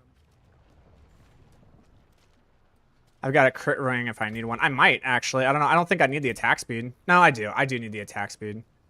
I don't know. I think I do. I don't know if I can get the attack speed high enough. I might. I think I have a crit ring as well. I'm not too worried about it. We're kind of just playing around with stuff today. Like, today is just a test day. This is not the final version. We're just testing things, getting things kind of upgraded, trying to figure out like how this build works. So we got under 2 hours, and then we're gonna go.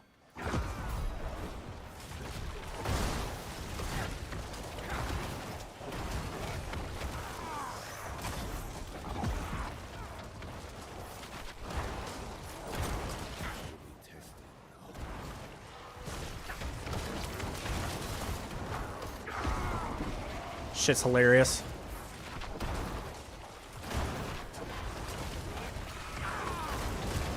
Goodbye. They're dead.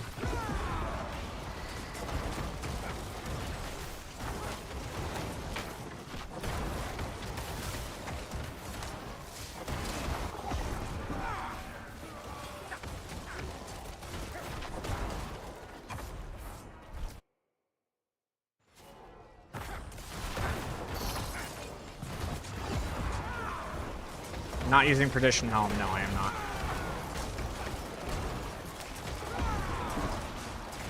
Yeah, these little damage protectors are kind of screwing. Suppressors and the damage protector guys are like ruining things.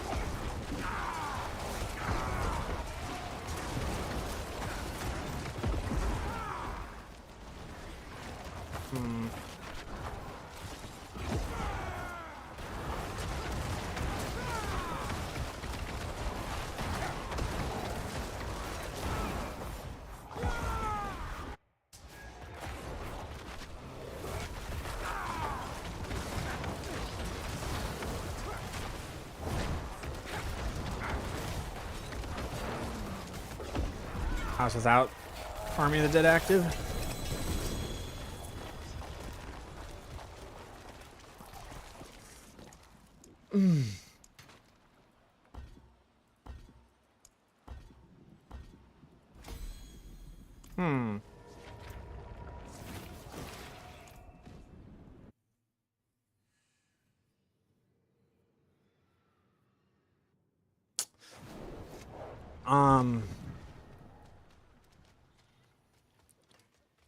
I don't think it's Blight.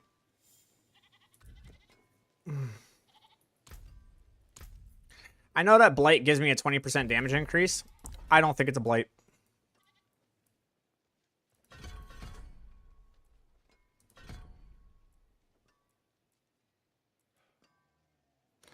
I think it's Corpse Tendrils.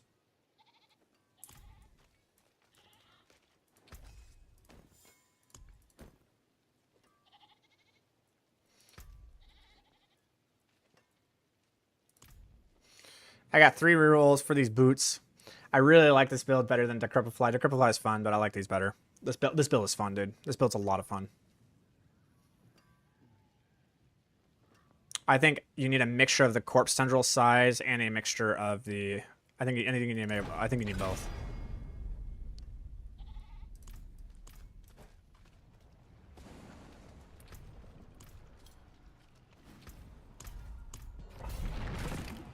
I don't even know if I can reroll them or not, but like, I think it's Corpse Tendrils, man. There's been so many instances where like, because everything's so spread out, it's kind of a pain in the ass to get the minions to do like what they need to do.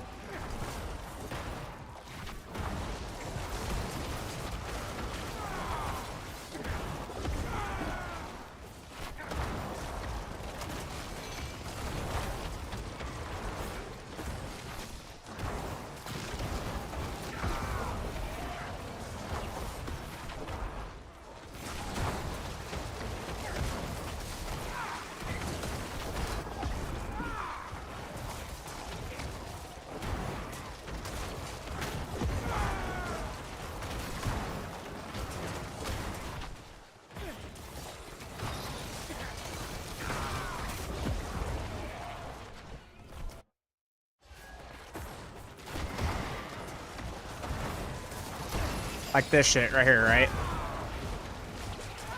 Now, oh yeah, dude. It's just core centrals. It's core centrals, dude. See how it's core centrals, bro. It's core centrals. Core centrals and Mendeln are busted. It's fucking insane. Well-known combo.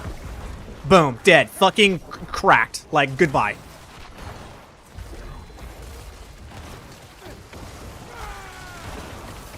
See? Look at that shit. Oh, yeah, dude.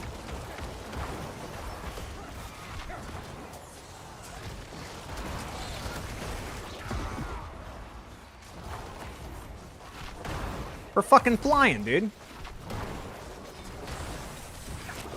There's actually so much to do in a minion build, dude.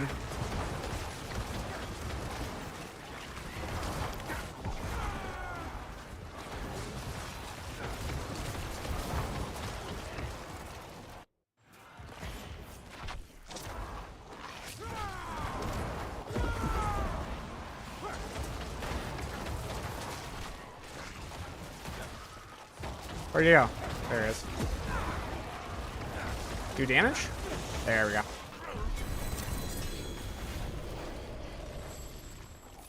That's what I did. I did put core central size on the boots.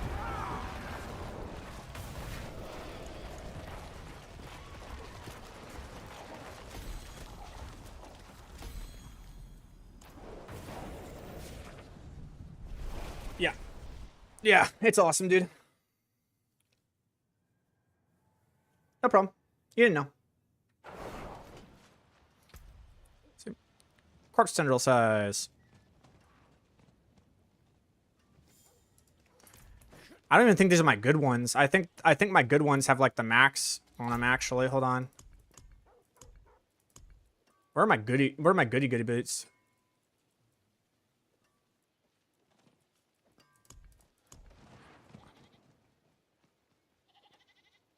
Yeah, these things are like cranked.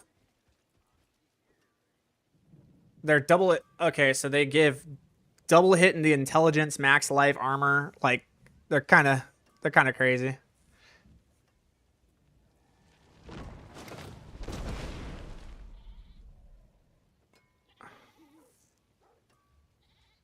If I would have to remaster work them, but I think it would totally be worth it. I think it would 100% be worth it because these are like near max rolled corpse size tendrils, and you like want to double hit the corpse size tendrils, dude. I think it's so worth it.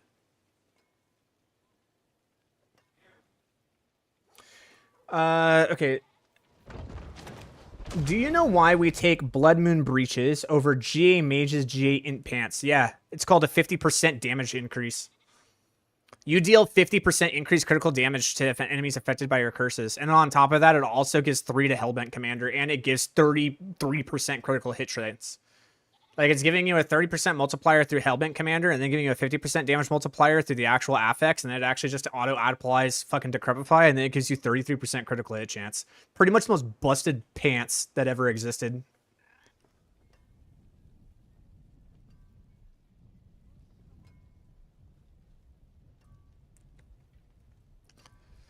I don't think I have enough Obdicite, though. I think what we need to do is we need to actually go run, we need to go run some keys. I need Obdicite to reroll those boots to see if I can double hit the corpse-sized tendrils, dude. If I double hit the corpse-sized tendrils on that, oh my god.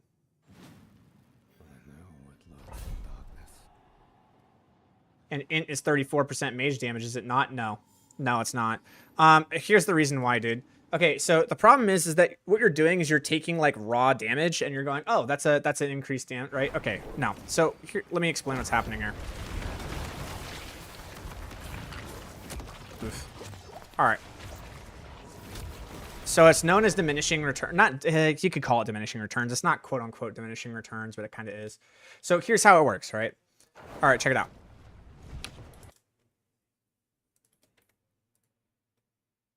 Check it. All right. So we're going to do some basic math here, okay? All right. So let's say that I'm doing 10 damage, right? And when I crit, we will just take out the whole like 50% bullshit. Like, don't even worry about that, okay? Just bear with me. We're doing 10 damage. This is our base damage, okay? Now, let's say that I intrinsically only have 50% crit hit damage, right? And I crit. How much damage am I doing? 15, right? You with me so far? So if I have 50% crit hit damage and I gain, or sorry, if I had 0 and I gain 50% crit damage, my damage goes from 10 to 15, right? Because it's just times 1.5, right? Easy stuff. Nothing there. If it was 100%, it would go to 20, right? It's not, that's simple stuff, right? Okay. So the question here is, what's the damage increase between 15 and 10, right? Well, the damage increase here, the equation is going to be bigger minus smaller divided by smaller. That's the equation, okay? So you're getting a 50% damage increase when you go from 0% crit hit damage to 50% crit hit damage, assuming that you have a 100% crit hit chance, right? Staying with me so far? All right. So now what I want you to imagine is that you have 1,000% crit hit damage, right? And then you decide you're going to gain 50% more. All right. If this happens, you're going to do 10 times more damage. So this is pretty easy, right? If we just turn this into a multiplier, right? This is just going to be 1,100 damage. Sorry, 110 damage, okay? This is just 110 damage. This becomes 115 damage, okay? And the reason being is that this is bonus, right? It's 50%. If you were to take 50% and turn it into a decimal, it's 0.5, then you add 1. So it's 1.5. So we take 10 and we times it by 1.5, and that's what gives us our 15, right? In this scenario, if we were to take this and turn it into a decimal, it would be 10. But because it's plus 1, it's 11. So if we take 10 and multiply it by 11, we get 110. All right. So we got 110 here and we got 115 here. Remember, the damage increase is bigger minus smaller divided by smaller, right?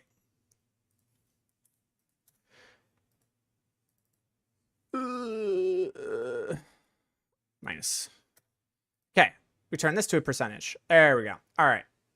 So in this scenario right here, right, we got a 50% increase in damage by giving ourselves 50% crit hit damage. But when we had 1,000% crit hit damage, when we gave ourselves 50% crit hit damage, we only gained 4.5% damage. Okay? This is known as, what people call it in the gaming world is the rule of diminishing returns, is what they call it. And basically what that means is that if this is a stat and this is a damage increase,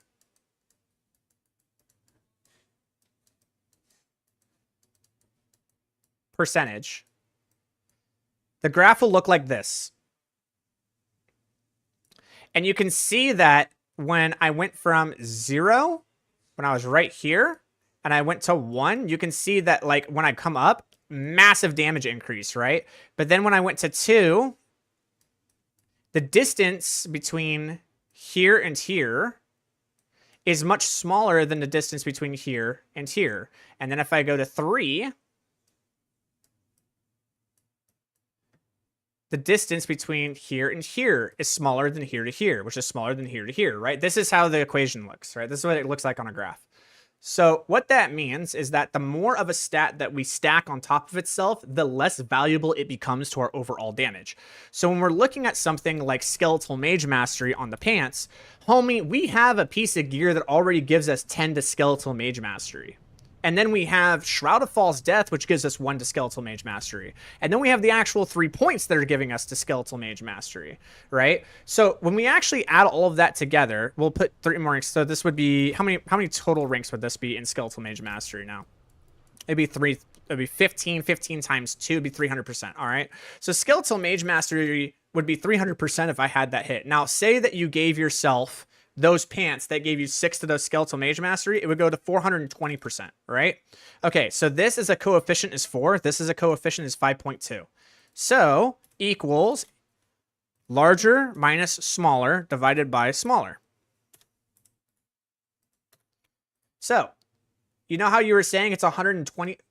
You know how you were saying it was 120% damage increase on those pants? Actually, it's only a 30% damage increase. GA Skeletal Mage Mastery with the triple hit in it to give you 6 Skeletal Mage Mastery is actually only giving you 30% multiplicative damage, where Blood Moon Breaches are just straight up giving you 50% X just on that affix alone. But then they also give 3 ranks to Hellbent Commander. And then they also give you 33% crit hit chance, which allows you to then not have to roll for crit hit chance somewhere else and allows you to roll for additive damage somewhere else in your build. That is why we run Hellbent Commander. It is just by far superior in every way.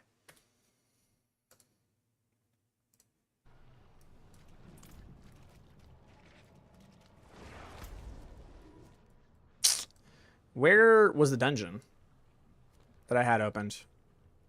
I don't even know what dungeon it was. I have to go find it.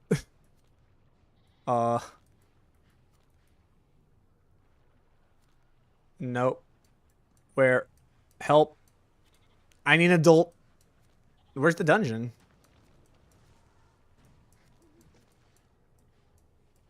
I did open a nightmare dungeon, right? It didn't just like close on me. What the hell? Where'd it go?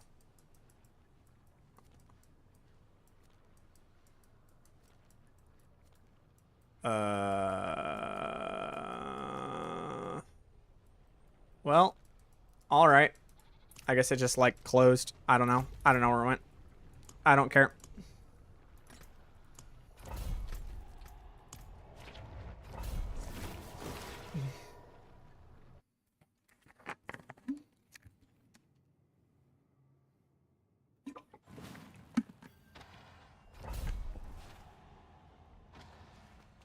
How am I dashing so fast? Cooldown reduction.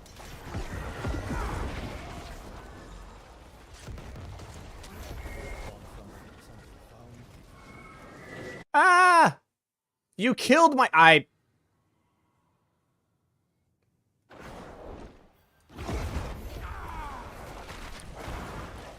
It's no... Oh, I'm so sad. I'm so sad. Like, it's not the biggest deal, but it's still a deal.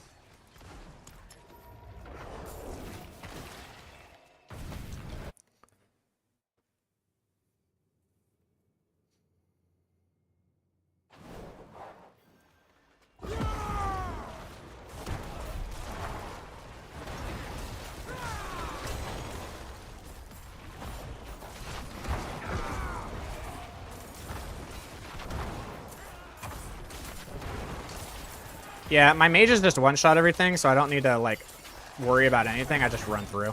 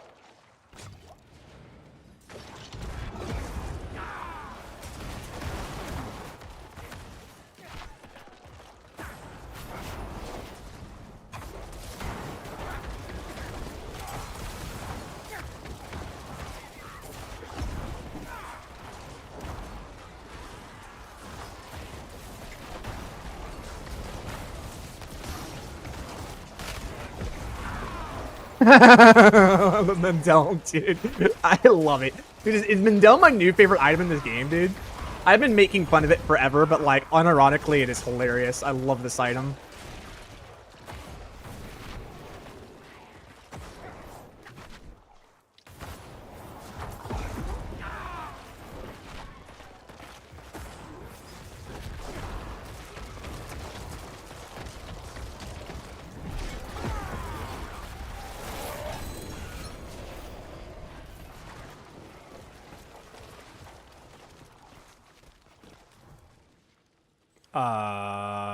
Hello? Oh.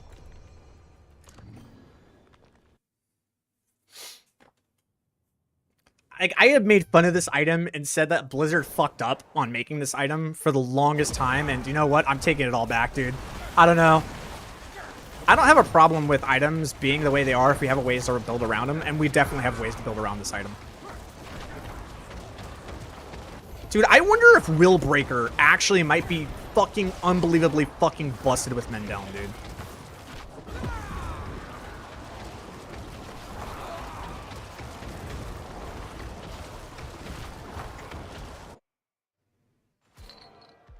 Because we only need it to proc once, right? And then it just does giga damage. It just one-shots everything. It's gotta be Willbreaker, bro.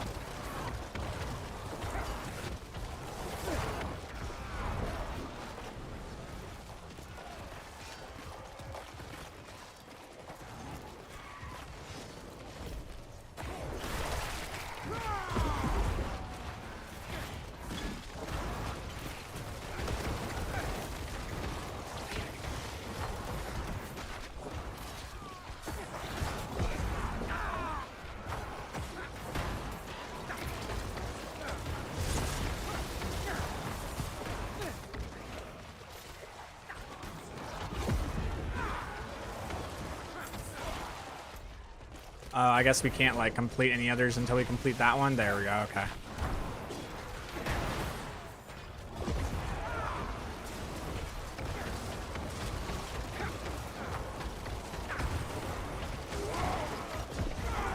So now Caitlin's Edict actually might be much stronger because of the fact that we have as many as we do.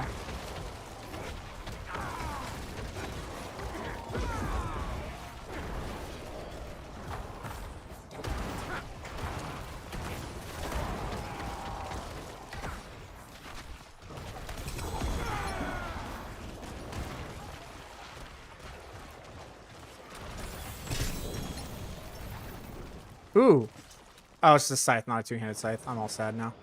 Still don't get any escalation sigils. It's kind of fucked up. All right, no, I want to change it. I don't think it's it's not affliction. It's not affliction. It's Caitlin's Edict.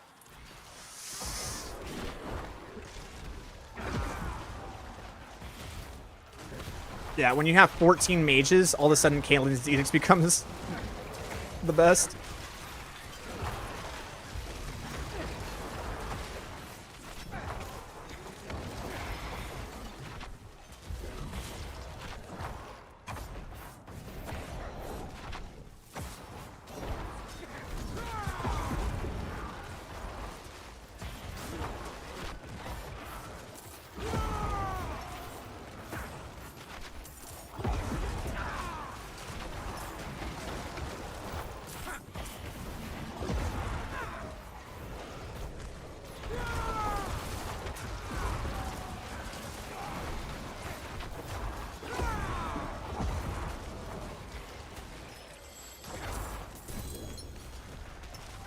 You.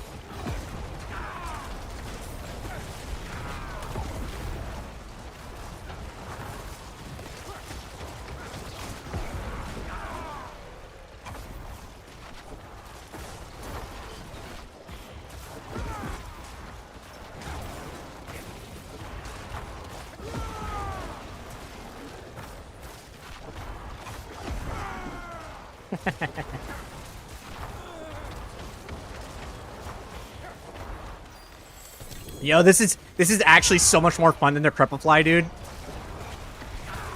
This is like, I don't know, it's so interactive, dude. There's so many things to do in so many specific scenarios. It's like, what should I cast in this scenario? What should I cast in this scenario? It's got a lot of skill expression.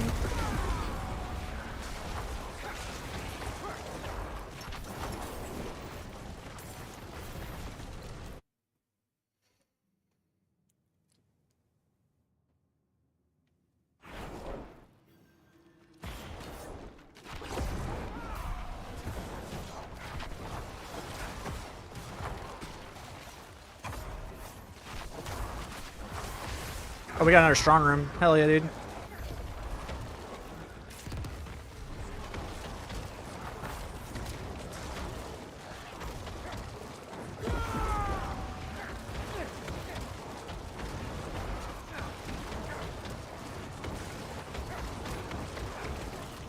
I see you are running minions as well. You are another minion connoisseur.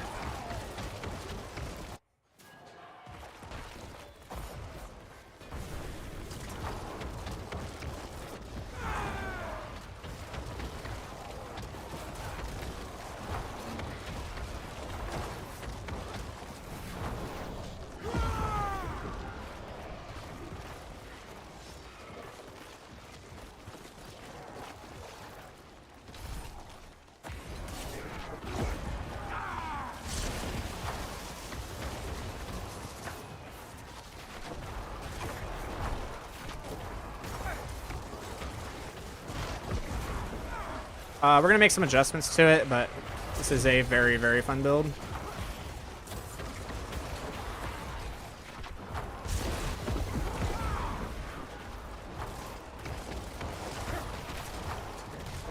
This is probably the most fun build I have played. Like, I'm actually having a blast right now. I don't know what to say, guys. Like, it's actually so much fun. I thought Decrepify Fly was fun. This is something else, dude. This is very, very fun.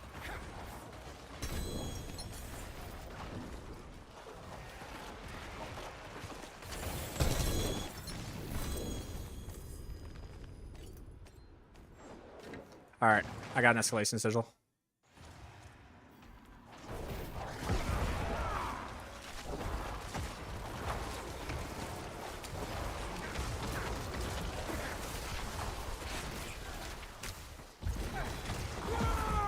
There's too much shit here. Hold it all together. There we go.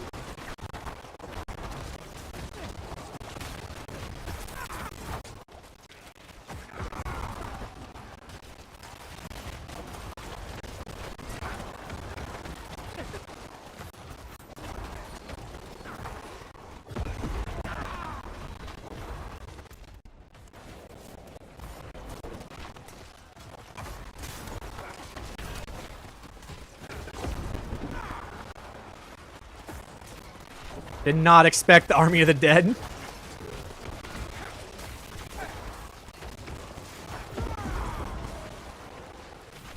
Yep, it's what allows me to permanently cast things. So that's pretty sick.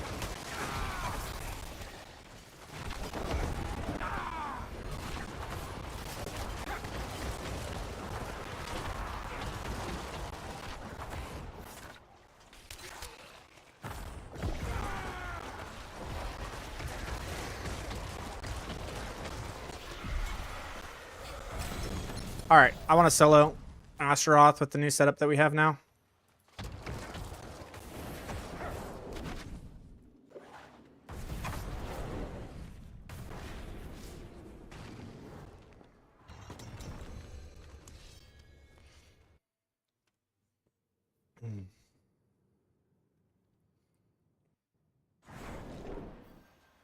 Oh, I gotta redo my...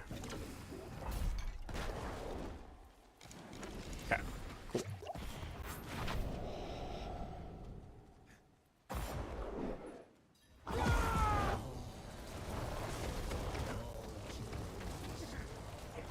Where are my minions? There they are.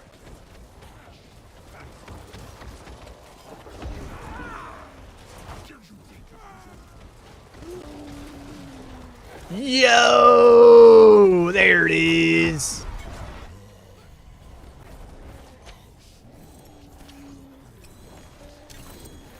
Mendeln is a hell of a drug, boys.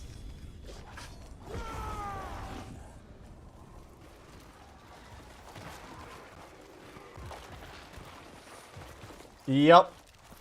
Yup. Dude, the combination of the Mendeln trick. Okay, look. So the way that we like amplified our damage like huge fold compared to what we did earlier today was the fact that, okay, number one, we're using Mendeln. Mendeln is just fucking cranked, dude. I'm gonna go farm the fuck out of Belial for 4 GA of this thing. I really want the intelligence and the skeletal mage mastery. That would be boom, but I'd really obviously like just a nice high hit of it. But okay, the thing about this item is that I got an ohm I can buy. Yes.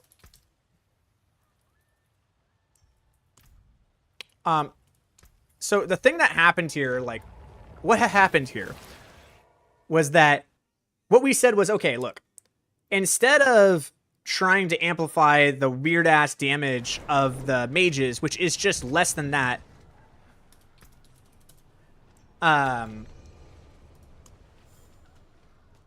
what we said was, hey, let's just create more mages. So what we did was we put a Cult Dominion in our amulet so that we had 6 more mages. So now I have 14 mages, and that made Mendel way stronger. Just like, all right, this is the thing that's dealing super giga damage. And then on top of that, what we did was we said, okay, instead, now we're going to run Titan's Fall here instead of the mages attacking twice. Just that's going to scale the Mendel damage to just do like really, really big stuff. And then on top of that, the other thing was Kalen's Edict. So you get 3% multiplicative damage for each active minion. I have 14 minions. 14 mages, bro. Look at this shit. I have 14 fucking mages. That's a 42% damage multiplier. But then what happens is that I use the Bone Prison and I decrease it. It gives me a separate 20% damage multiplier. It's just... Ugh.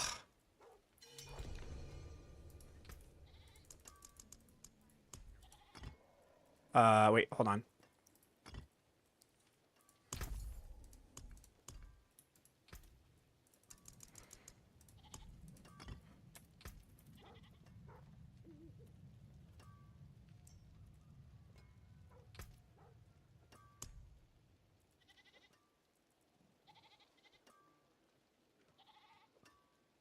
If you get 4 GA but low unique effect, is it usable or not? It is not usable.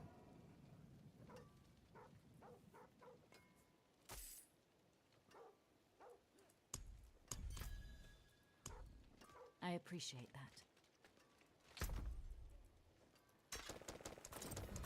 Yeah, no, the unique effect is very, very strong on that end. But the thing is that they've made it so that if you got 4 GA, it's going to have a really high hit. Like, the chances of you not having a hit on it are pretty low.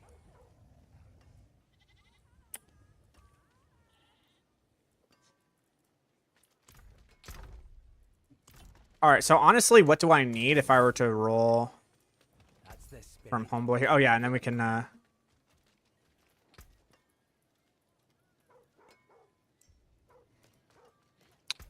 What I'd like to do here is... Yeah, let's do another escalation. You know what? Let's do another escalation sigil, but I want to see if I can hit I need to do something on these boots real quick, brother. So I'll be there in just a second. So where are those GG boots? These ones. Yeah. So these ones I need to re-roll. We're trying to hit the corpse tendril size twice.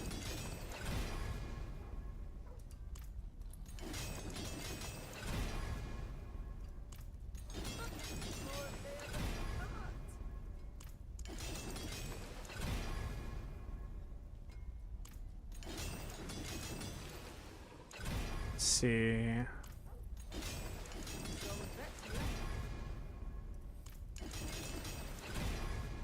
Ah! How many times have I gotten corpse tendrils just not hitting this double hit on the corpse tendrils?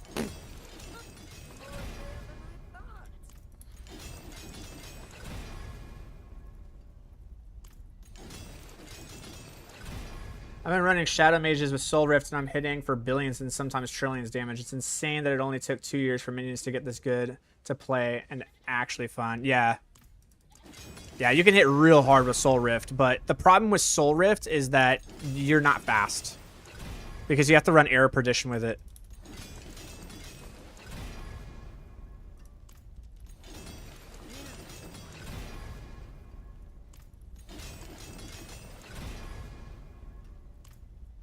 Come on.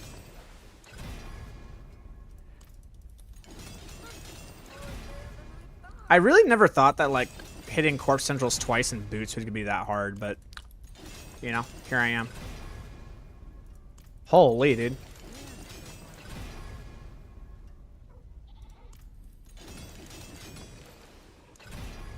The escalation sigils is where we get all the Obdicite. Fuck! Dude, I haven't actually hit Corpse Central size in a while. There we go. Fucking damn it. Alright. Oh, we go run this escalation sigil, and we come back and we reroll them. Okay, here we go. Let's go and teleport part of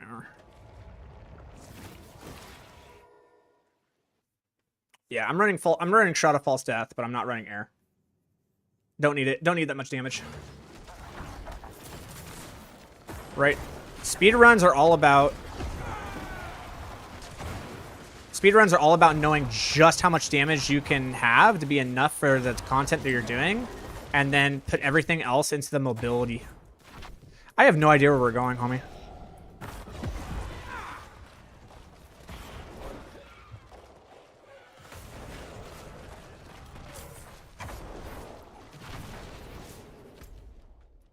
Where do we go? I'm following you.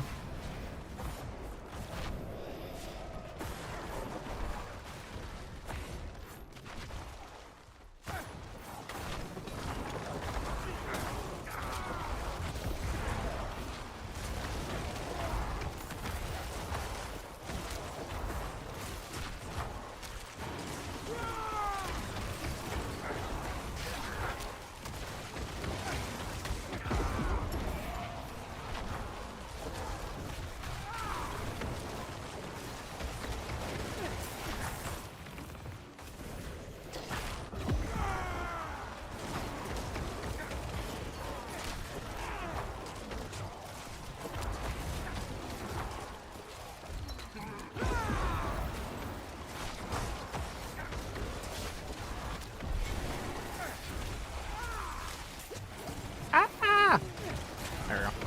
We're good. Go.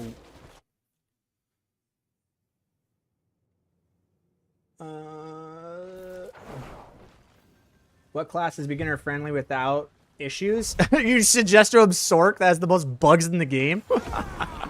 That's funny. No, unironically, yeah, Sork's pretty friendly. But Sork does have quite a few bugs. They are fixing it though, so it shouldn't be as buggy. Somehow every season, dude, the Sork's got something that's stupid.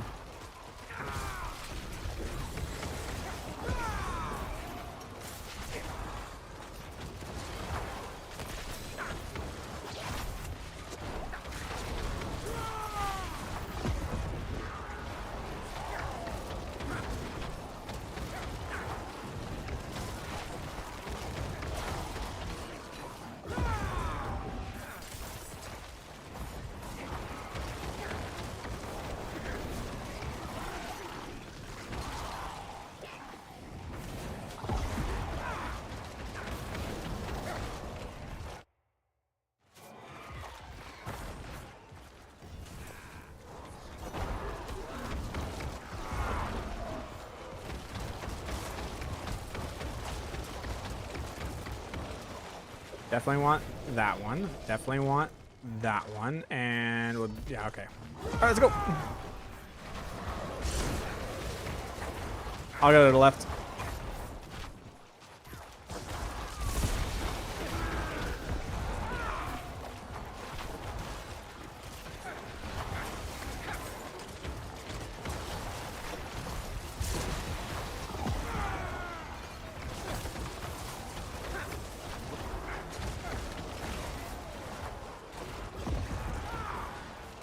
Yeah.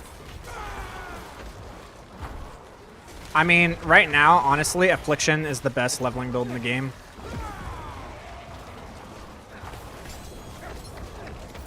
Oh, is that the boss? Holy shit.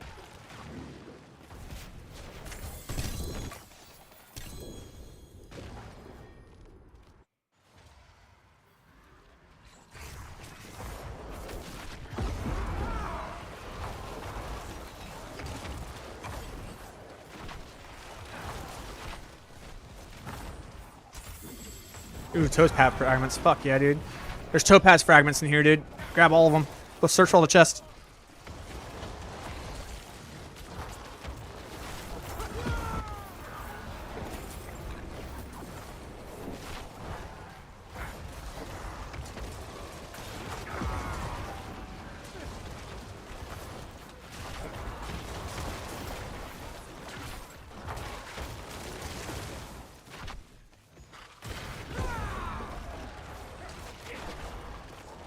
New to Diablo, any class recommendations? I mean, I'm playing Necro, but I play Sork too. If I were to say, like, what's more beginner friendly, I would say the Sork is more beginner friendly.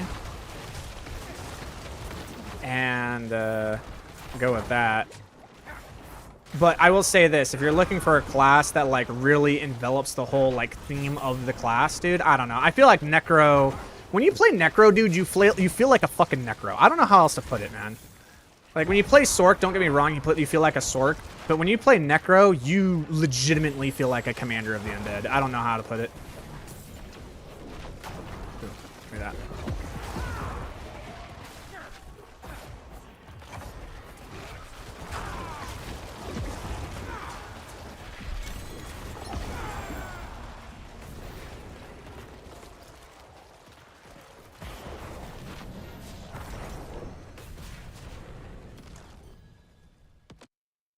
Like, you literally feel like you are actually, like, casting pestilence, and you're, like, actually blowing blood up from the enemies, and you're casting these bone skills, and you're just, like, you're actually doing this, like, wickedly dark sork shit. Like, you're basically a dark sorcerer is what you are, but it really feels that way, dude. You feel like Voldemort. I don't know how to put it.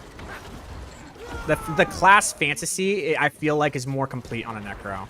But that it is objectively not as good of a class.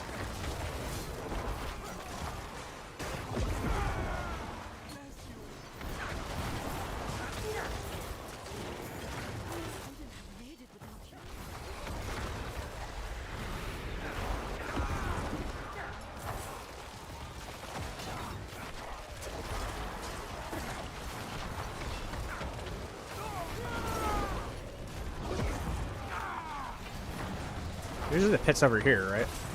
No, it's up top. Okay.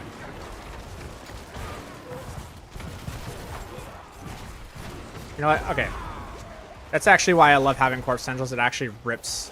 What did you open down there? What the hell?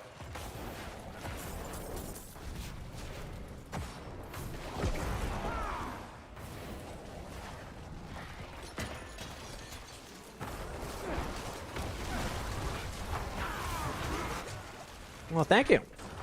Something different than Decrepify. I know we were working on Decrepify for a while. I wanted to do something else. Rat Necro, baby.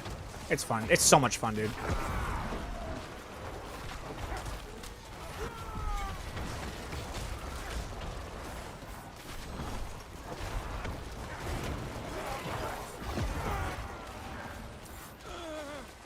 Oh, I got a strong room. No, no, no, no. I got a strong room. I got a strong room. Decline.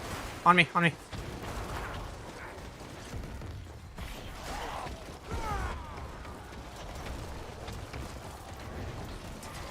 Ah.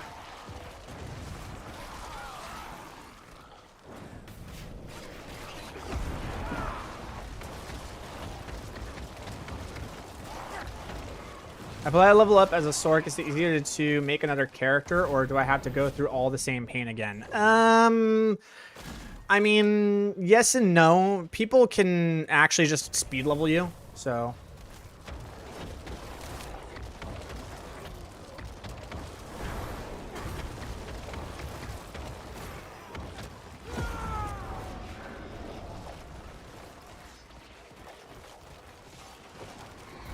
Let's do this.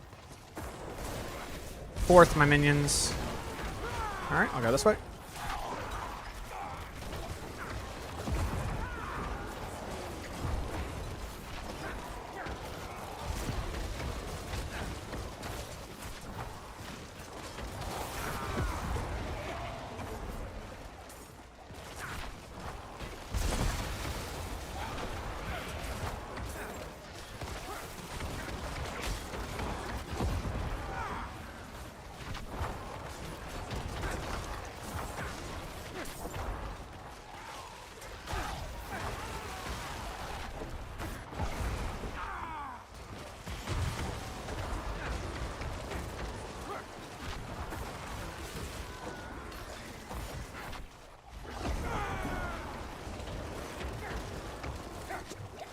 Do I have a planner for this? I kind of do. We're going to modify it by the end of the stream today.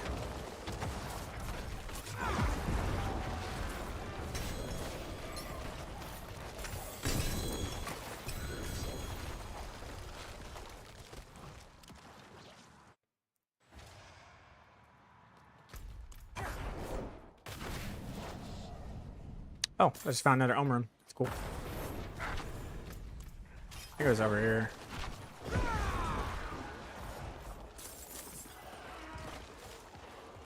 There we go.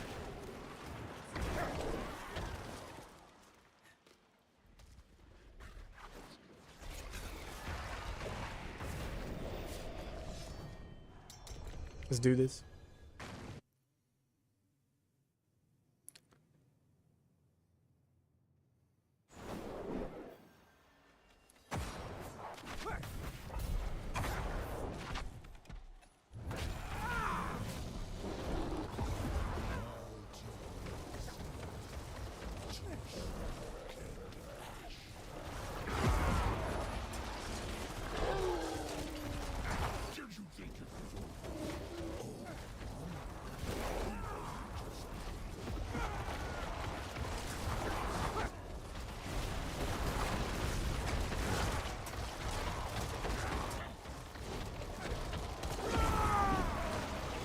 There's the damage.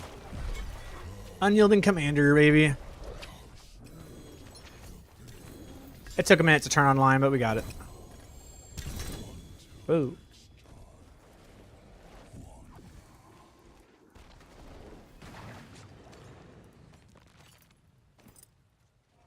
Yeah, I'd really like to hit the corpse tendril size on these boots. That'd be great.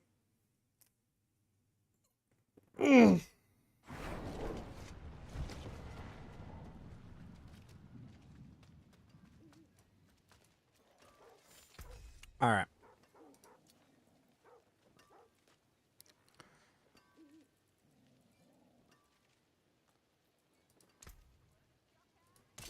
Okay, let's go ahead and do this.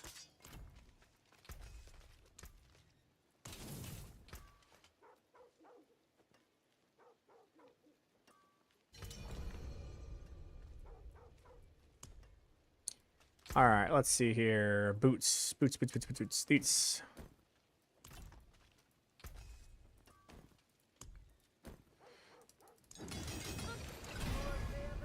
Okay. Double hit. God dang it.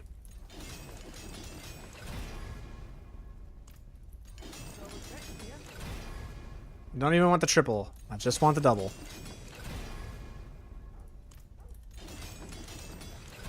It will help so much. You guys have no idea how good this is going to be when I get this.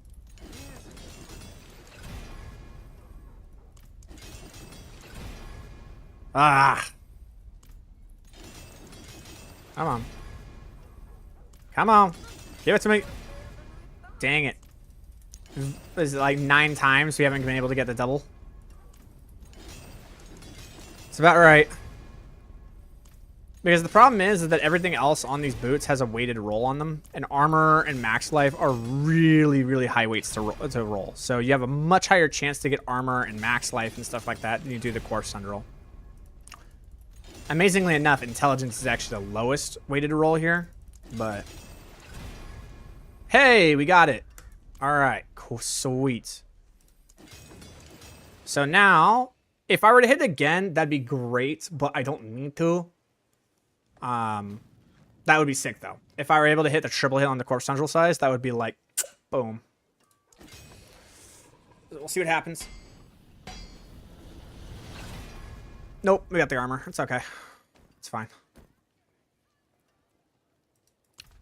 Not a problem at all. Okay, let's go here and overwrite.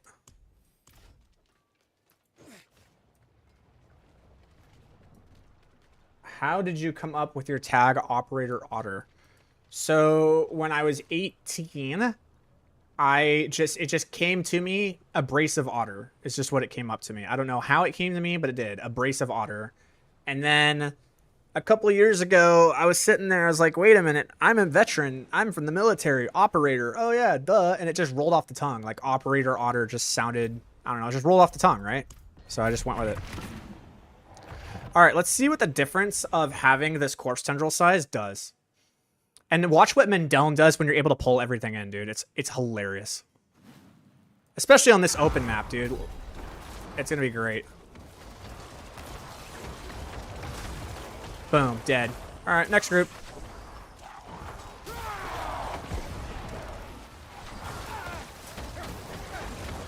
Dead. Moving on.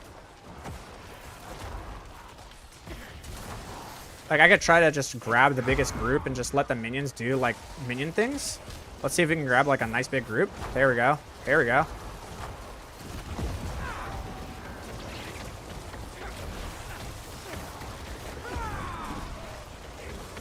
The corpse tendrils aren't pulling in. There we go. Nice.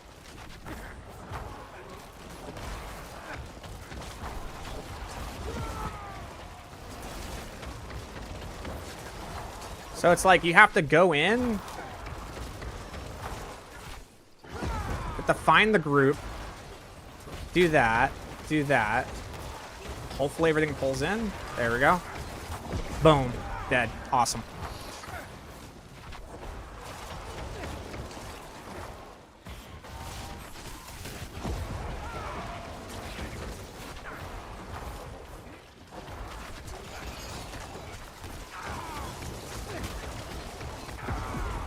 Nice.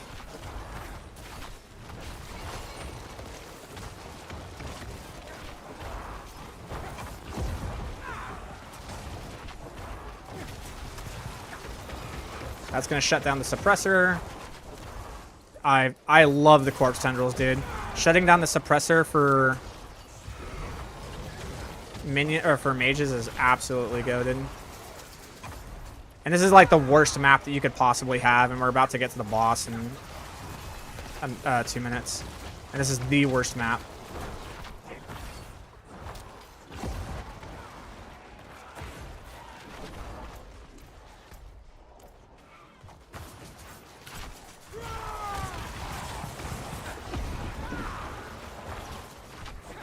God, I hate this map.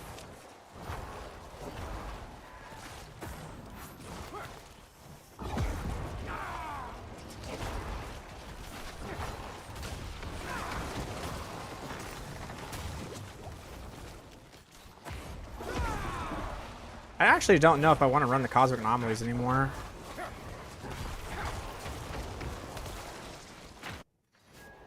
Because they're all bugged. And he's dead.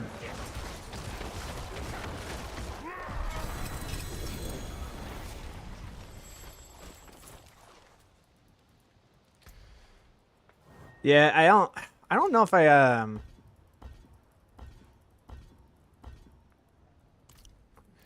don't know if I want to run these anymore. I don't know if I want to run Cosmic Anomaly anymore. Cosmic Anomaly is nice because it comes up every 5 seconds, which is like what the whole purpose was. But the problem is that it's not functioning anymore because they fucking broke it. So I think we have to use a different one. And it's not exactly too important that it's up all the time. I don't like propulsion because like causing things to be knocked back is so... I think we just do disintegrate, dude. Like, I know it sounds stupid, but like it's the only other one that gets up for like 5.3 seconds and you can use it all the time. And like it actually gives me the movement speed and stuff that I'm going to need. Because I feel like I'm kind of turtling it right now.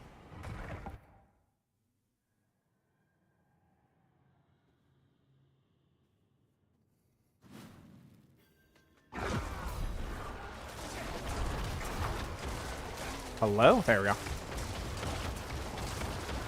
Go men down, go men down. Oh yeah, I fucking love it.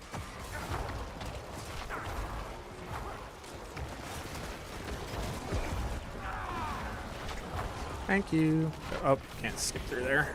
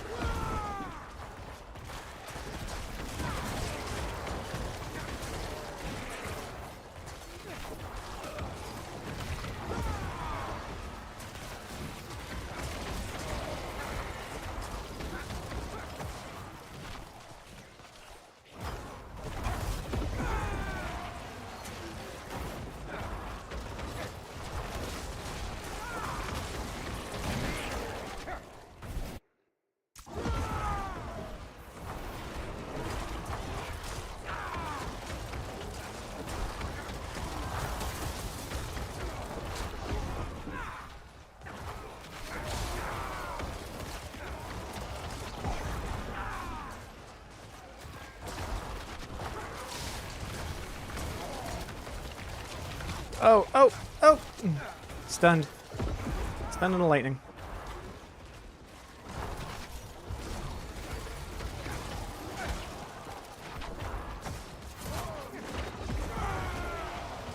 I'm actually dealing enough damage where I don't actually even need the corpse tendrils, to be honest.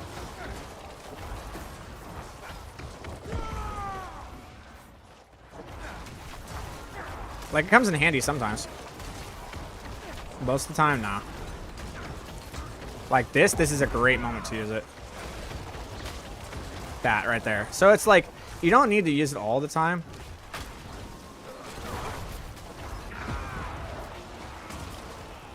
You don't need to be searching for it, I should say.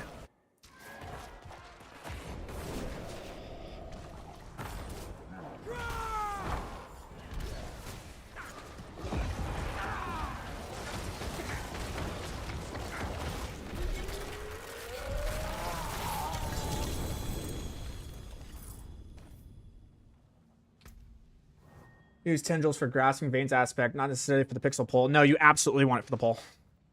You absolutely want it for the pull. Because here's the problem. You can't control what the minions are attacking, right? So, imagine this scenario, right? Okay. So let's imagine that we got a purple guy right here, a purple guy right here, and then we have an elite right here, an elite right here, and an elite right here. And then you are like right here. And then each of your mages we'll say is like, I don't know, we'll say the mages are, I don't know, this color, I guess. I don't know. What color do you want the mages to be? Blue? Sure, blue, right? So we got like mage, mage, mage, mage, mage, mage, mage, mage, mage. Like they're all over the place, right? But do you see how these are the priority targets and they're all spread out? Here's the thing. These guys right here, these champions, give these guys 90% damage reduction. This is a D, by the way. Okay, so these dudes give these purple dudes give the red dudes 90% damage reduction. So you need to kill them in order to finally deal damage and kill these guys, right? So if you're doing a speed run, what's the best way to do that? Well, what if we, took everything back and we said, okay, what we're going to do is we're going to place this little corpse tendril right here. And we're going to pull this dude, this dude, this dude, this dude, and this dude all together right on top right here. And then let Mendeln explode it all at the same time.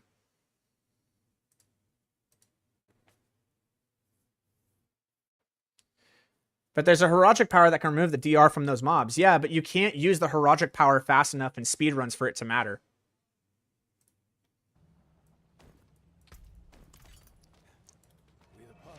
Right? Like the heroic power, the cooldown is actually longer than how fast you find elites in speedrunning. So you need something to work on that group right now, right then.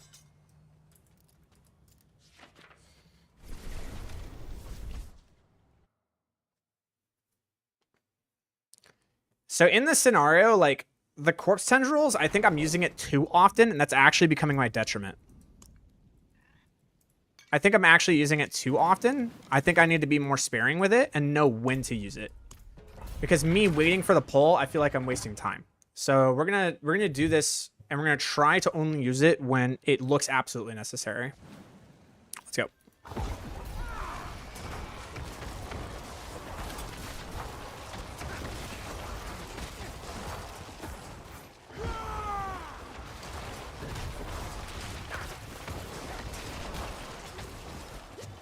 Or I just need to use it a lot faster. Like before my minions, like see that? That right there. It's clip that. That's exactly why we run corpse explosion right there. That was it, bro. And that shuts down the suppressor.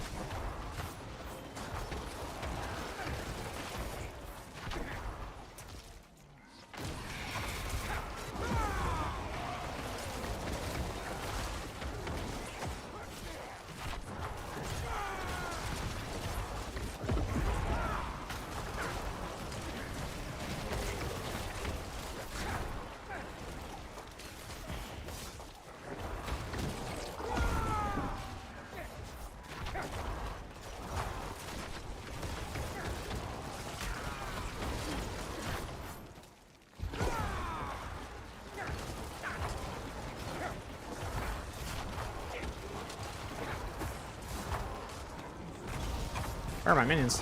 There they are. See, this situation right here, this is the situation I was talking about. And solved. Situation solved. That's what Corpse Tendrils does.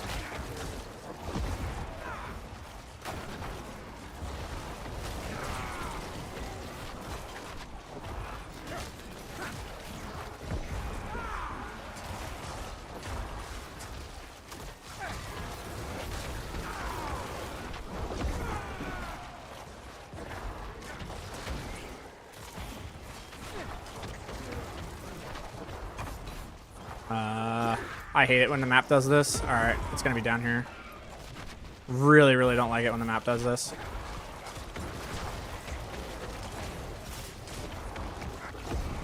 There we go.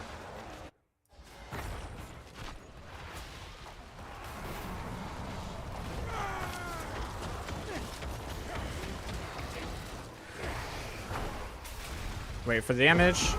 And damage.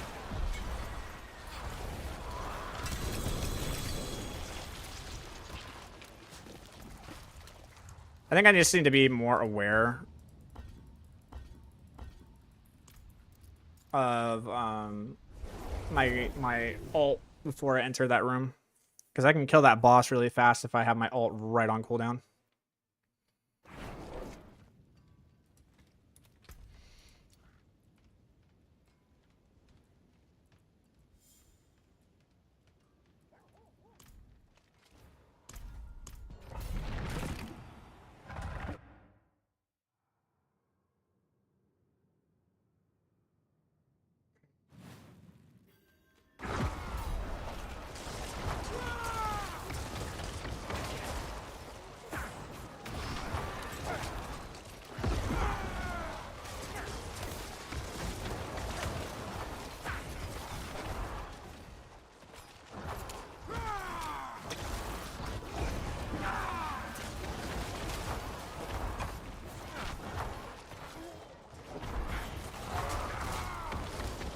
Those guys will just die. I don't need to wait.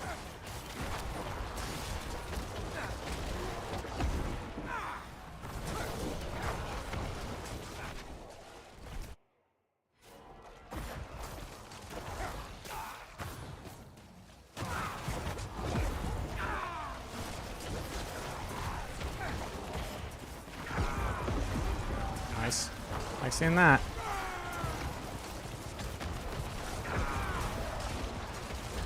Stupid suppressor. Where are they attacking? They're not attacking what I want them to attack.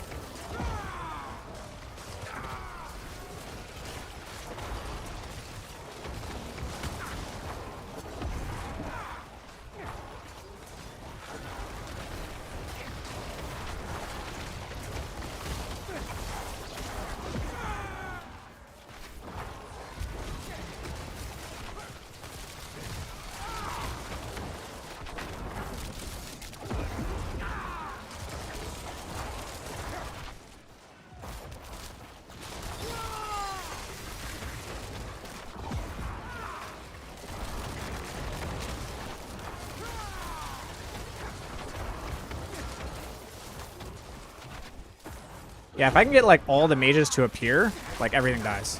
But when I have a fraction of the mages appear, then we have problems.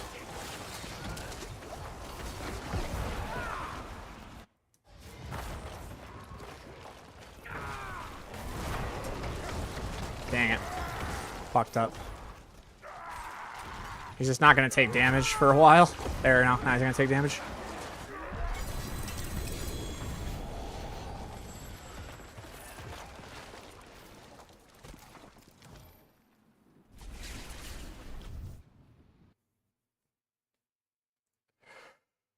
Ugh.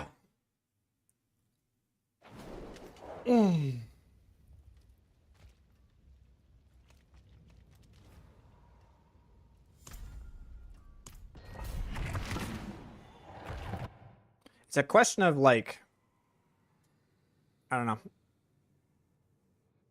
I kind of want to try, instead of Occult Dominion, run something else and see what happens.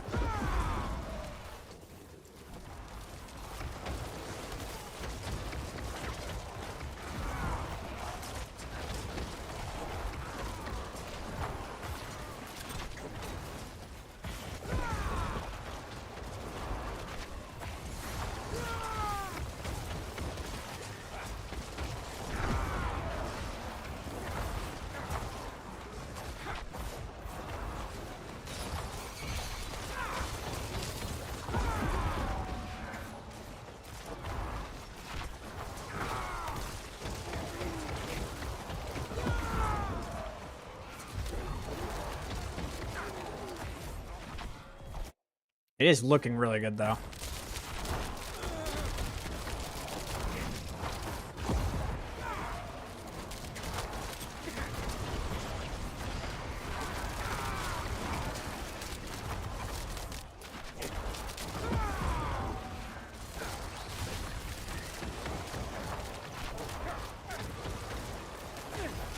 Oh, how did that not allow me to go down there? Oh, come on, game. Hate this place.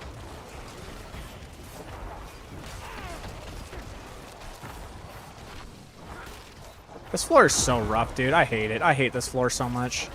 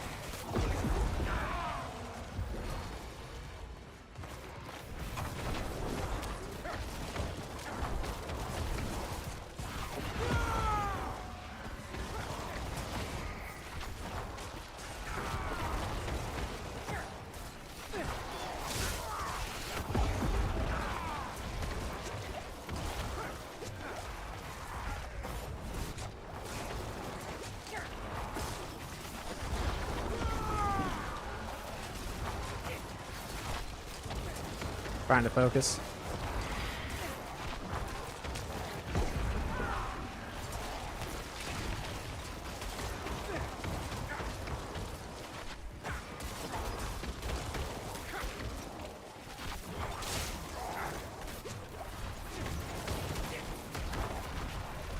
Okay, now we actually have the land, so we can do this properly.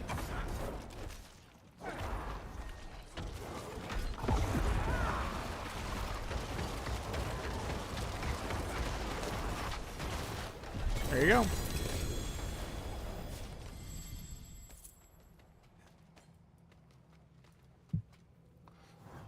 Oh, I want to try D4, but I see many comments about D3 is better overall, so I don't know if I should buy the game or not. It's opinions. Those are just opinions.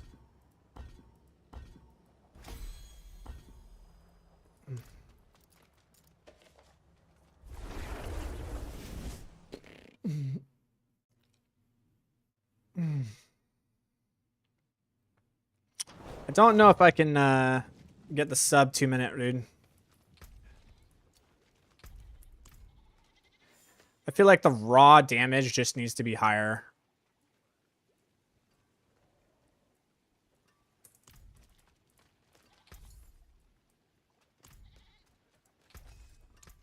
Better than starting from nothing.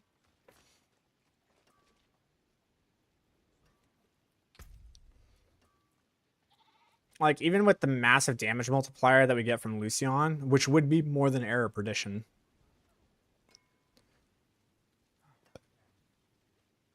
I don't know. I feel like I'm losing out on damage. Like a lot of damage.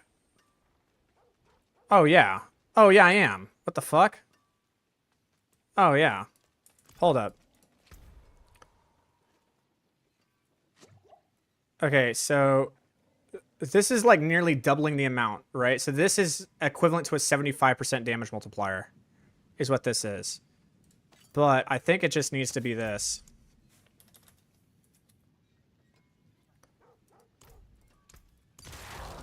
Yeah. That is much more damage.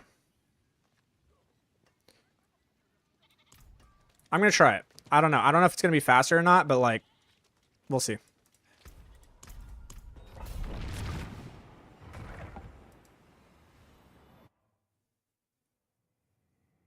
Where can I find this build? Nowhere. Not at the moment. Working on it.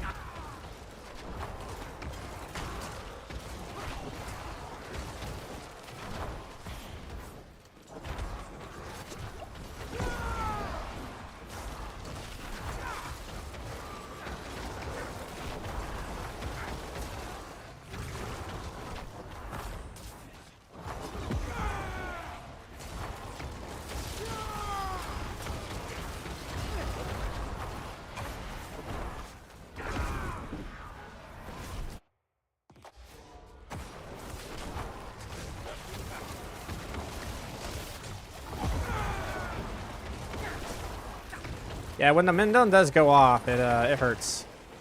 But having more okay, so it's basically, or do you want to amp the Mendon damage, or do you want to amp the minion damage? That's basically the options we're getting here. So I'm actually going to try a different variant next round and see what happens, because so far it's working out pretty good.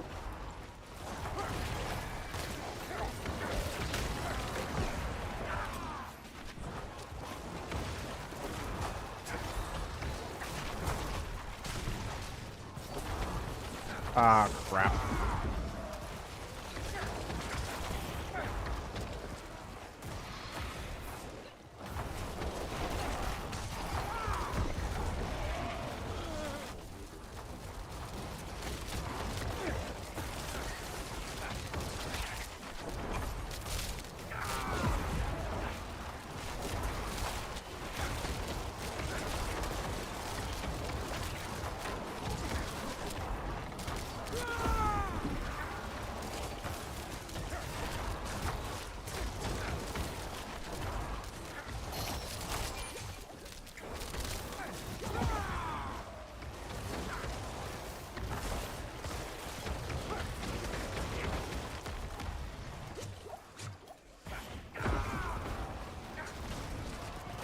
I'm having ideas in my head right now about how to improve this.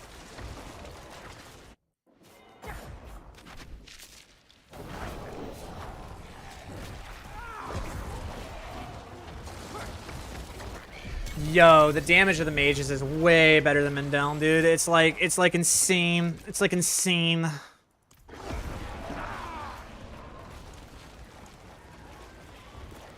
Okay. This is what we're gonna do. This is what we're gonna do. Fuck Mendel. Fuck Mendel. Mendel's trash. Fuck it. All right, check it out. This is what I'm gonna do.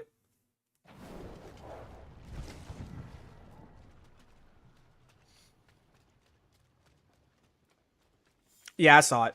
I saw the video on that. I just wanted to try out Mendel. But the thing is that I already have another ring that's just better, and it has another ultimate cooldown reduction in it. I think it's just better. All right, check it out. So we're going to take this out.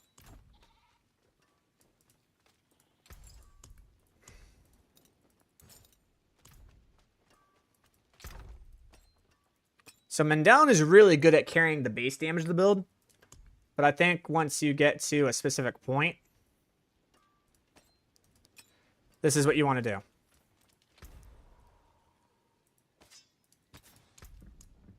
We run Service and Sacrifice here. Run Occult to here.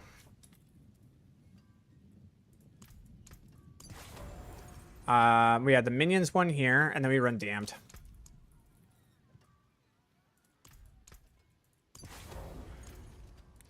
And then what we do is we say, fuck that.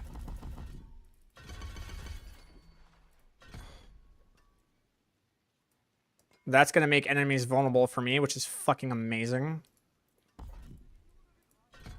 This is just an extra damage multiplier, which is fantastic, and it works as my Caitlin's Edicts as well, so that's gonna work. And then what we'll do is we'll put the Myriad in. Okay, that's there. Cool. All right, so Soul Rift has a 21-second cooldown, which is shorter than that. It should be able to upkeep because it lasts for 8 seconds rather than 7. So this is just gonna last up longer. We're no longer getting the damage of the other. I don't know. Dude, I have a feeling. I have a feeling this is gonna fucking slap. I have a feeling this combo that I just made. This is it, dude. Let's go. Actually, how do these work? Every 25 attacks without dying. Okay, hold on. We need to go upgrade these to Archmages real quick. I want to see how it. I want to see how it feels on a single target.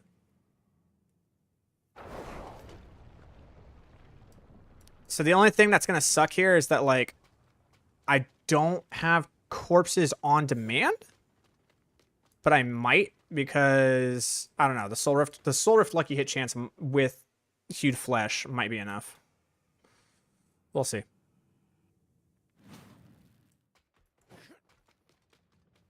Let's find out.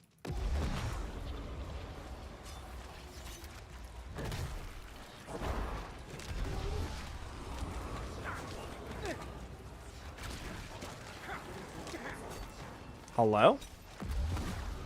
There's one. I mean, yes, I can upkeep it.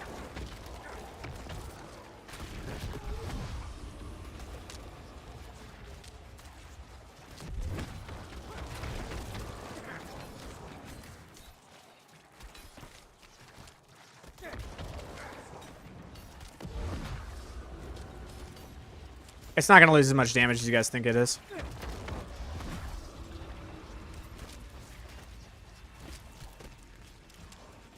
Yep, 14.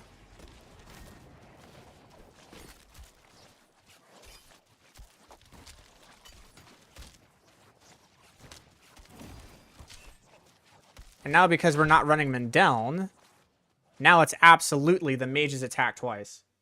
It's 100% the mage's attack twice.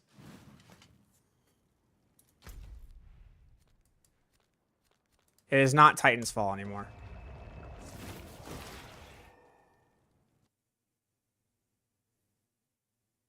But we will run it without the mage fix just to see how it feels.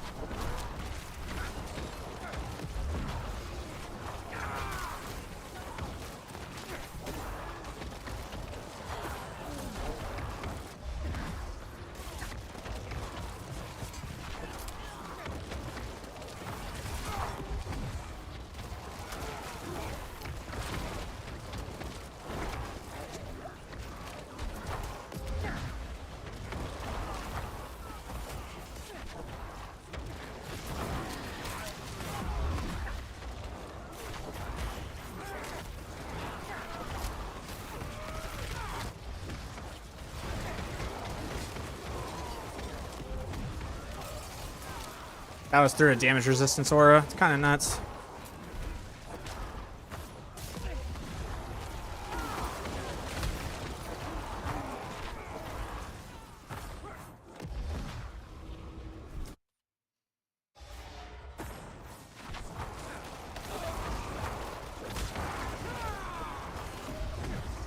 Actually, what is this? Okay, sure.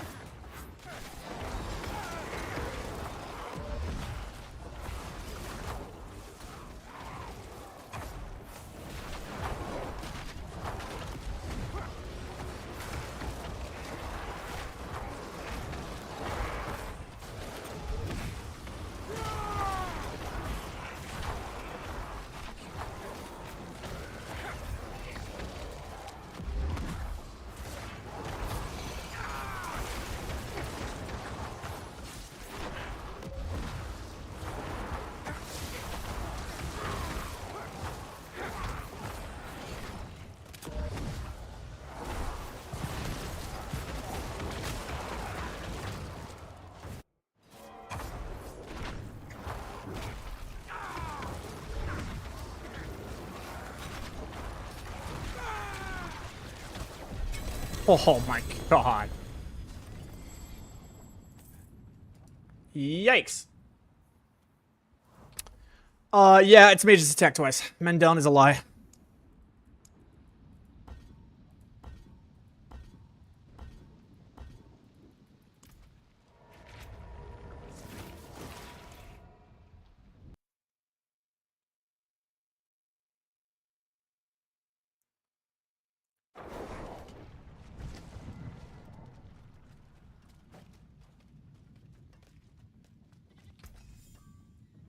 I'll keep my forge hot.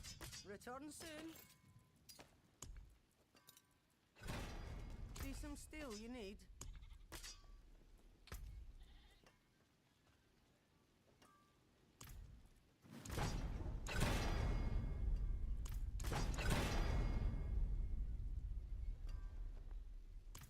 Fuck. 66% is still good. 78% would be fucking great. God damn it. I don't know, man. Until I get another scythe, I can't do it. I need to actually get another scythe. Hello, wow. Hello, shining. Not a bad pull, that. Hello, shining beauty. Wow, they all hit max life. What a meme. What a meme. Finished, are you? I forge more than horseshoes and nails. All right, let's see how this goes.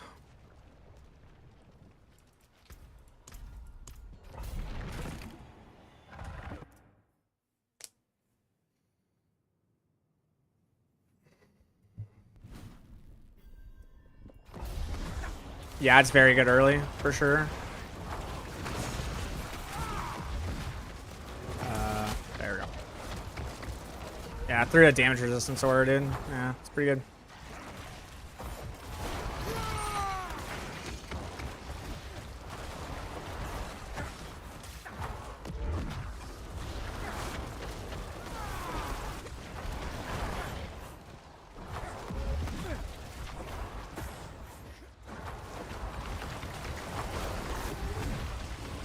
It's so much damage, I actually don't even need the corpse tendrils, dude. It's just insane. There's moments like this. This is when I need the corpse tendrils, to shut down the suppressors. That's when you want it. But for the most part, nah, you don't even need to cast it. Like this, you want to cast it. Shut down those guys. Boom. Exploded. Goodbye. Goodbye.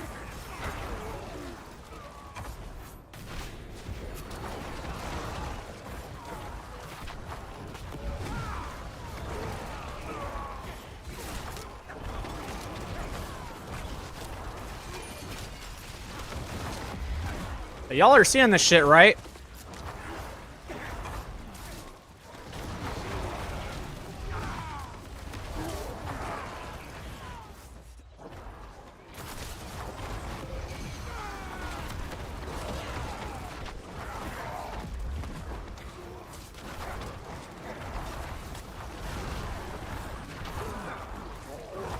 Aw, I'm so sad that that didn't, like, actually spawn the boss. This is really smooth, man.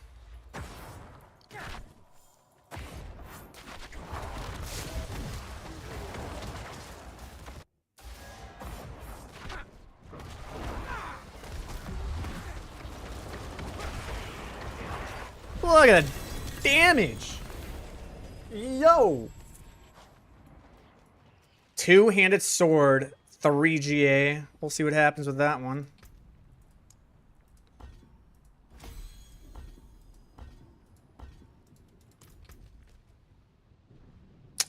Max life damage. Ugh. All right. The sub 2 minute 70 is actually possible, dude. The sub 2 minute 70 is actually a reality. As that's something else, man. I don't know what to say. Like, yikes.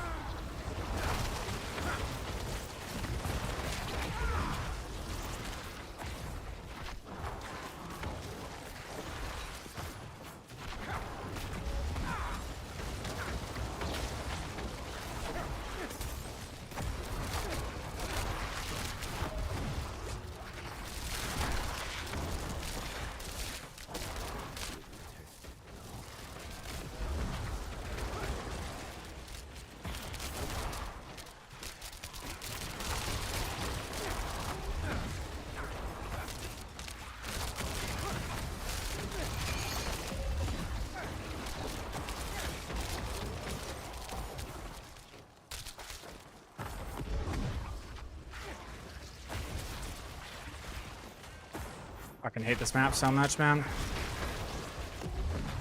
Oh my god. This is like the density. Jesus Christ. Yeah, I'm not gonna be able to kill this dude that fast, but you know, it looked cool.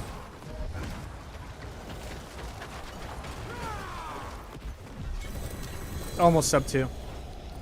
Terrible map. I hate that map so much. Hate it so much. Both those maps were garbage tier, and we still almost sub 2'd it, dude. I honestly think that like on a really good map, we could probably get sub 90 on a 70, dude. That's fucking wild.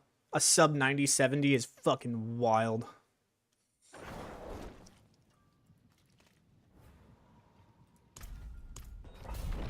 Right now, the sort does sub 90 or sub 90 75, so no. I don't need it.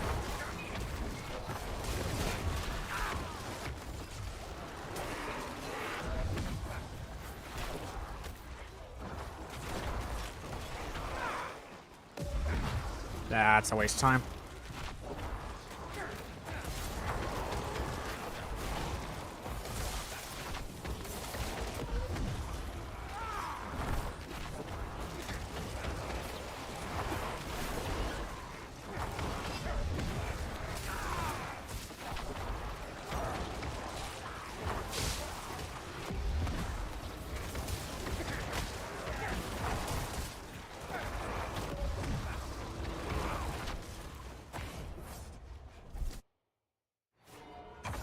Better map.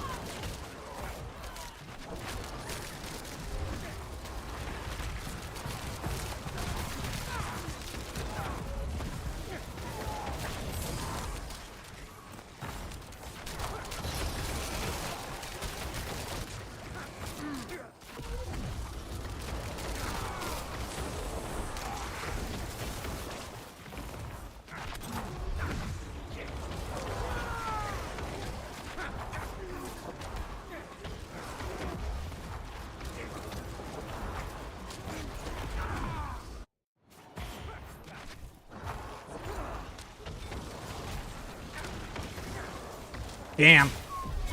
201. Grr.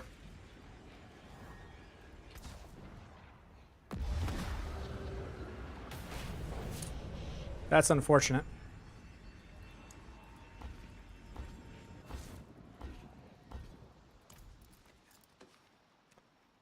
Two minutes, 1 second. We got 20 minutes to try to get a sub 2 minute 70. And that'll be a really good progression for today. Tomorrow we're going to go for higher than that. You know, we're going to do more farming and stuff. But that shit's wild, dude.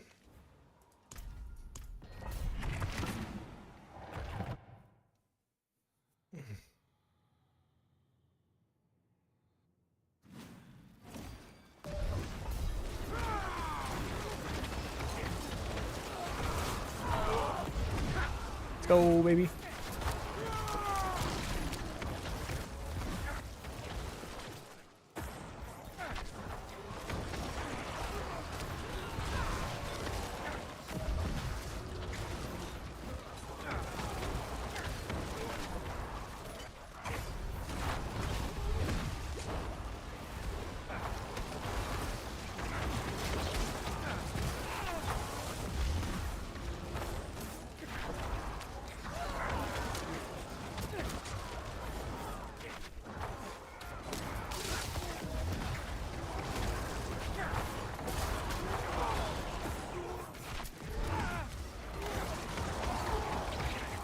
Dude, they die before my tendrils can even do their job. And that's without, like, the other buffs that I'm gonna get them eventually, you know?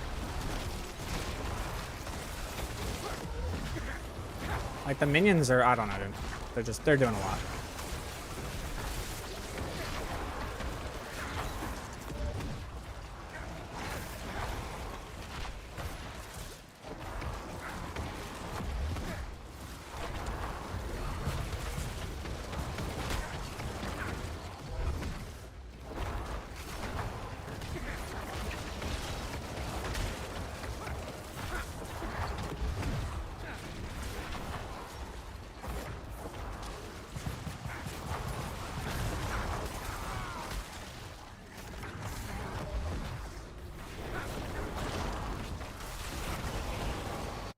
Here we go, baby.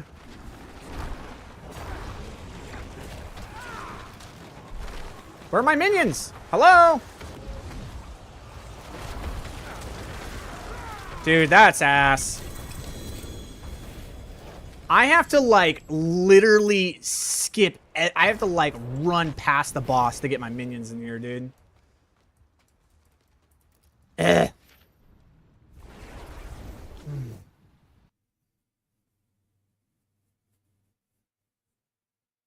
No. It wouldn't be better. We need both. Bone Prison is giving us a... What's the math on this?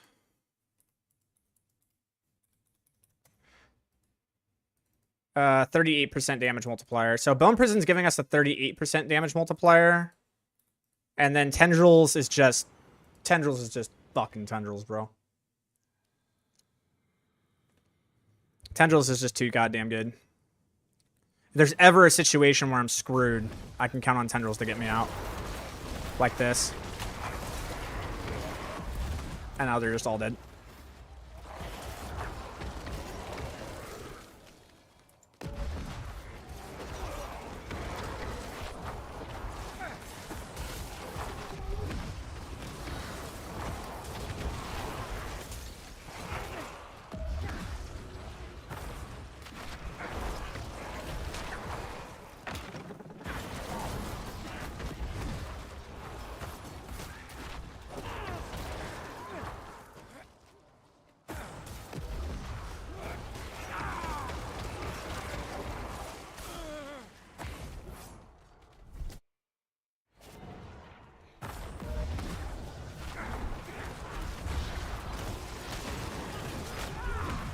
Yeah. Pretty good.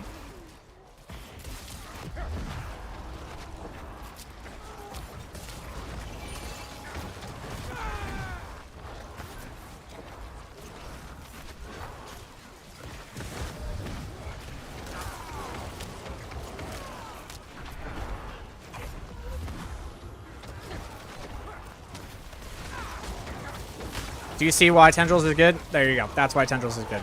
Right there.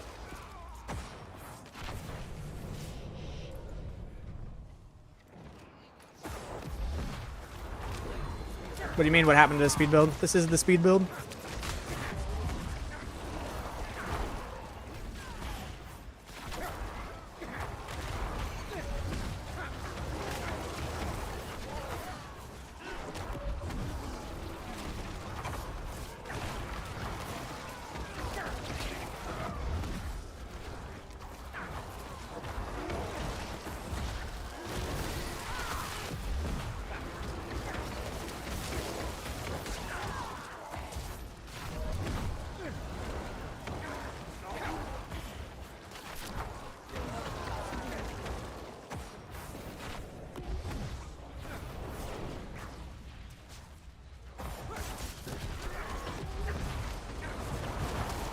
See all that suppressor? See how the suppressor's gone? Yep.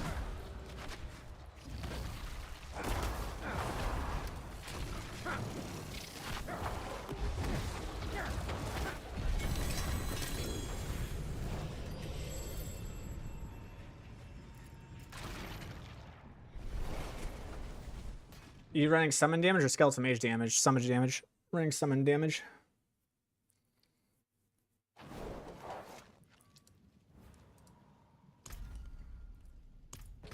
Alright. Well, we got 10 minutes to see if we can hit this.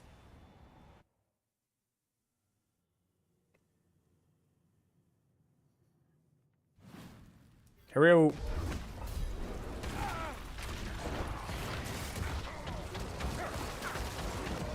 Okay, okay, this is literally Rat Necro. Okay, I'm using a Rat Necro technique, and I think this is going to solve a lot of problems that people have with the mage positioning. So you would only know about this if you played Rat Necro, and when you played Nat Necro, you were fucking good at it. Do you see how the mages are always in the right position? Do you see this? See how the mages are always where they're supposed to be? Why are the mages always where they're supposed to be, guys? Let's see if someone can figure it out.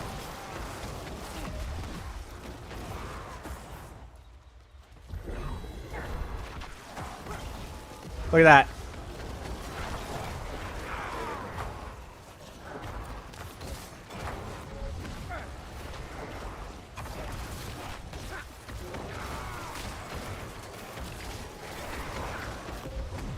There you go. My man.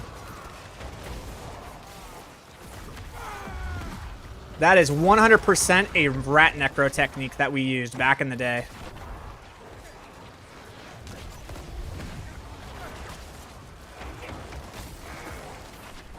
Even on these shitty maps.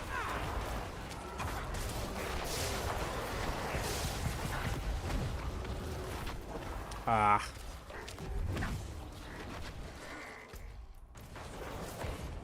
Like, who designs these maps, man?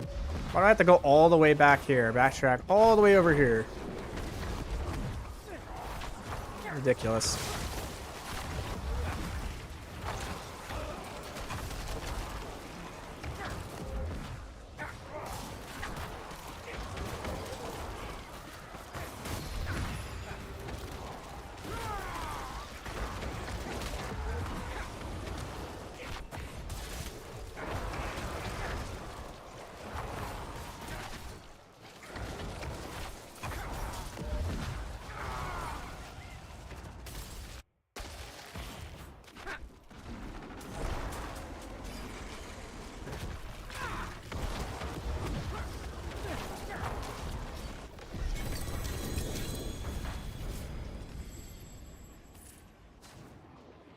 You know, I gotta give Blizzard some credit, man. It's actually a wildly dynamic build.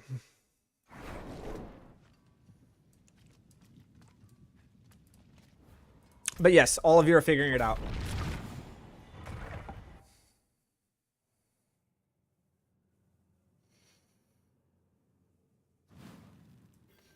Just getting some really shitty maps, that's all. Okay, you see this? This is really shitty, right? Wow, it's not shitty anymore. That's why we run tendrils. I know, like, I keep prefacing that, but like there's a massive reason why we were running that skill.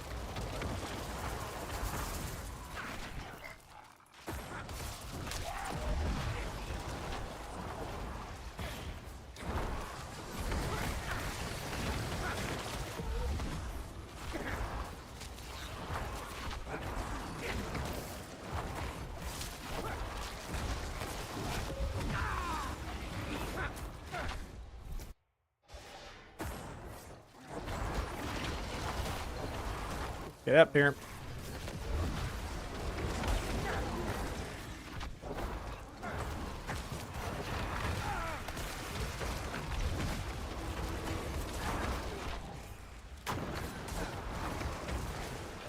Crap.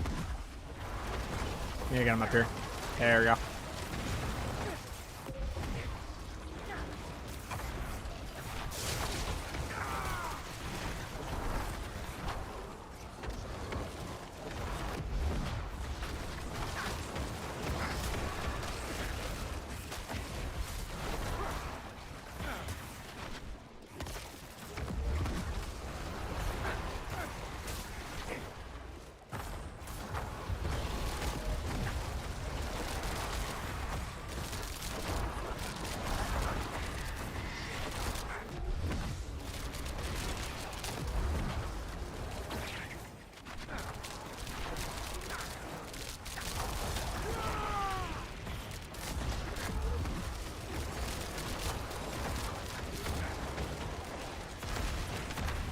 Ooh.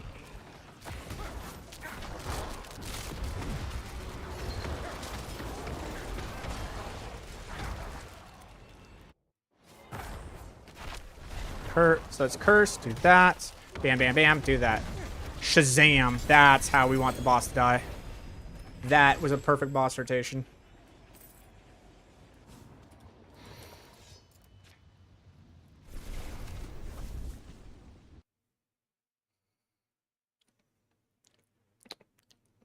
Yeah, apparently they had some meeting with content creators, and they're going to be changing a lot of things with the game, like flipping it on its head, so we'll see what happens.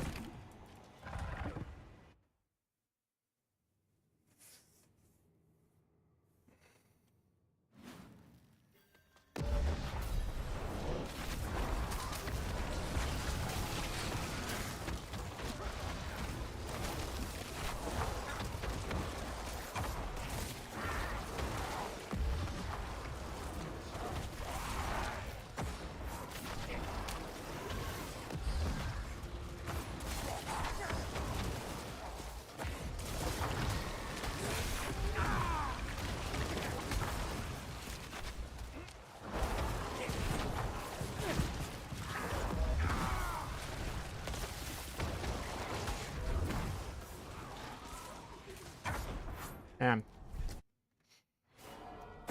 Maybe.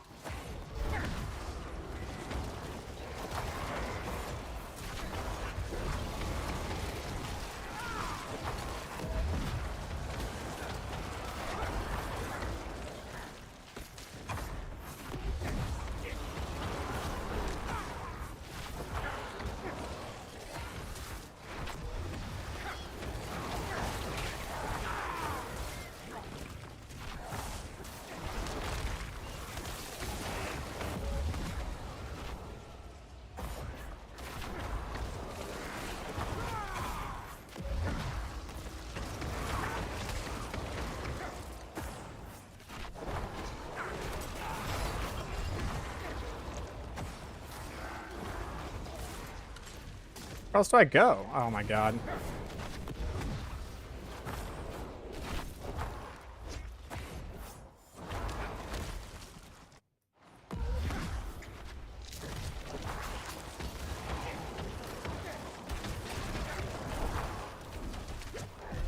Almost. Oh, we got one more. We'll see what happens.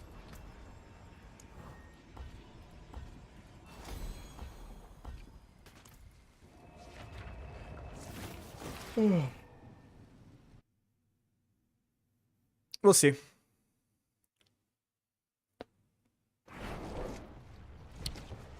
I unfortunately think some individuals just want a different game. It's not that they want to improve the game, it's that they actually just literally want a different game. And we'll see how that works. See how that works out. Damn. Greetings. How shall I guide my hammer?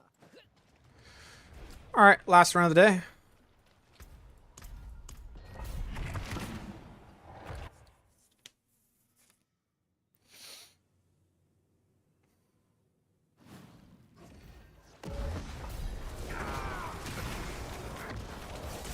There we go.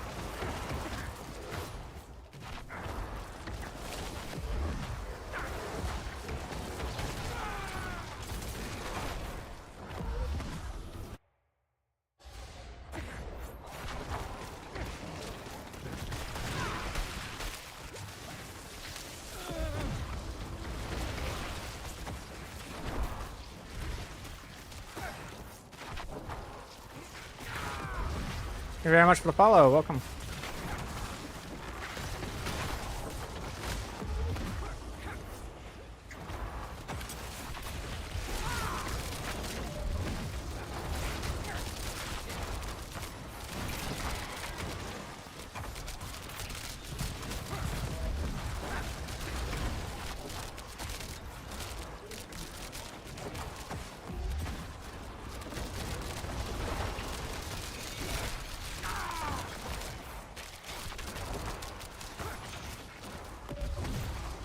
God damn these second maps, man.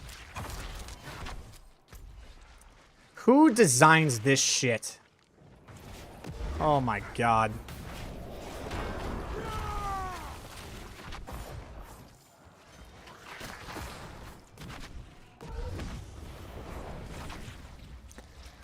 Well, that's definitely not the build I'm using.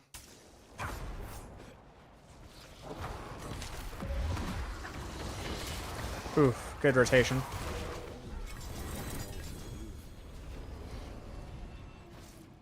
Ugh, I want one more good map, man.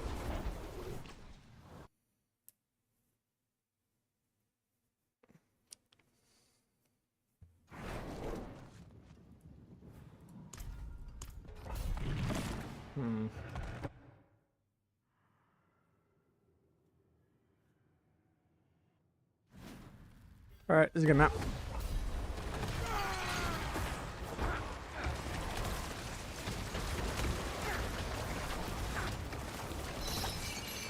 Why am I consistently not unstoppable? Like, ugh, so irritating.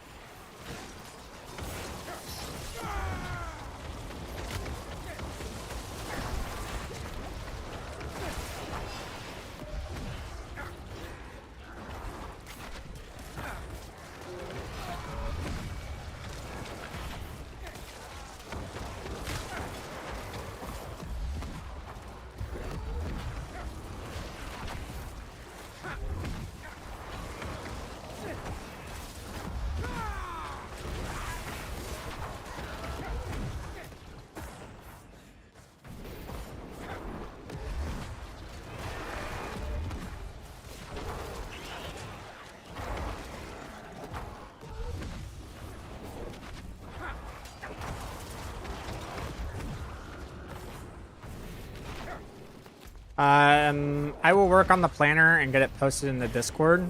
So if you're a part of the Discord, you can go ahead and take a look at the planner for this one. It will be kind of a rough sketch, but we'll be improving it over the next couple days.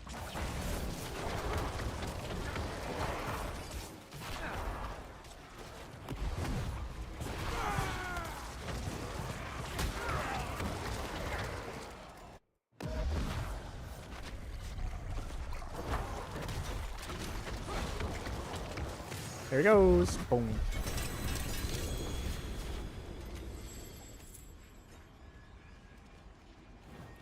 Very fun build, though. How do you join your Discord? No problem. I will put in a link. This link will expire in 30 minutes. Oh, and in there, you just do it through Twitch. You can just do that. But through YouTube...